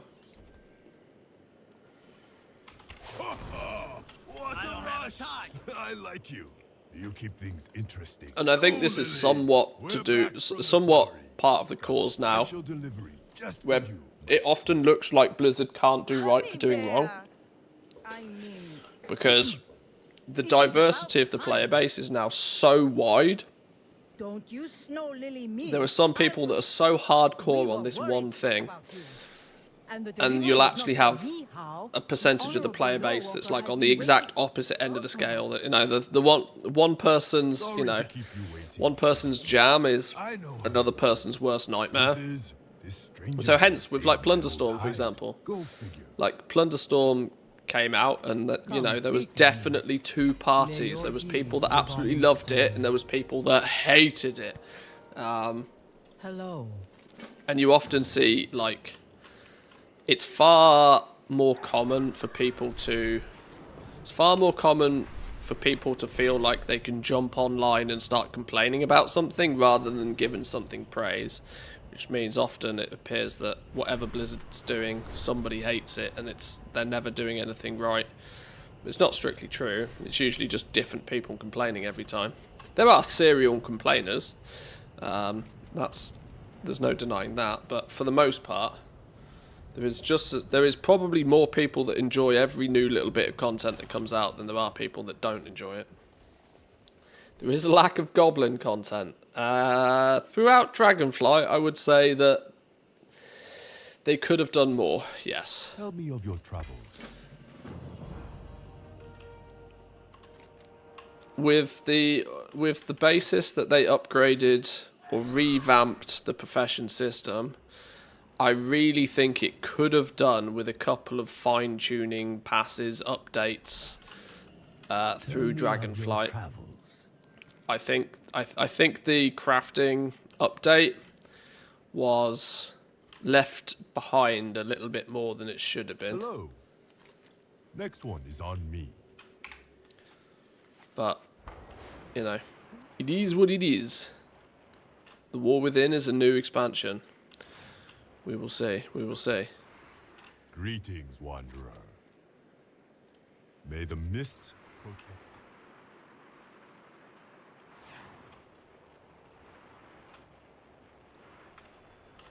Come, speak with me. Goodbye. Oh, okay. This is interesting. This leads me to believe that the XP gain from these quests is identical to that of retail, because I actually have quite strong recollection of leveling a character and dinging level 30 on top of this platform.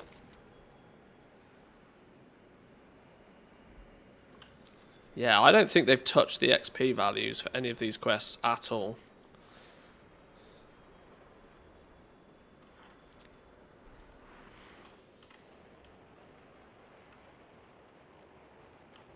So with that theory in mind, it might mean that your cloak slowly gets more powerful and more powerful and more powerful and more powerful, and that becomes your accelerated leveling. Hello. There is no hurry.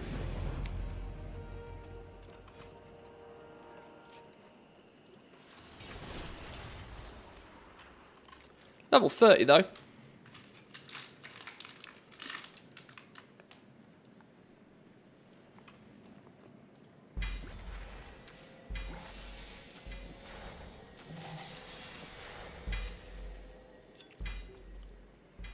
What's this? Vampiric Aura. Your leech is increased by 10%. Grant 10% of your leech to your party. I wonder if there's a strong leech build you can put together then. Wild Charge! Fly to a nearby ally position.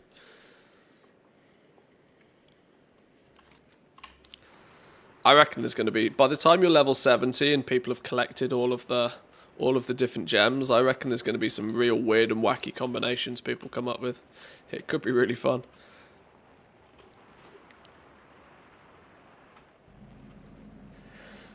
As a hardcore pet collector, I'm a bit sad there doesn't seem to be a single pet in Mr. Pandaria Remix, apart from the 2 achievement ones. Meanwhile, there were 32 mounts, which is nice since I collect mounts as well, and lots of toys and transmogs. I do wonder why pets didn't see much love this time. Yeah, I do want... Most pets seem to be... Yeah, I don't know why. It's a good question. Not entirely sure why they've not shown pets much love. Tell me of your travels. The world is...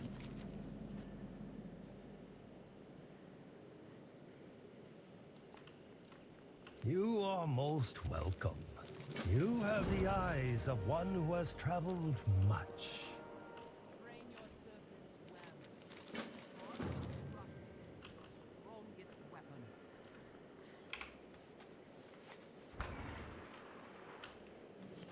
Fireworks, go boom!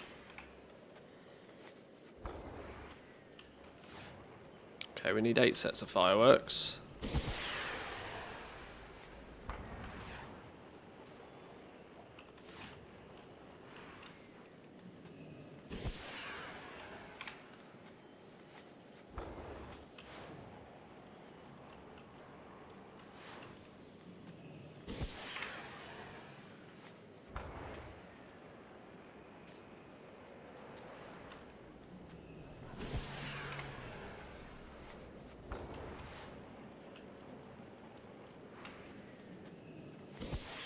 2 more. Oh, hello, what are you? Oh, there's the playful serpent. Are we meant to go through here? Enter the building.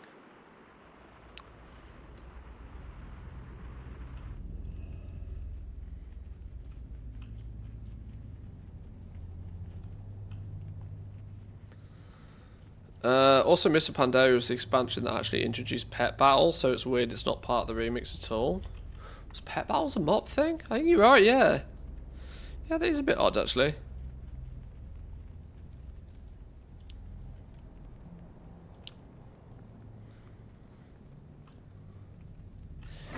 It could be, like, you know, there's a lot of mounts, right? But there's no new mounts.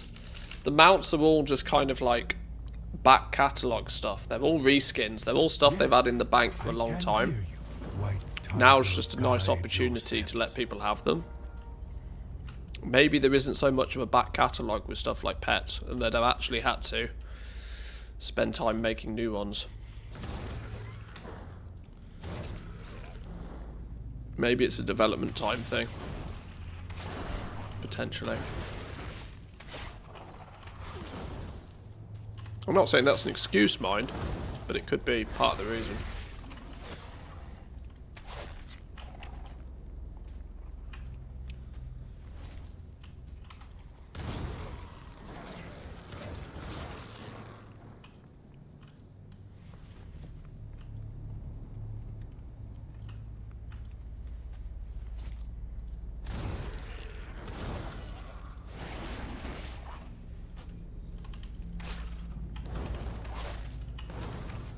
I'll be happy with recolored pets as well. Yeah, I don't know. This might be a bit of a weird take, but I've always thought that they sort of hold pets more highly than they do mounts. In terms of that, they seem to treat pets more as individual entities. They've always seemed to be more than happy to do reskin after reskin after reskin of mounts. That's never really been an issue or concern for them. Pets, on the other hand, they've always... I don't know why. I can't really even quantify or justify that opinion particularly too heavily, but it's always felt that they like pets to be... each pet to be kind of different and it's unique and individual. A lot more so than the mounts. I don't know why. What news? Stay. It's just a feeling.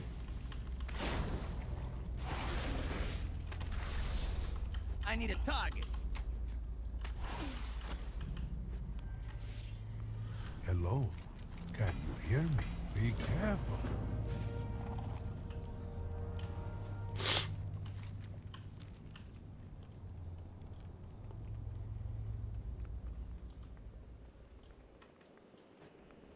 Another firework launcher.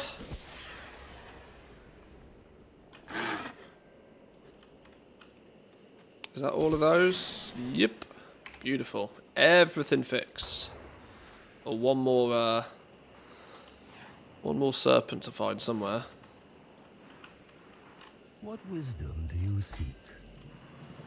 Where are you from?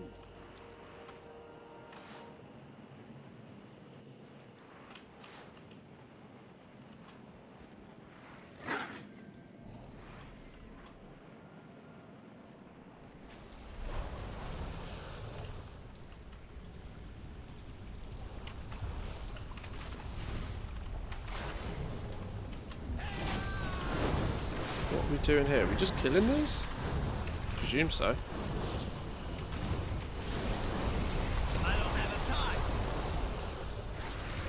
Maybe not. Hang on, what are we doing here? Just kill water fiends. Oh, we are just killing them, okay.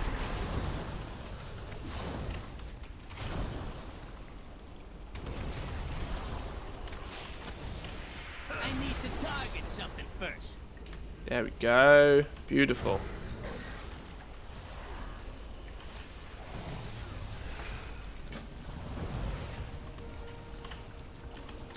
Pumping now.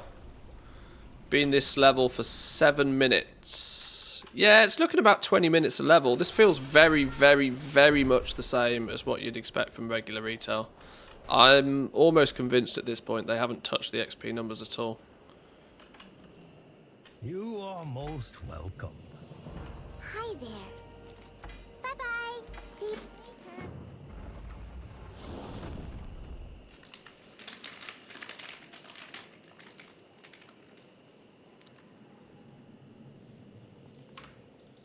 Hello.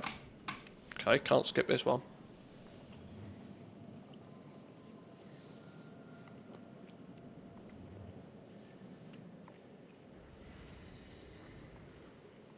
I apologize for the deception, but it was necessary. In thousands of years, we have never seen one of your kind. It was imperative that I first measure. Spoilers? Sorry, stop looking. No looking. No Come looking. ride with me, little one. There is something I wish you to see. 12 years old content. Too soon.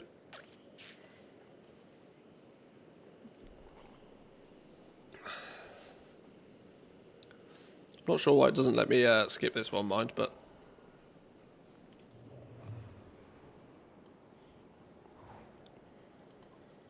The temple priests are too frightened to face the truth. I grow old, little one. My time on this world is nearly done. Do you see the great statue in the distance? We are, what, percentage-wise, 84% of the way through the Jade Forest as well. There should be a quests complete campaign in Jade Forest, which will give a greater bronze cache. Yet, saying that, we are only 3 steps of the way through it. Transfer my life essence into the statue, and a new guardian will be born. So how the hell does that work then? Do not be I thought we've been lore mastering this zone in the first place. Maybe we're not that far through as I thought. It begins nor ends with me.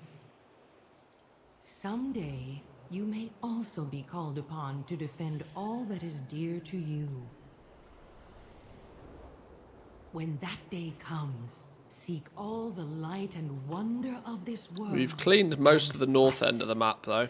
I suppose we haven't really gone down here much at all. There's probably still a lot of storyline to go. We live together or we die together. To be fair, it's been a while since I've done this. Is connected. If because honestly, if I do level alts, which is not something I do all that frequently, dare I say, I have enough gold nowadays that I genuinely just convert gold into boosts and boost my characters. If I do level, I tend to not level through Pandaria. If I'm going to use Pandaria for leveling at all, I hit level 30, get flying, and then just do laps around here picking up ghost iron ore. That's my use of Mr. Pandaria in regards to leveling normally. I'm rarely doing the questing out here. So it's been... I mean, it could quite possibly have been, like, actual Mr. Pandaria since I've last done these quests. Welcome, wanderer.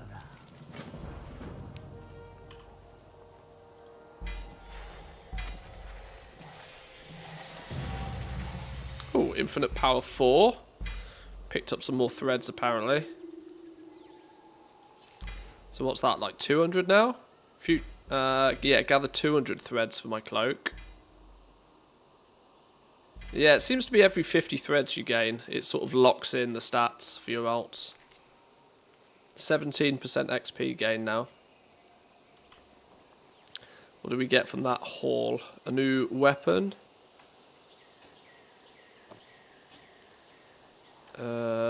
Item level 69 pants. Giggity. 69 pants. 2 sets of 69 pants. Calm down, ladies. Calm down.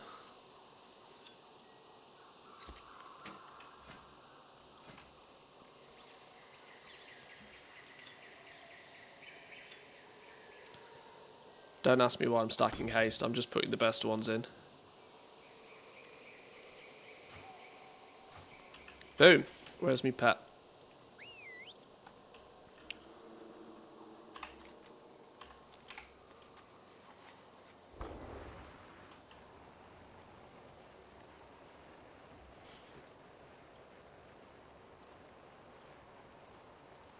Tell me of your travels. Okay, now we're actually moving. If we're moving, let's use dragon riding.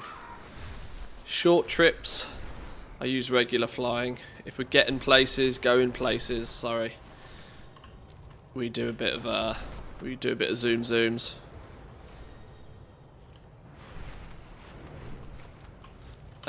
So what level are we? 30. You know what I am tempted to do now is maybe look at what the potential gold gain, the bronze gain is from little silly things like if we go to exploration, touring of the Jade Forest, we get bronze cash, recover treasures, defeat rare enemies, and reveal the covered areas.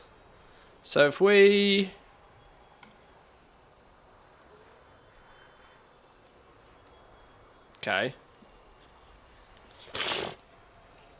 we could just fly around and unlock things. Some of these exploration-esque quests you could do without really leveling.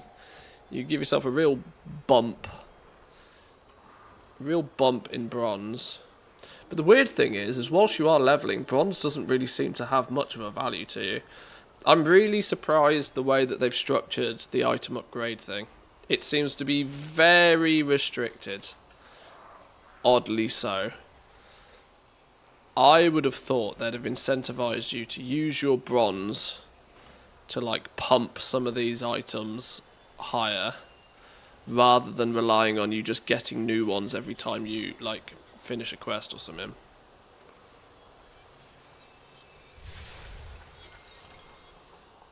Now, I know that the argument would then be that actually the optimal use of your bronze would still be to not do that. But that's not how games work. Often you spend a currency for a short-term gain, irrespective of it being the long-term best thing to do. And my add-ons are broken apparently for some reason. Hang on. Give me 2 minutes, boys and girls. I desperately need to go blow my nose because I literally can't breathe. I'll be back in 2 minutes.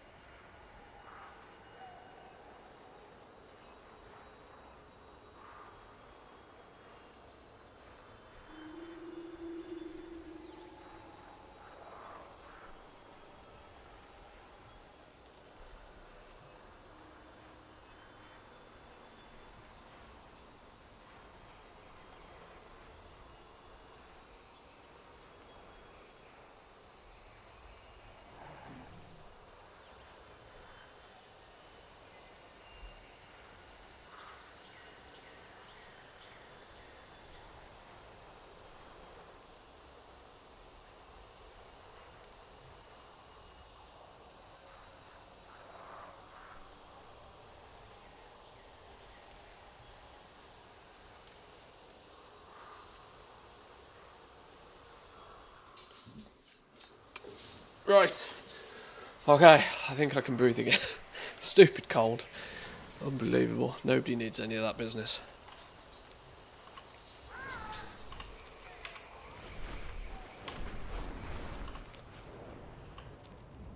Oh, is that actually a rare? That's an actual rare.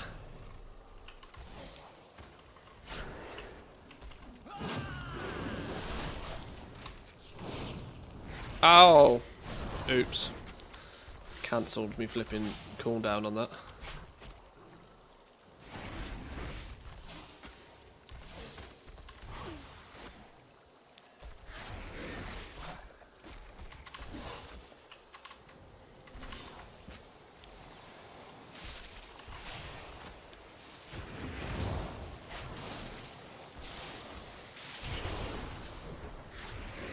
I need a target. Elusive foes of the Jade Forest. Defeat 3 of the rare enemies. We've got a lesser bronze cache for that. Hidden treasures of the Jade Forest. We got a lesser cache for that as well. So this means if we do some exploration and some hidden treasures of the Jade Forest. In fact, it says we've done that. Okay, this is maybe where some of the... Somebody was saying that the achievements are a bit funky dunk.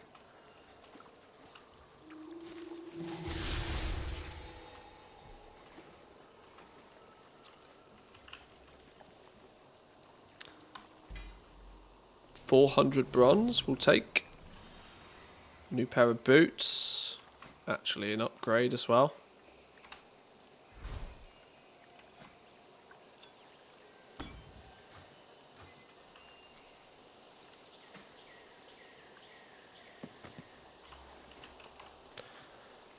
First triple socket would be cool. Oh, hang on, I got a lesser charm of good fortune.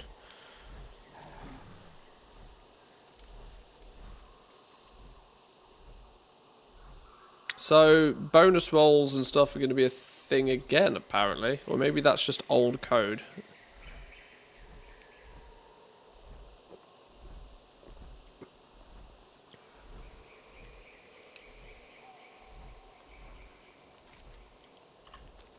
Okay.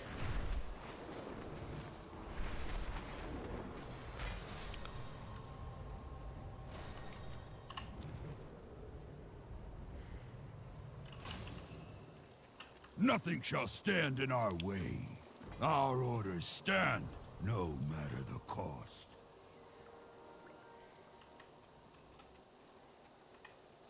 Hey, how you doing? Keep it real.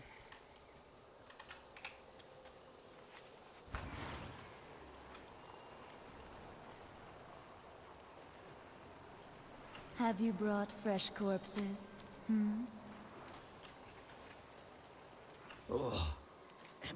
Tell me about herbalism. Go on then. Tell me about herbalism. You won't tell me about herbalism. You won't tell me about anything, apparently. This land will suit our people well. You find the Alliance. Can you tell me about herbalism? We few out here against the odds. Okay, you won't let me talk to you again now. Will succeed.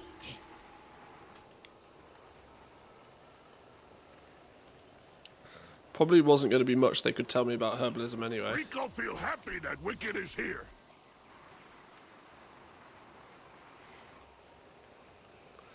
Hosen motivated. Use it on lazy Hosen around this area. They look like sleeping monkeys.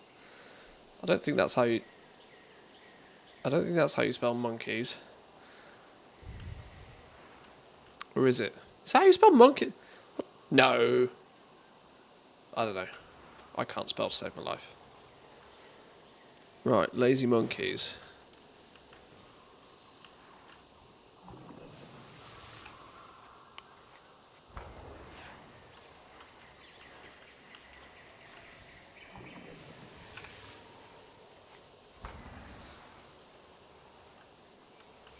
There's another one. Have we unlocked actually more scenarios and stuff now we've hit 30? Still only got 2... Still only unlocked 2 wings of Mogashon vaults.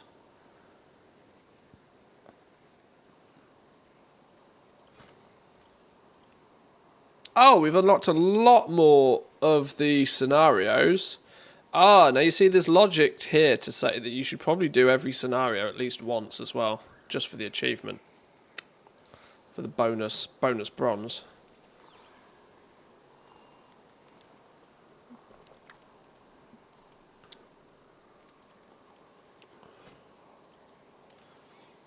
Oh, we can also do a lot more of the dungeons as well. I'm intrigued what the difference is between doing the normal and the heroic ones at this level. Give me a random heroic time running dungeon. I'm intrigued.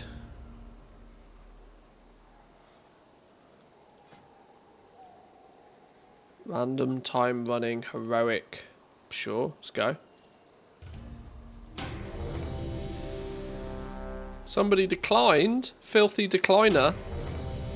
Oi, filthy decliners, stop declining. What's going on? Keep your eyes. What's it with people insta-declining?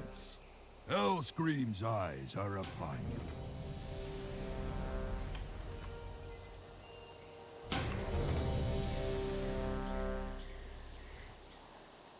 Started watching Fallout yesterday, really good, but I didn't expect the level of gore.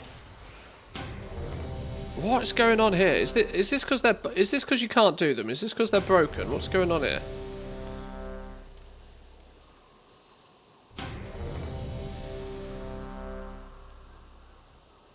I'm going to assume they're broken, because that doesn't sound right.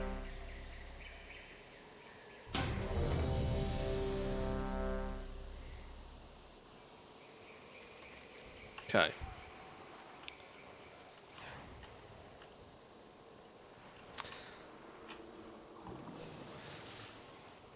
Don't like the needless excessive violence. Maybe that's where we differ. This is why I love me a bit of Tarantino. No better example of unnecessary violence than in a Tarantino film. You call it broken, I call it avoiding you. True. Can't queue up with this noob.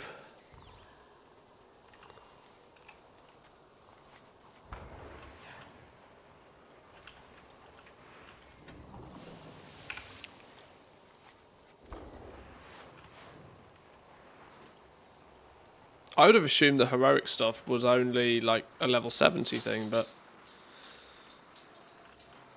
maybe that's why.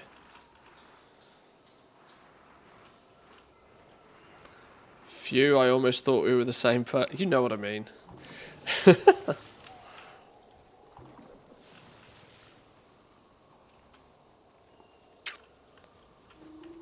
Where's all these sleepy monkeys? Is one. One more. Oh no, that was 10. The tip of the Horde spear, no greater honor. Greetings.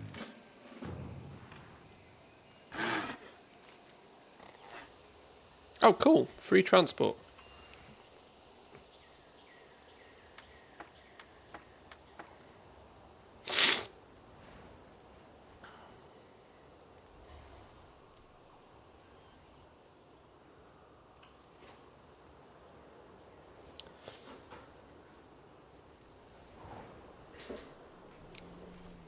How do we think this is going to play out then in terms of doing all the zones and stuff? Are people going to have the strong incentive to just like... Clearly people's... If you are... I'm thinking this from the eyes of somebody that looks at this event not for the purpose of leveling lots of alts but for collecting all of the stuff. How do we reckon the optimization of bronze is going to work? There's seemingly plenty enough achievements. You get in a bronze cat. You should probably want to do everything once. By doing everything once, I think you'll actually accidentally get most of the achievements anyway. If you just do everything once. There doesn't seem to be achievements for doing like the heroic versions. So you at least, well, good, because they seem to be busted. But like, if you do everything once, every dungeon once... There's randomly an achievement for doing heroic Scholomance, but there's not... Is there a non-regular Scholomance? Oh, maybe they double up then. Maybe once you've completed it once, then you get the achievement to do the heroic one. That gave me a minor bronze cache. And then a lesser bronze cache comes from doing the heroic one after. Okay, so maybe these are two layered. Maybe there's ones hidden behind them. So you are probably going to want to do everything once.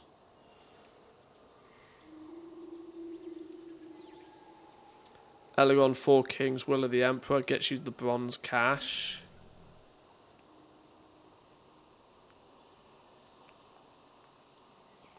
Reps are going to be an interesting one. How much rep have I been gaining, if any, with anybody? Hosen, Exalted. August Celestials, Neutral.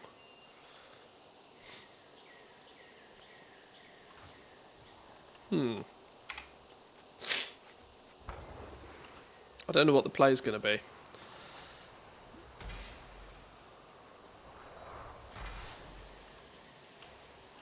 Slow down.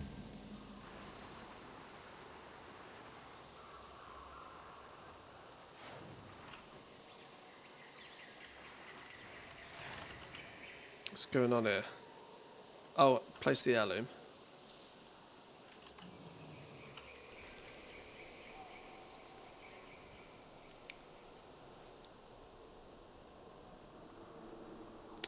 Isn't there an item level restriction on them? There could be. If there is, it doesn't say. We're still queued for the heroic dungeon though, mind. Pandaria welcomes you.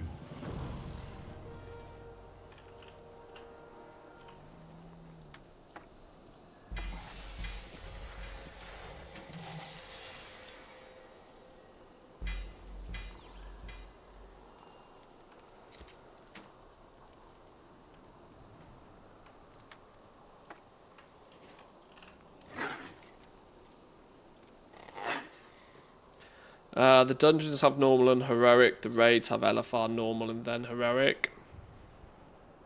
I see, I see.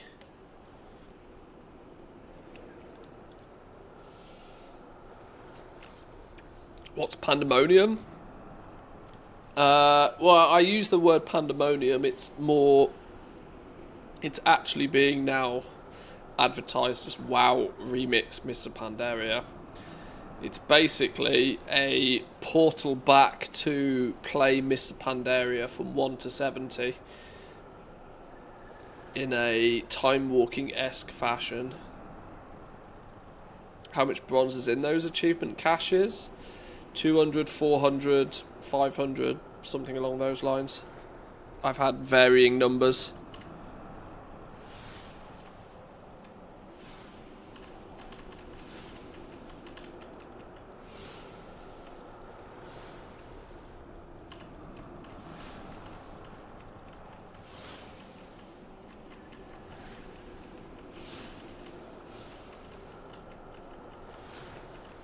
Is this doing anything? No, it's not, is it?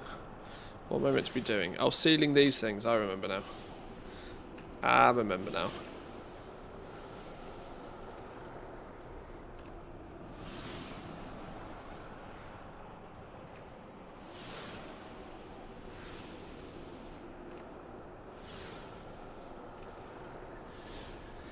Think limited mop classic, but inside retail. Yeah. Yeah, it's a kind of a hybrid of Season of Discovery and Mr. Pandaria Classic with a bit of time walking thrown in there. It's a bit of a concoction of ideas. But so far, it seems quite fun and quite clever. Going to be a collector's dream, I think, with all of the amount of stuff you can get from it. How does today find you? And at this pace, potentially very good for leveling more characters from 1 to 70. But that's still a little bit undecided because it all depends on XP rates. I don't think they've balanced XP the way that they want it to be balanced yet. I think we are to suspect changes before it actually goes live to XP gains.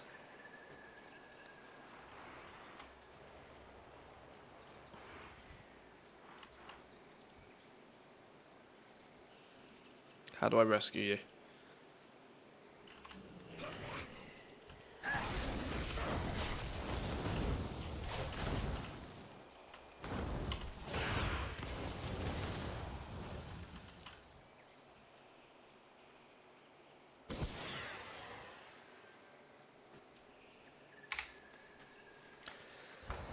More like a collector's nightmare since it's limited. Well, yeah. See, this is what is hard to distinguish between. I've had very, very mixed opinions already on this scenario.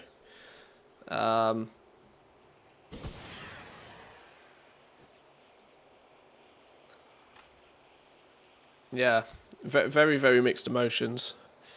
Glass half full or glass half empty is kind of the concept. Let's not forget that if you are an avid collector, you can still technically use retail to collect all of this stuff.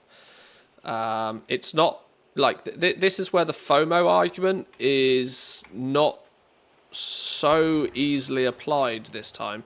Yes, during this limited time event, you can go out and you can farm bronze, and you can farm bronze and you can get access to a bunch of the stuff. But there's very little things in it that aren't actually readily available for you to go out and get in retail anyway. There's like a boosted version temporarily with this mode.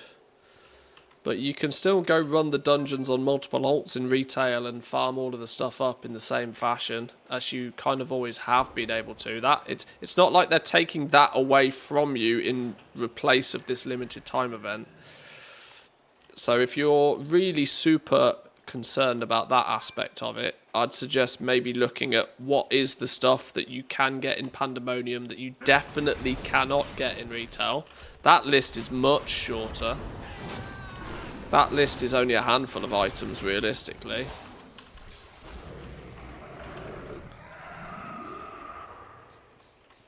Prioritise the remix exclusive stuff, and then if you have bonus time left over after, chip away at all of the ensembles for like sets that you can naturally still get in retail anyway.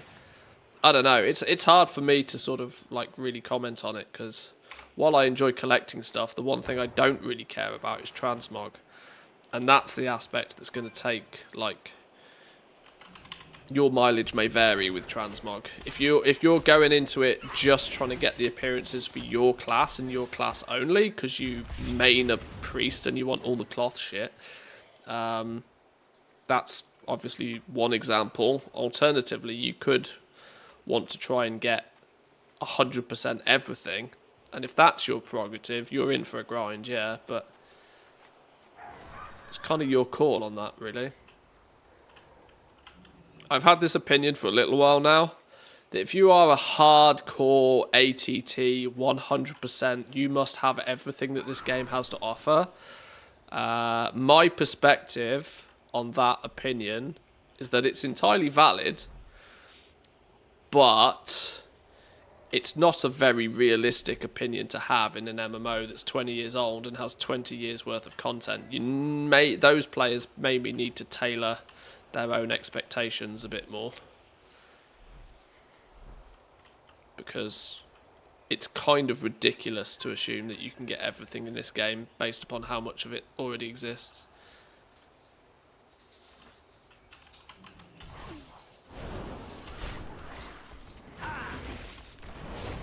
Is the mist stuff already? This is on the PTR. There's a 2-day test period on the PTR for it. So we're having a bit of a zoom around. Welcome in though, Stro. Welcome in. Hope you're well. Yes, a bonus stream. I streamed last night as well. I even did an evening stream. Crazy, right? Must have lost my mind.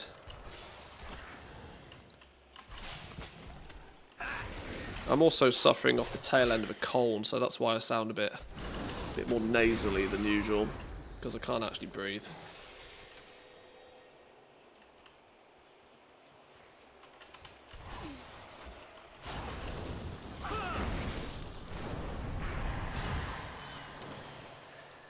Seven. I don't have a target.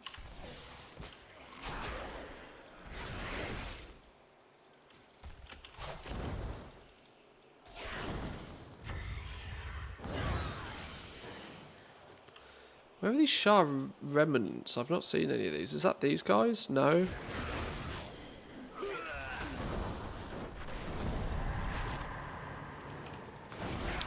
It's so long since I've heard you to notice the difference. Sorry, my man. I should do more evening streams, honestly. I've to be fair, I've just had 10 days off for a small vacation, and then at the very tail end of that vacation, I go and catch my little niece's cold. She, in fairness, gave it to absolutely everybody, so we love her for that, clearly. Then I had a tooth removed, which they fucked up, so I've been on antibiotics for that. So I'm a bit broken at the moment. So my stream schedule hasn't exactly been perfect throughout this time.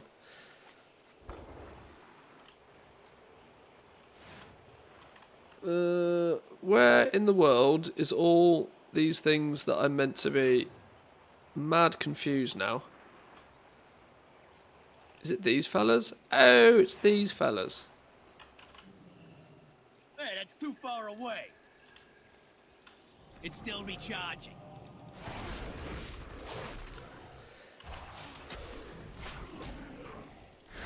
How did the raid go? Yeah, it looks like you can actually just zug LFR. You can just run LFR over and over and over and over and over again if you wish. And it's pretty face roll, to be honest. Now, I don't know if I was just lucky, but it's patchwork level face roll, it feels.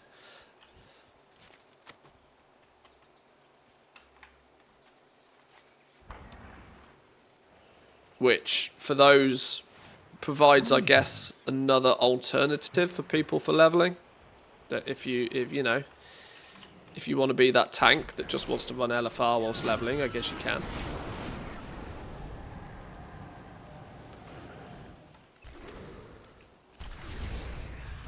Not really an option that you've had before in retail. Raiding has always been sort of restricted to an endgame thing. Right, was this a heroic dungeon or was this a normal one? I guess we'll find out.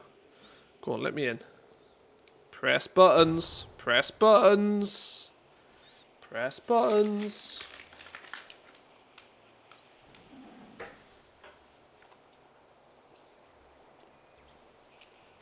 I was getting 8k per boss kill, which meant a single LFR run, I think was a little under half a level. Not super duper mega fast, but worth doing. Okay, so this is a heroic. Conceives a great darkness. Watch the shadows.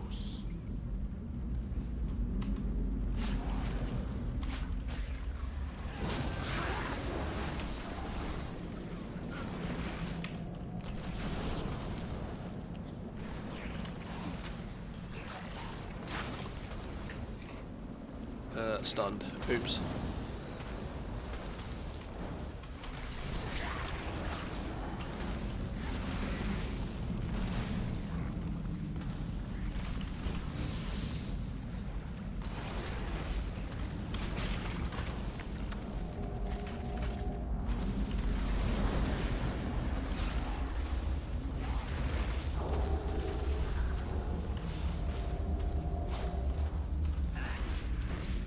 XP wise, we've been pretty consistently sitting at about a 20-minute per level sort of pace, which is similar to what you get. The clever thing to do actually is once this little mini event is over, is to go and do like the exact same in Chromie time on retail and just see how it feels, see if it's how it differs. I need to target something first. I'm pretty convinced they haven't touched the XP values at all. Do I not have my interrupt yet? Oh, I'm a hunter. I've got a spec into interrupt, haven't I? Oh, I forget that. I forget I have to spec into being useful. It's not a default anymore.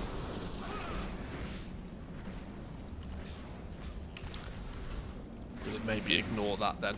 Can't get told off for not interrupting if I don't have the spell. Then my strength and skill will be clear to all. Aha! A lot of you will soon wish you hadn't come this way.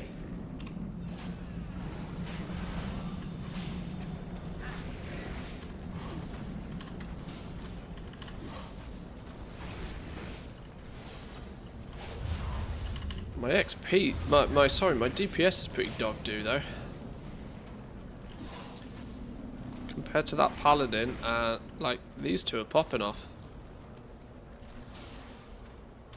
Allow me to show you the power of amber alchemy. Oh, okay. Okay, detonates a one shot. Oops.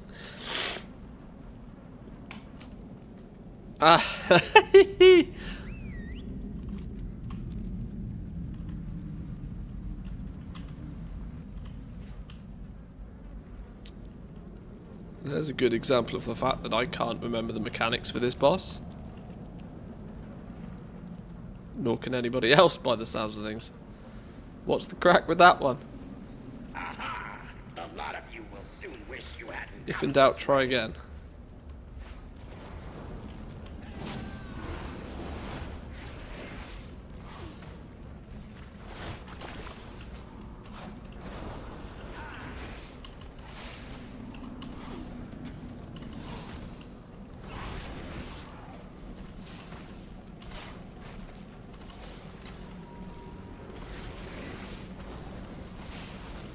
Allow me to show you. Cast Destinate. What's he doing? What's he doing? How do we protect ourselves against this? Okay, well, it fixed itself. If you ever see ads in a boss fight, whack 'em. It's usually a good rule.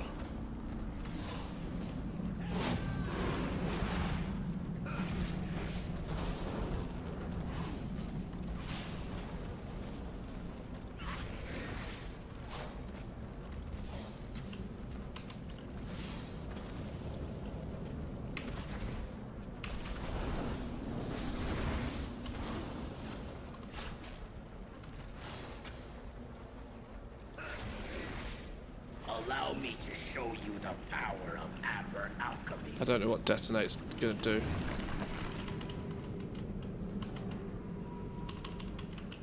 Did you think you stood a chance? Okay, somebody else died again. Who died?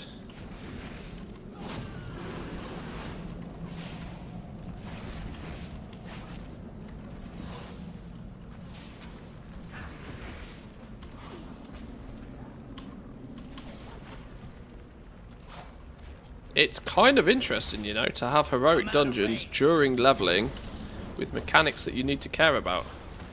This is an interesting twist that we don't usually see in a World of Warcraft game.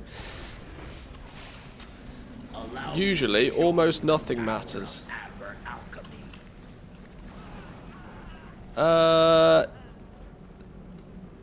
Recap. Sap Puddle. Inflicting damage based on how large the sap puddle has become.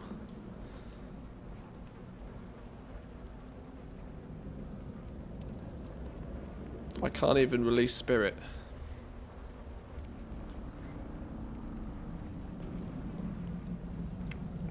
Seeing this makes me realise we always cheese the fight. If you kill all the trash around before and stack up the plus damage buff, the boss simply melts. Oh, okay.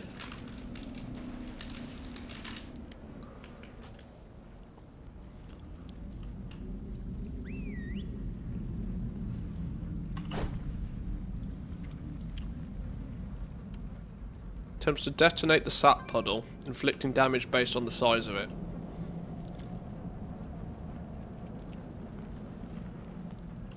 Sap globules try to congeal with the sap puddle, increasing its size. So keep sap out of puddle. Grows over time, inflicting nature damage to enemies who touch it. Touching the sap puddle also causes it to shrink. Oh. Okay.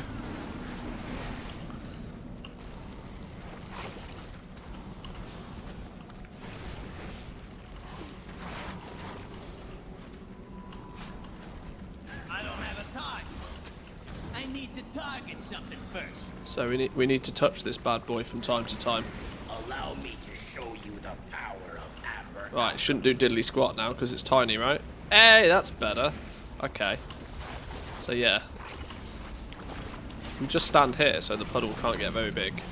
I'm gonna okay, now my debuff is stacking like an ungodly amount. Okay, I'm sorry. I'm really sorry. Don't stand in the puddle, Maybe a few stacks. Let's not go crazy. I've got 9 stacks. I can't seem to get rid of the damn thing. Here we go. Keep a couple of stacks on me.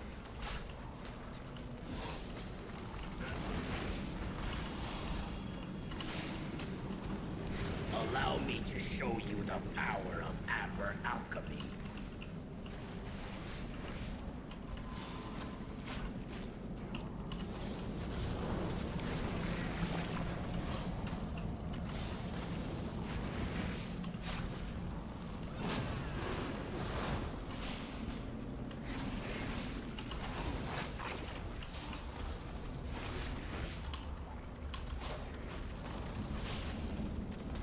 Normally you run out of line of sight of the detonate. Oh, round the backs of these things. Yeah, you probably could be right there, actually.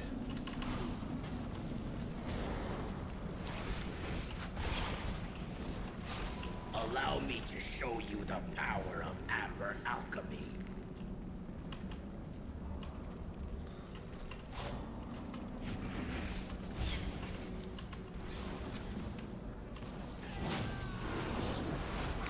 Now we nuke.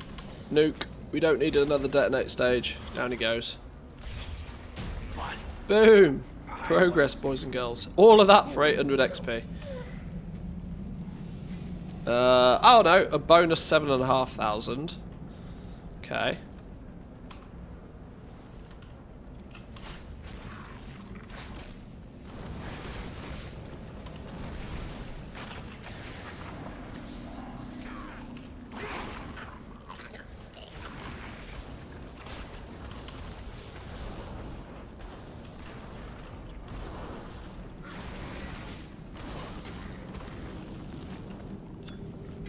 Pursuit of Justice. Hello, what are you?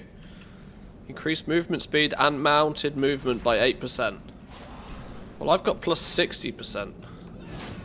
So why would I want plus 8%? Confused. Oh, I suppose that's a permanent 8%. I only get 60% out of combat.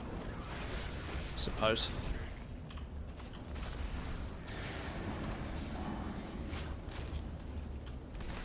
This was fun during challenge mode. I need to target something first. I don't really remember much of anything in that regard from Pandaria, honestly. I don't think I did much of the challenge mode stuff.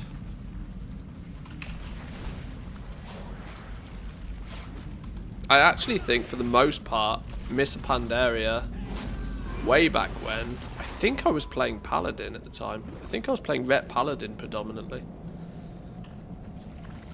It was one of the few expansions I didn't play Hunter in.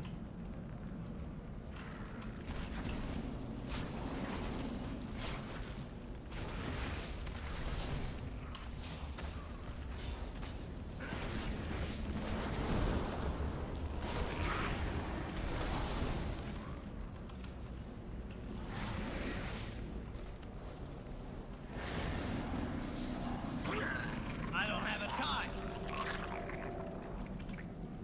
Hey, that's too far away.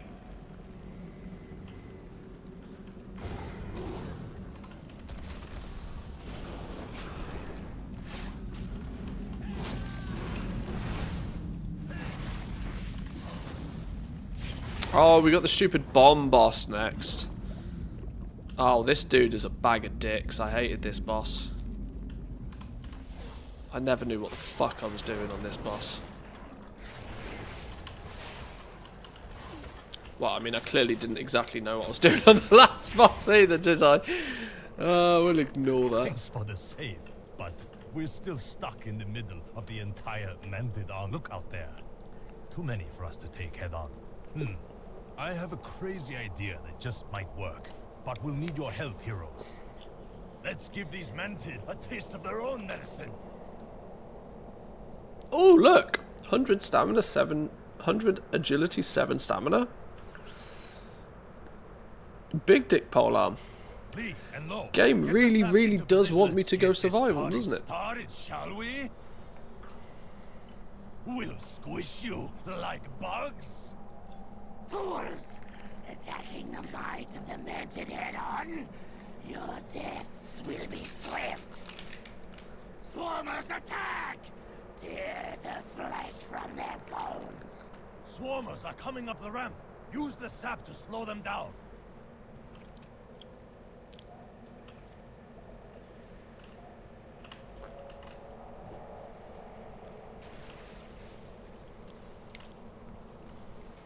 Right, I'll be last line of defense. Carpet bomb the platform! Send in the Amber Wing. The Amber Wing is flying in. Watch out!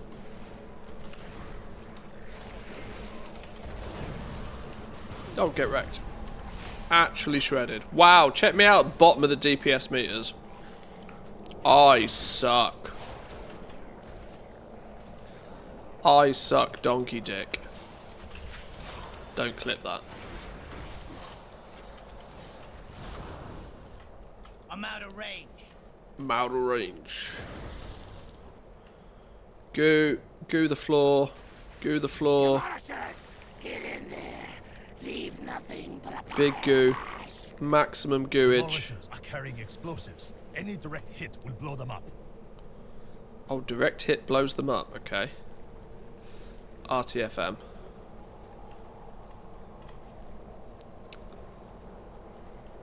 Oh, give me a go. Save some fun for me. Motherfuckers. They are holding us off. Bring in the air support. Clip it, ship it. Get it gone.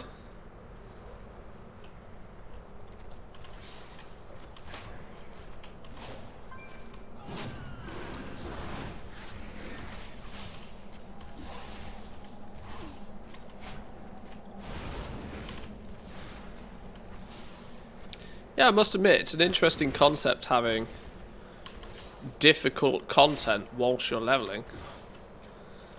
You know, because that last boss, if you didn't know that mechanic, you were done. GG.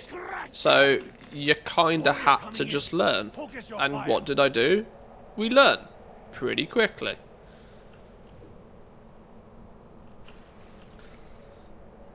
There's something to be said about not having everything being completely fucking face roll. Amber Wing, get in there! Lay siege to the holdouts! Can I send my pet in to just do pet things anyway?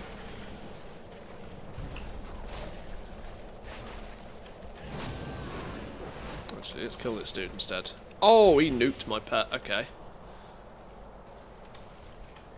Hello? Come back to life.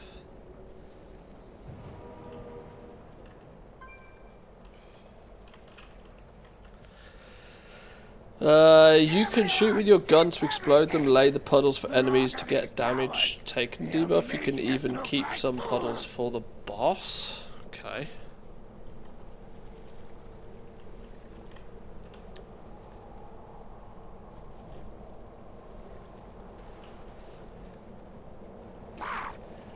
Is he coming back again? You have merely called the weak. I must finish this myself then. So be it.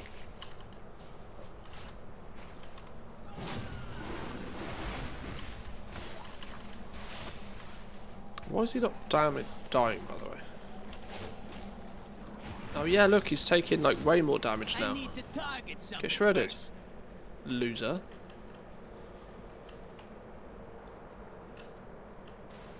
No, fuck off.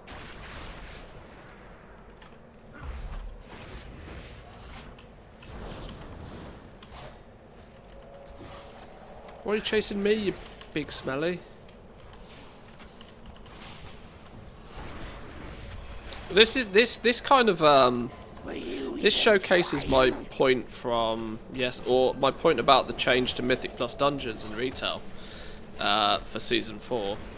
I have no issue with difficulty as long as I have time to like fail a few times and learn what's going on. Like, one of the key reasons to why I've never bothered to get into Mythic Plus is because there's seemingly no room for error, ever, without great levels of frustration and causing other people to get pissed at you. Whereas some difficult Mythic Zeros, where it doesn't actually matter if you wipe a few times to, like, figure out what the mechanics are, far more easy to get into.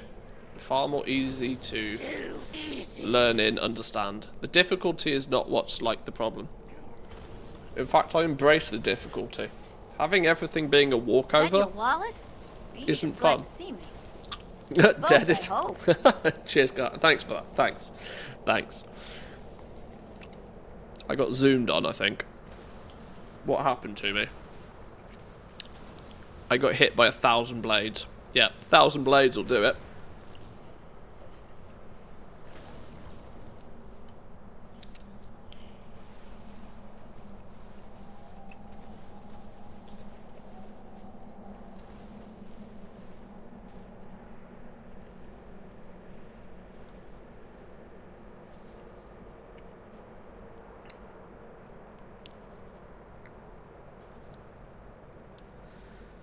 Go on, who needs a healer anyway? Healers are for losers. What we got? 48 Panda Monk. You just stagger everything. No problem.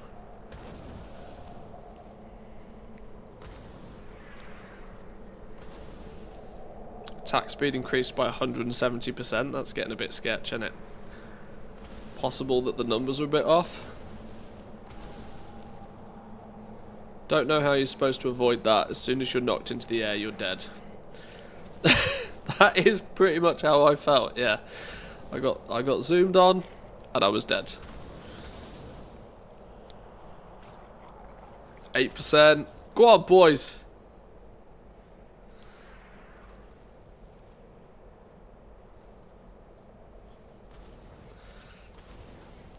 %. Believe! Pizza gods!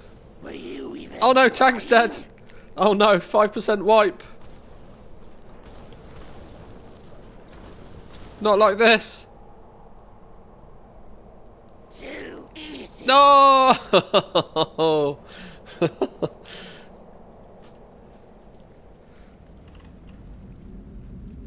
Big oof. So close.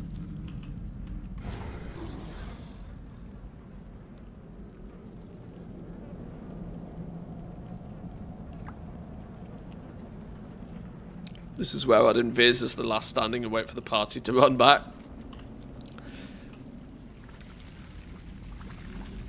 As a hunter,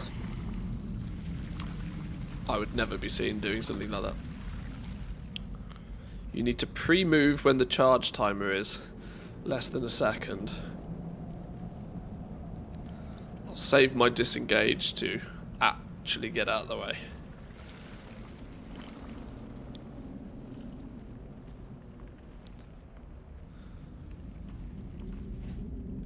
Hey, should we buff people? Proper Chad move, look. Check this out. Proper Chad move. Have all of the buffs. Yes. Big dick Chad move. Lee and Lo, get the sap into position. Never say I'm not a team player. Started, shall we? We've got your sap. Come and get it. No puddles anymore? Oh, does that mean he just stroll straight in? We don't have to do the wave thing first. Oh no, it looks like we got to do the wave business again. Swarmers are coming up the ramp. Use the sap to slow them down.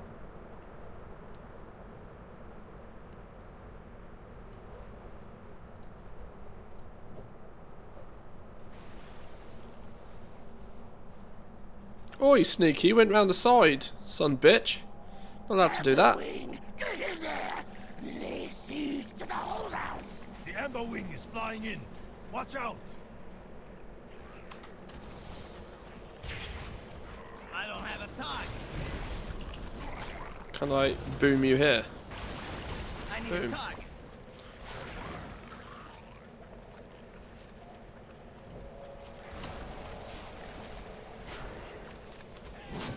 Come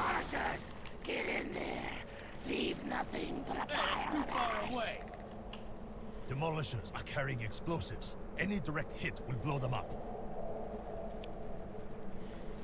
Are they even going to get to me? They might not. If they don't get to me, I'll save my booms. They are holding us off. Bring in the air support. Wasn't there a gong on the side to press to not have waves, but doing the waves you can save a couple of puddles from the boss? Oh, maybe. There is a big gong there for sure. Coming in. Focus your fire. Who's got a big gong? Big gong energy.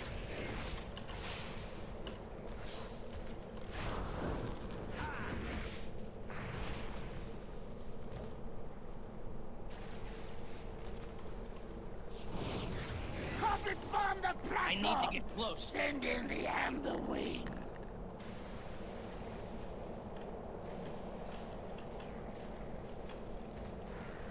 I need to target something first.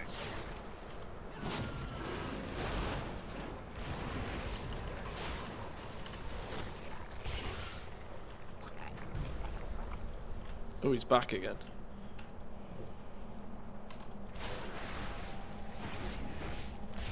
Go on, kill him. Kill him. Kill it with fire. Boom. Everything. Slaughter these cowards. They are making us look like fools.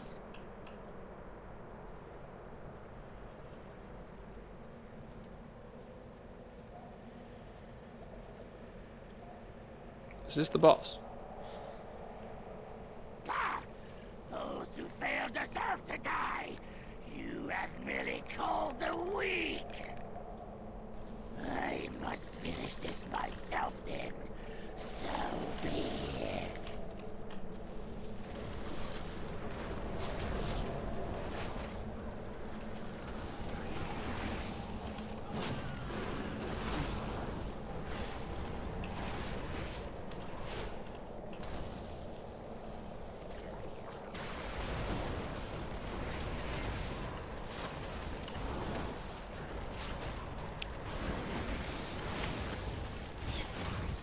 Down he goes. This is big boss dude, right? This is big boss dude. Right. 1,000 blades. What's his play on that? How the hell do I know when he's about to do that? Do I have any chance of getting out of the way of that?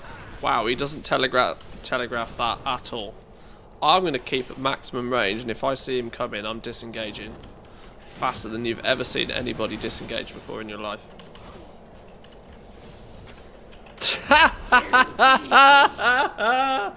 Oh, Stu, I disengaged. You can't deny I got my disengage off. Literally two-shot me though. Okay. Tuning is an interesting one on this, and I wonder if he targets the furthest player away.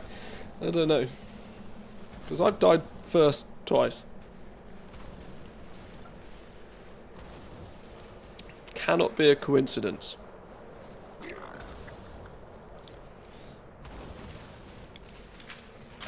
Stupid game. For that, I'm going to eat some more Haribo.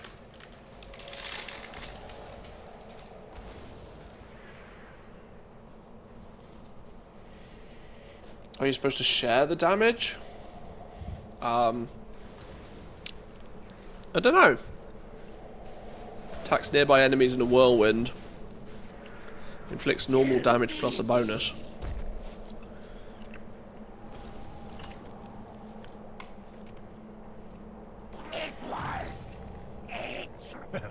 That was fun, wasn't it? Lee and Lo, go look after our friends down below. It doesn't even have the deadly thing, so I think it's just, I think it could be a tuning thing, if I'm going to be honest.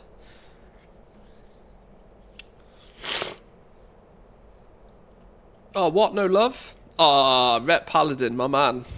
Bro.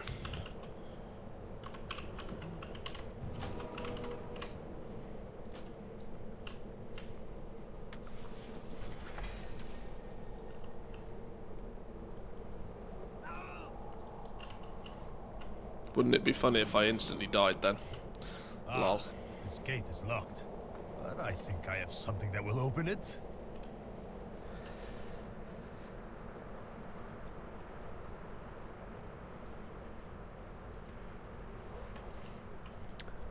Ten-second fuse. Boom! 30-second fuse. Oops, 3. Did I say 30? I meant 3. Can't believe I remember that. Sneaky, sneaky. Hurry! You must stop the siege. No! Why are we pulling trash? Even I know the skip for this.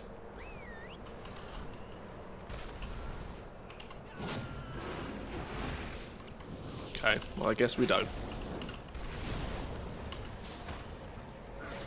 Kill the mender. No interrupt. No interrupt on the mender. Nuke his ass. There we go.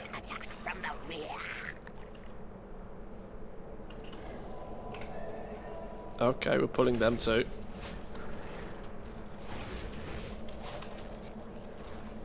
Where's the mender? There he is. This is where I need platter. Better nameplates. These are stinky. Okay, somebody's hot with their interrupt button, which is good. I don't even have a stun. I have no way of interrupting anything. I am actually useless. I need a target. No, somebody got blink. An evoker with blink. I don't know why we're going up here, but sure. I guess XP is XP, I suppose.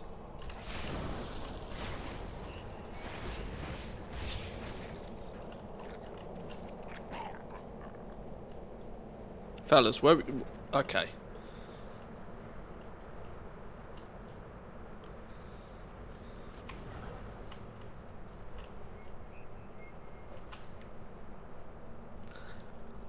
Have you got a feel for the bronze income speed? So we might have a chance at ATT.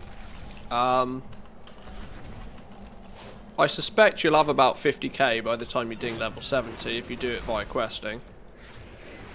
Your mileage may vary though without questing. I don't think your bronze income is going to be that great if you do it via dungeons or raids.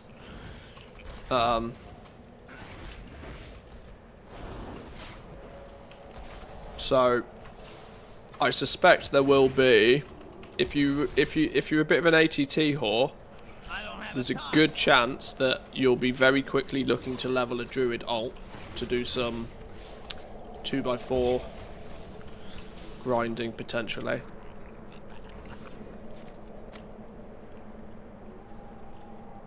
I mean, I'm at, without any specific targeted effort, I'm at 8k. I haven't spent any. I've kind of deliberately not been spending any. Plus, there's not really any reason to spend any whilst you're leveling. I think it's not until you hit level 70 where the gear upgrade system starts to tempt you to spend some of your bronze. Because your questing rewards, the rewards you get out of these boxes, which I don't have any of, seemingly are good enough for your actual gear upgrades. Since the gear kind of works in a sort of, I don't know, heirloomy kind of fashion. It doesn't auto upgrade itself, but yeah, maybe it's not heirloomy fashion. Right, throw the bombs at this dude. Isn't that the thing? Throw the bombs before the bombs go boom, if I remember right. Let's see if I can remember what's going on here.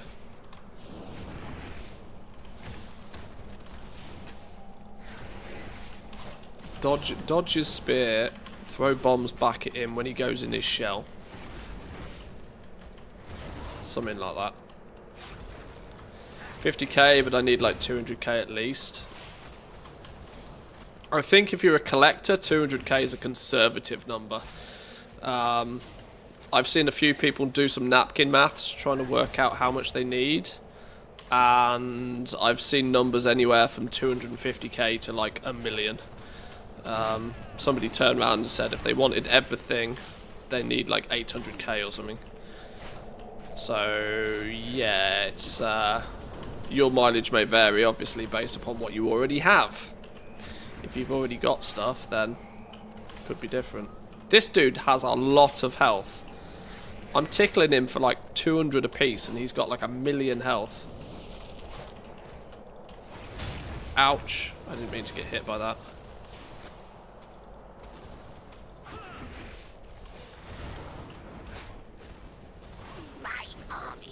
Right, this is where we throw the bombs back at him.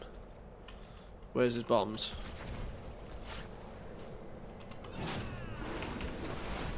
Throw the bombs back. Throw the bombs back. Okay.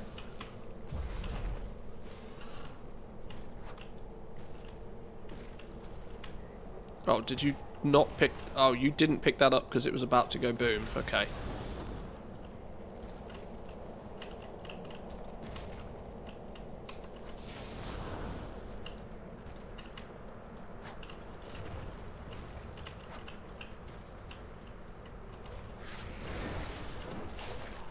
I need to target something first.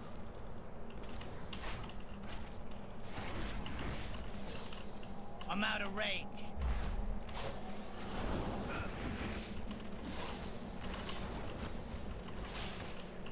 Yeah, much far. If you're a bit of a collector, get ready for much os farming. I think. My only hope is that if you are an avid collector and you feel the need to get a lot of stuff from this event, I hope for your sake that you already have quite a well padded collection. Because I honestly think just the mounts alone could put people back 500,000.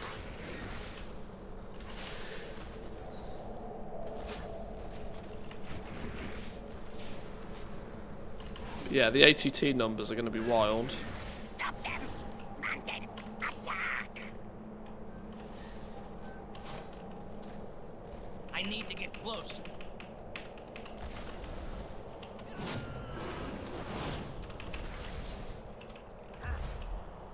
Oh, that's going to go boom. I'm not going to be able to get to those. There's a lot of There's a lot of bombs spawning here. Maybe you just ignore the bombs. I've died first. I haven't died first, have I? Somebody else died, but I feel bad for dying on nearly every boss.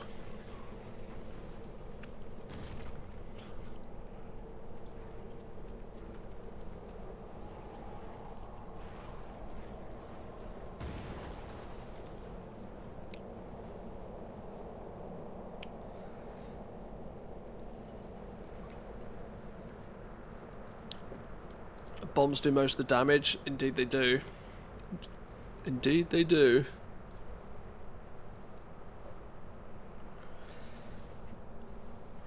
Those mounts from Pandaria's world bosses are on the vendor. Yeah.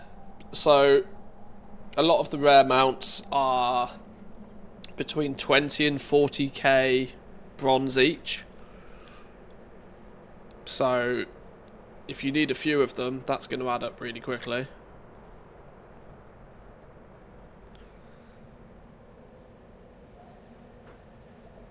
There's at least 3 toys that are 50k each. Yeah, there's some quite expensive stuff if you want the rarer things.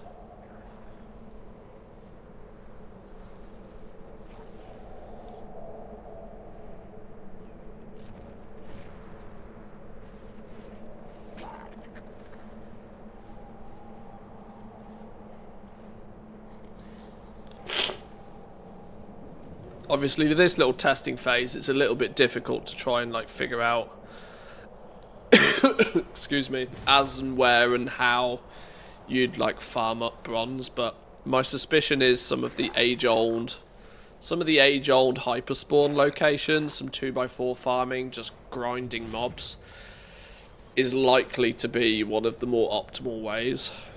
I suspect.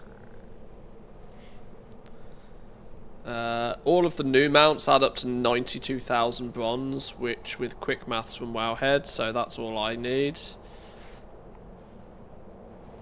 If you've got good padded collections already, you might have an easier time.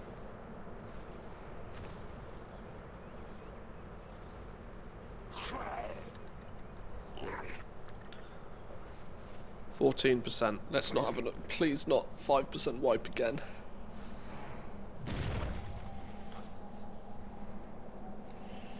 Best bronze farm is flying through the orbs. Well, don't forget the orbs are...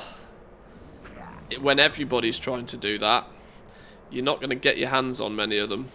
Because the orbs are not, like, local to you. They're server-based.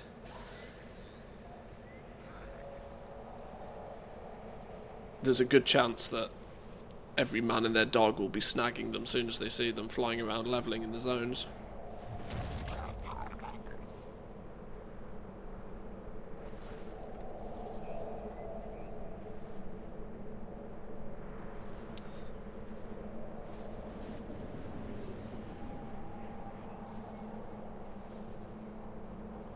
Play on, well, yeah, low pop realms, sure. RP servers, maybe that's the play. Go on, boys, 8%. Healer tank combo.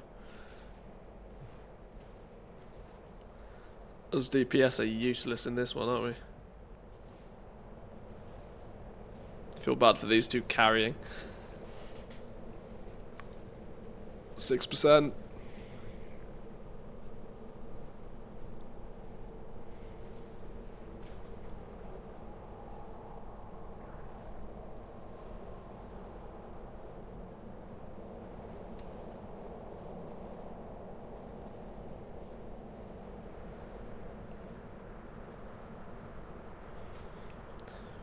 Yeah, I do think these heroic dungeons are kind of quite cool.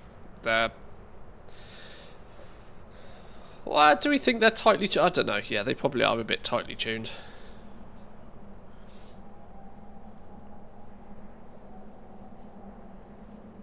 %.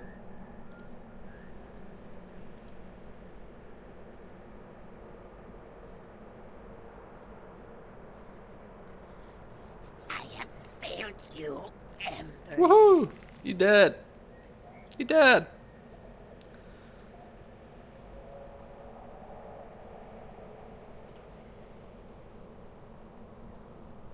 Haven't seen you this excited for some time. Glad you're having fun. Can't wait for the first impressions vid on YouTube. I was hoping to get that out today. That said, I've ended up streaming once again longer than I expected to. So we'll see how that happens. I mean, there's always the possibility that I just, you know, press record on OBS and go. But on the flip side, I might actually feel like it's worthy doing something a little bit more constructed on this one.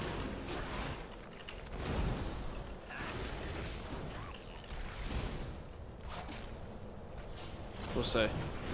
The TLDR is simple. It's really cool. It's got Phase 1 Season of Discovery vibes, with the bonus of being backed up by the retail client, you know.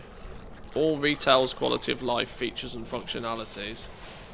That's the only thing for me that really held Season of Discovery Phase 1 back. It was fun, it was silly, leveling felt meaningful, leveling didn't feel too long, but it was on the flipping classic client, which was, you know, always going to be a frustration for a predominantly retail player who is very happy and very liking of the quality of life features that the retail client has.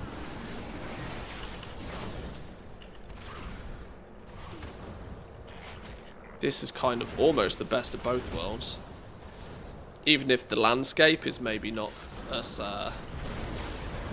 Mr. Pandaria is maybe not as cool as like Vanilla WoW.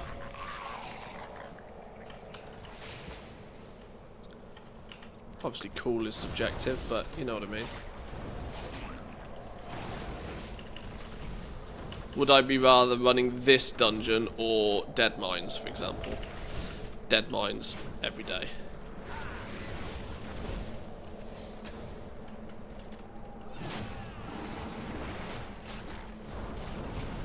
But we have Undasta, the Isle of Giants, we have the Isle of Thunder, we have the Mr. Pandaria, I suppose, kind of gets better as you work through it.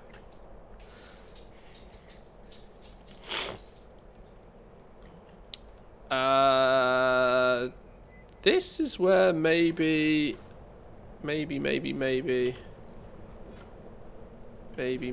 please hold, people, please hold.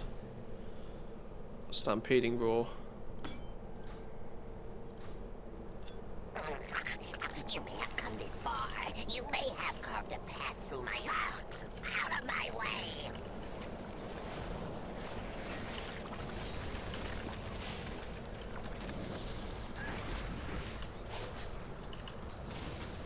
Right, I can't really remember what we need to do here, other than I remember we need to run across this platform against the wind at some point.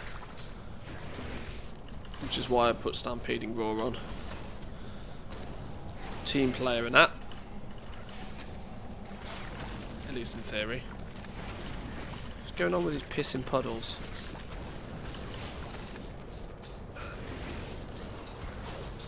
I will do what Pavalak could not. I'm out of range.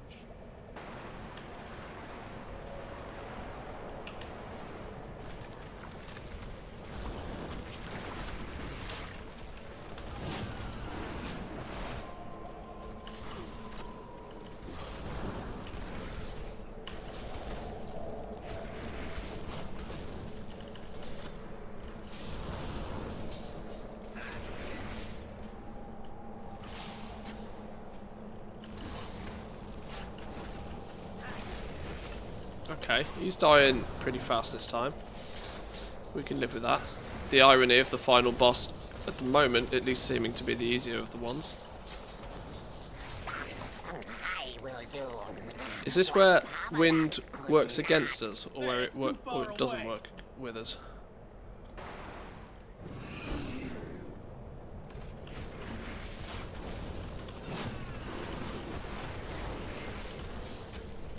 Don't get pushed off the edge. I remember it coming.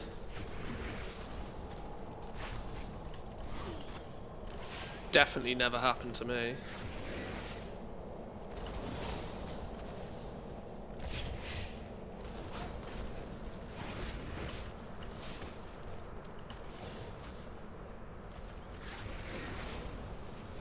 %.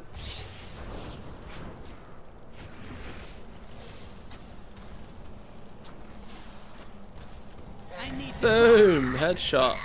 Heroic. Yo, we got a lot of experience for that. How much experience did we get for that? 16k experience for completing the dungeon. 16k for completing the dungeon. Another bonus 7k.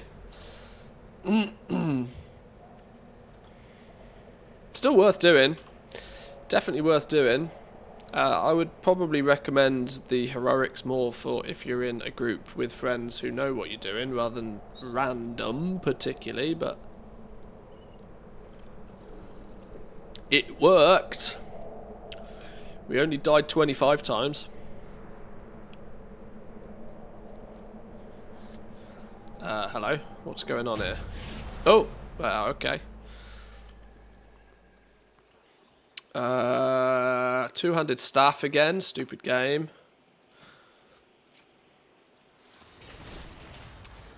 What else we got? Another belt, not an upgrade. 200 polearm this time, flipping out. 75, oh, okay, upgrade on the old gloves.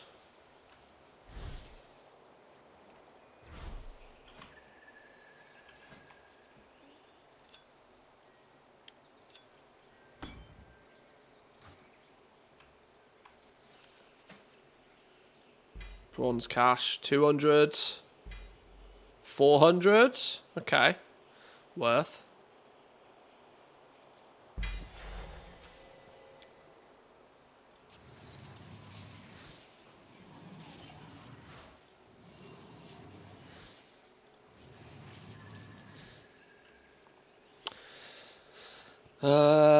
Mastery over crit. I mean, sure, more stats is more good.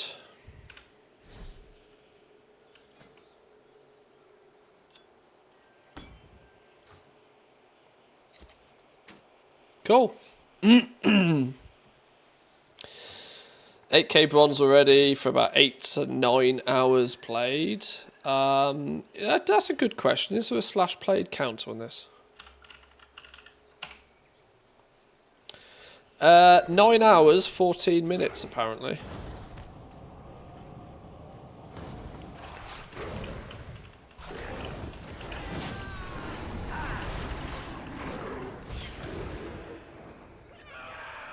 Nine hours, 14 minutes.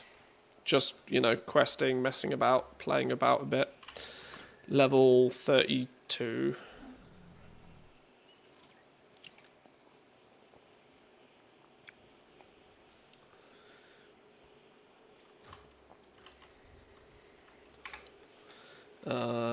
Oh my lord, is that the time already? Right.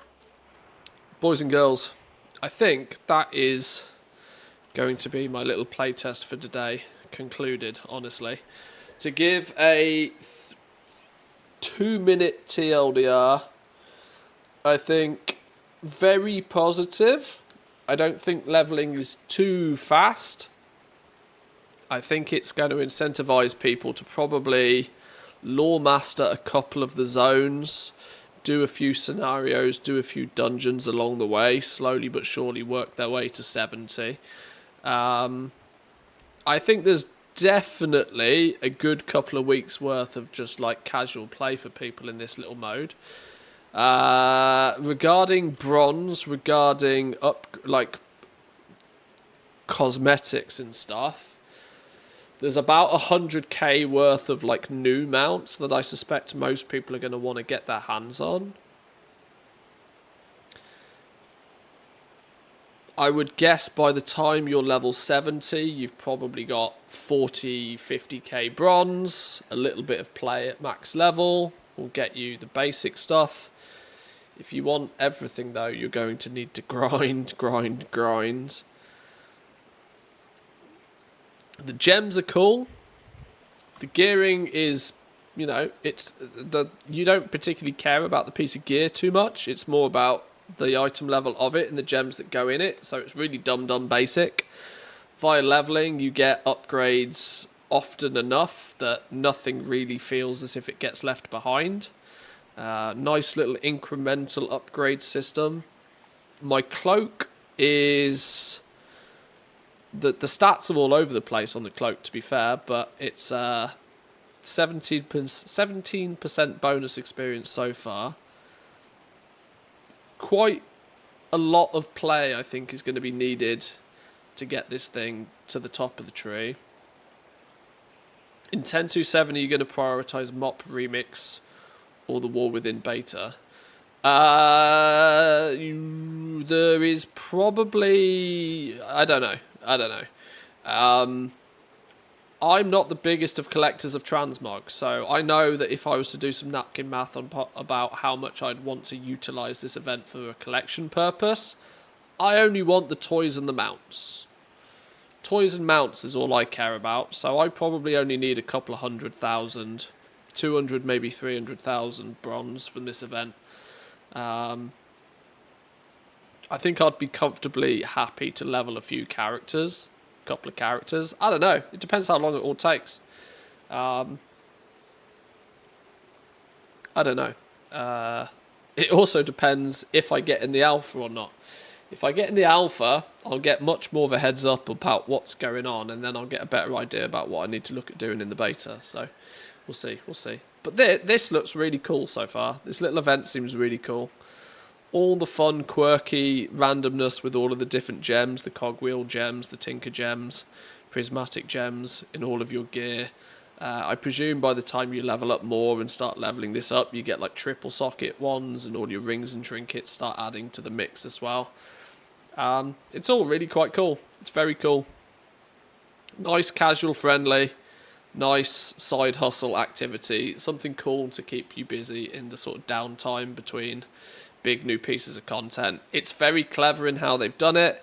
I think they could easily copy paste this theory to the different expansions. For those who haven't actually ever played Mists of Pandaria, it presents a really good opportunity for you to play through each zone, you know, grasp some of the storyline from back in the day, end up with a couple of max level characters to go into the War Within with. Seems cool so far. Seems cool. Hopefully there won't be too much grinding for like daily quests or rep grinds or stuff. I don't see that being a thing. So far, real positive. But boys and girls, thank you all for joining today. I don't usually stream on a Saturday, so this is a bit of an odd stream time for me anyway. But we will be back on Monday. I almost know for a fact I can't stream tomorrow. I've got house shit to do. Being ill, both me and the wife being ill recently means we've neglected doing housework and chores and adulting stuff. So I've got a lot of stuff to do tomorrow, but we'll be back Monday. Come say hi over on the Discord if you're not there already. Thank you all for joining. Let's see if there's anybody online. I'll send you all over to Bear again, I suppose, if we wish. Can send you all over to Bear. Raided Bear last night. I would like to mix it up a little bit, but at this time of the day there's not a huge amount of people on, honestly. We'll send you all over to Bear again. Go say hi to Bear. I'm not sure what she's up to. She's probably doing Ash's runs. Probably doing Ash's runs. Let's have a look. Probably doing Ash's runs. We're doing pet battles again. She's doing some more pet stuff. Go say hi to Bear. Enjoy the rest of your day, boys and girls. Have a good one. Peace.